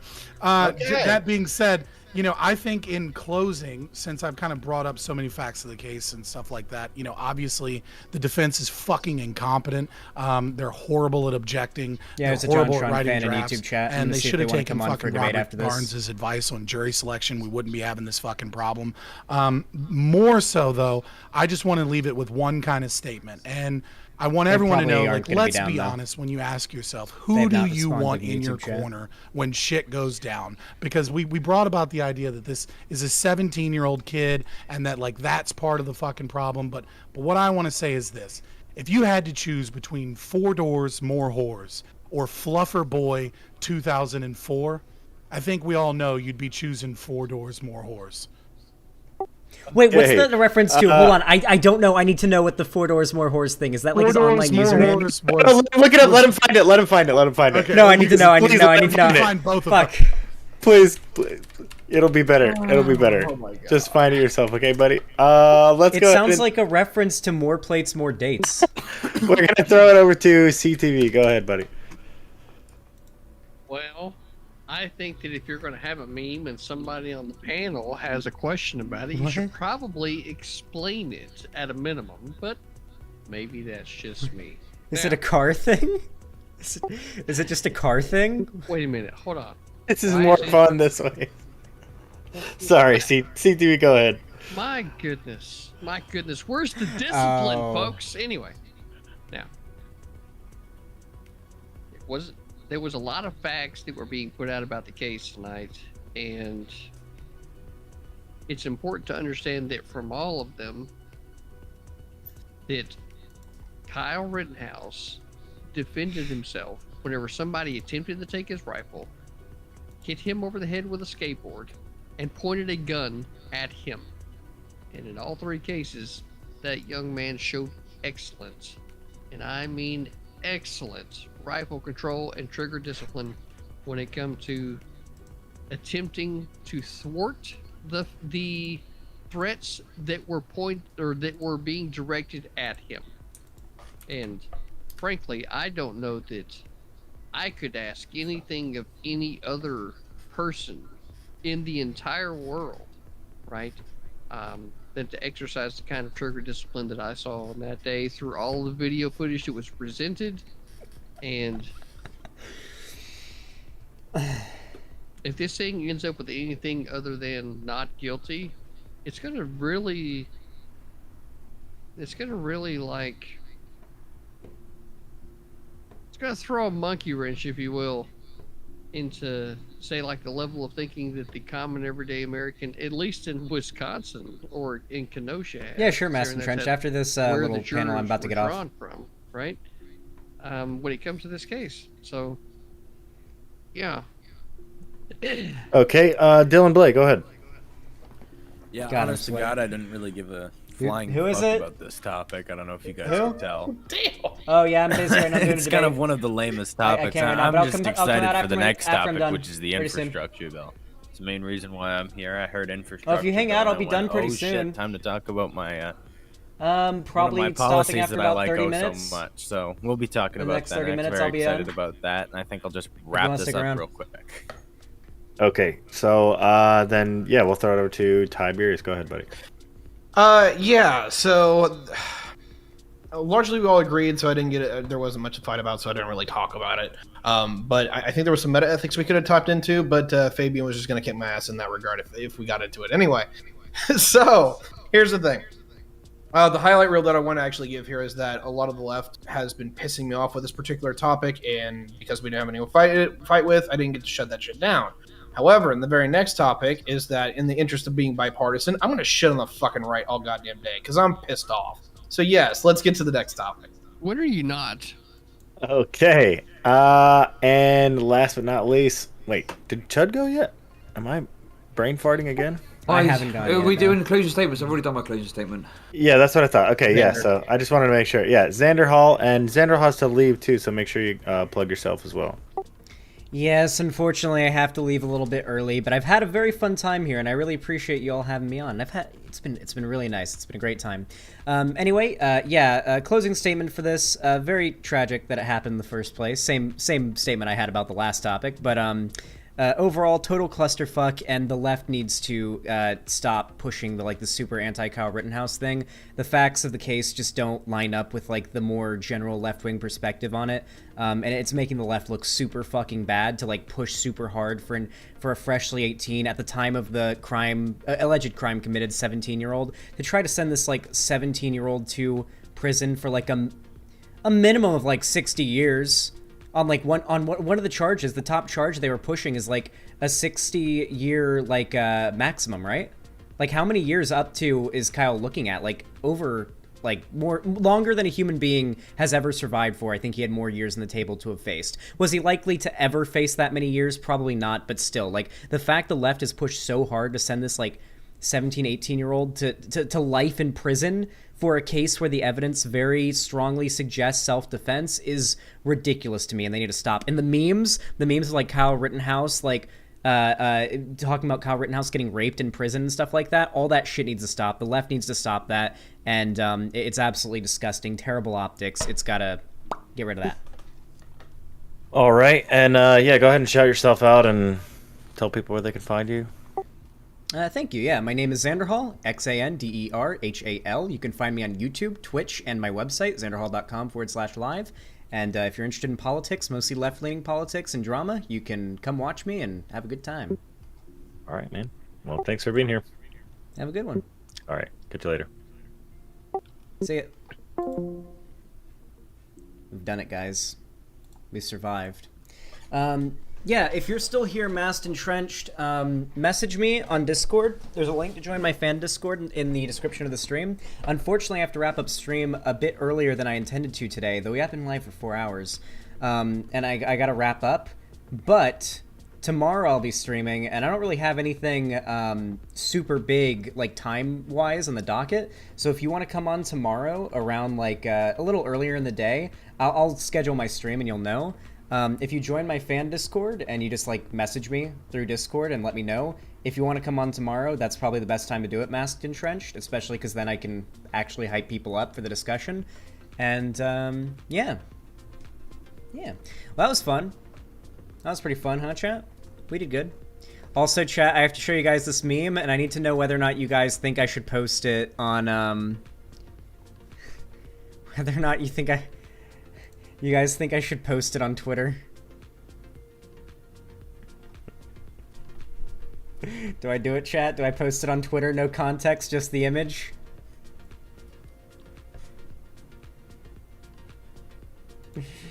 Do it? Yeah. I'm doing it.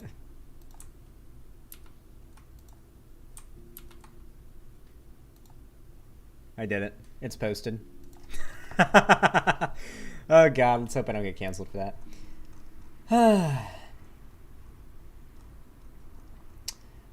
Like not just the fan, but no. So, Masked and Trench, if you want to just message me directly on Discord, my Discord is Xanderhal number 0001, 3 zeros and a 1. I have Discord Nitro, so I set myself to be literally 0001 for my Discord tag. But you can also just join my fan Discord and like just click on my name at the top of the Discord server and just message me through that. Or you can do it like manually by typing in my name in Discord, but that's up to you. Anyway, I hope to hear from you before my stream tomorrow, so we can talk about the JonTron thing. Anyway, let me read donos really quick, because I know we got a couple. Hey, if you guys still have any extra money and you guys want to help support the stream and keep me going, you guys can donate or subscribe or gift a sub or whatever before we wrap up stream, and it would all be greatly, greatly appreciated. Every little bit helps, of course. Jerry, thank you for the $5 super chat. I appreciate it. Says, love you, Zan. I'm going to drop out for the drama right now. Well, unfortunately, there was no drama. Unfortunately, the Demon Mama Riley debate has not yet happened, though apparently... maybe, well, who knows? Maybe, maybe, possibly. One shot to the hip should have been enough. Boy is guilty. Oh, God. God, I really want to bring Baby B on stream and yell at them right now, because they're so wrong, and they don't even know. They don't even know. Okay, I'm going to try to explain this as quickly as I can, okay? Real life is not an action movie, okay? Real life isn't an action movie. It's not a video game. It's not John Wick. When you feel as though your life is in danger and you're using a firearm to defend your life because you believe you might die, you aren't aiming for the leg or shooting in the hip or shooting in the arm like it's a movie. You're taught, and every single gun expert will teach you exactly this. Not a single one would tell you otherwise. Not a single gun expert would tell you otherwise. Not a single one on the planet will tell you when you're shooting another human being to defend your life, you aim for center mass and you shoot to kill, not maim. The only reason your finger should ever be on the trigger, and you should be pulling the trigger, firing a gun at somebody with your barrel pointed at them, the only reason you're doing that is because you're completely okay with killing them, because they're going to kill you otherwise, or severely hurt you otherwise, or hurt you or your property otherwise. That's all it is. VATS from fucking Fallout is not real. VATS from Fallout isn't a real thing. In real life, trying to shoot someone from 10 feet away with anything, I mean, like, let's say you're holding a pistol. I mean, there's a bunch of different kinds, different ranges, different ammo, obviously. I'm being so general here, but let's say you have a pistol, pretty common self-defense type gun, right? You might use it for home defense, and someone breaks into your home, they've got a knife, and they're running at you. You don't shoot for the arm from 10 feet away, you don't shoot for the leg from 10 feet away, or even 5 feet away. You aim for the chest or for the heart. You aim somewhere from here down to here, the largest part of the human body that can act as a target for bullets. You shoot as many times as you need to at that center mass to stop the person running at you with a knife from killing you, okay? And, yeah.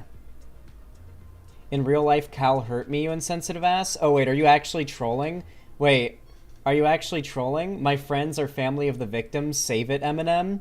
Okay, you're definitely trolling. There's no fucking way. Also, dog, if you're friends with the family of the victims, I'm sorry for your loss, but, like, that doesn't change the facts of the case.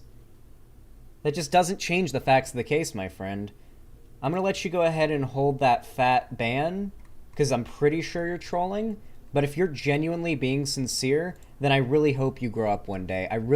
This isn't like me dunking on you. This is me genuinely hoping that one day you grow up and, like, and your brain moves a little closer to adulthood. Eminem, Lamau Zan, I don't know how you're gonna cover from that insult. Yeah, God, I'd hate to be Eminem. Oh, God, what a terrible. Everybody hates Eminem. What an insult it is to be jokingly referred to as one of the most loved and famous musicians of all time. And not exactly a dude who's known for being bad looking or anything either. It wasn't even a jab at my appearance. It's just the blonde hair. The blonde hair that I have from a dono goal for doing a fundraising stream. You're blonde and white, that makes you Eminem? True. You haven't had an N-word controversy like him, though? Wait, Eminem's never said the N-word, has he? He's never said the N-word, right? Oh, maybe he has. Well, I mean, of course he said the N-word, but at a live show, that's about it. Yeah, I see Eminem's use of the N-word in Surfaced video was something that came up in 2018.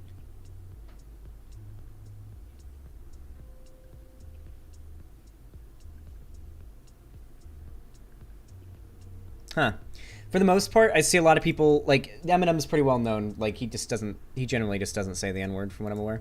Anyway, Just Nobody, thank you for the $5 super chat, says, I'm nobody, but I drift pretty good in my AE86 Corolla and hang out in the back of Walmart with my squad and chug Monster Energy drinks. Honestly, Just Nobody, that description is almost perfect for tons of the dudes that I went to high school with. Technically, I didn't go to high school with them because I was homeschooled, but I swam with them, and they were, like, at the school that I swam for and whatnot. But, yeah, you guys know what I mean. All right. Well, guys, I hate to say it, but unfortunately, this is all we have time for today, okay? I'm going to go ahead and wrap up stream. Hey, Lonnie, is my mom still here? If you're still at the computer, just curious. Anyway, I got to wrap up stream. I think my mom's still here. I got to go talk to her. I know tonight's been a shorter stream than usual, but that was actually intended. I'm going to try to get to bed in the next hour and a half, probably. I'm going to wrap up stream and try to get to bed in the next hour and a half, make sure me and Sherry have everything lined up. I'm kind of sad that today was a panel show stream because I was super excited to do some, like, more general content that I usually cover with this new method that I've developed. But either way, I think today was overall a pretty good stream, even though you guys didn't donate much. Low key, I'm kind of sad about that, but we're gonna talk about that. I'm just kidding.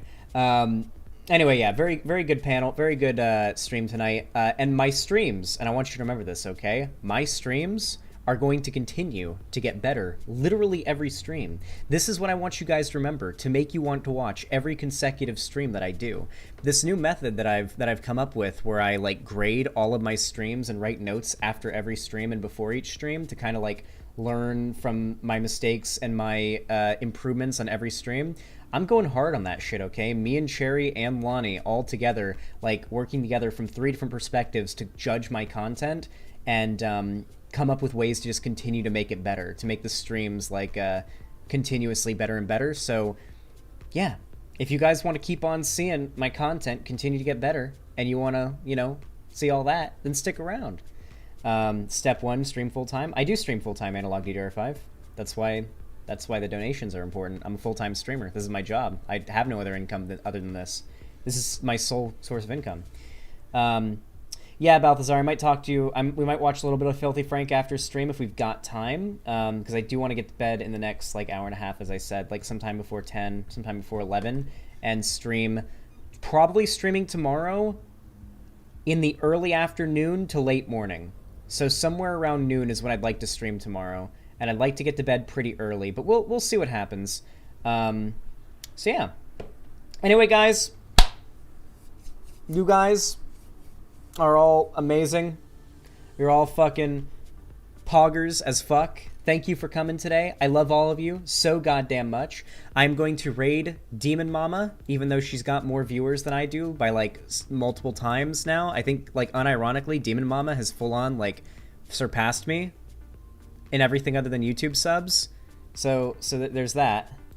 But maybe she'll take pity on me and drop a raid for us at some point in the future. So, you know, we pay our dues, okay? We pay our dues. Anyway, everybody, I can't host her actual stream on my website because it's fucking... Yeah, she's intellectually outpaced me.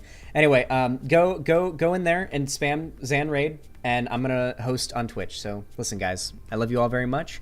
Thank you for coming, and you're gonna get a tiny fart today, okay? Very tiny fart. Little tiny fart today.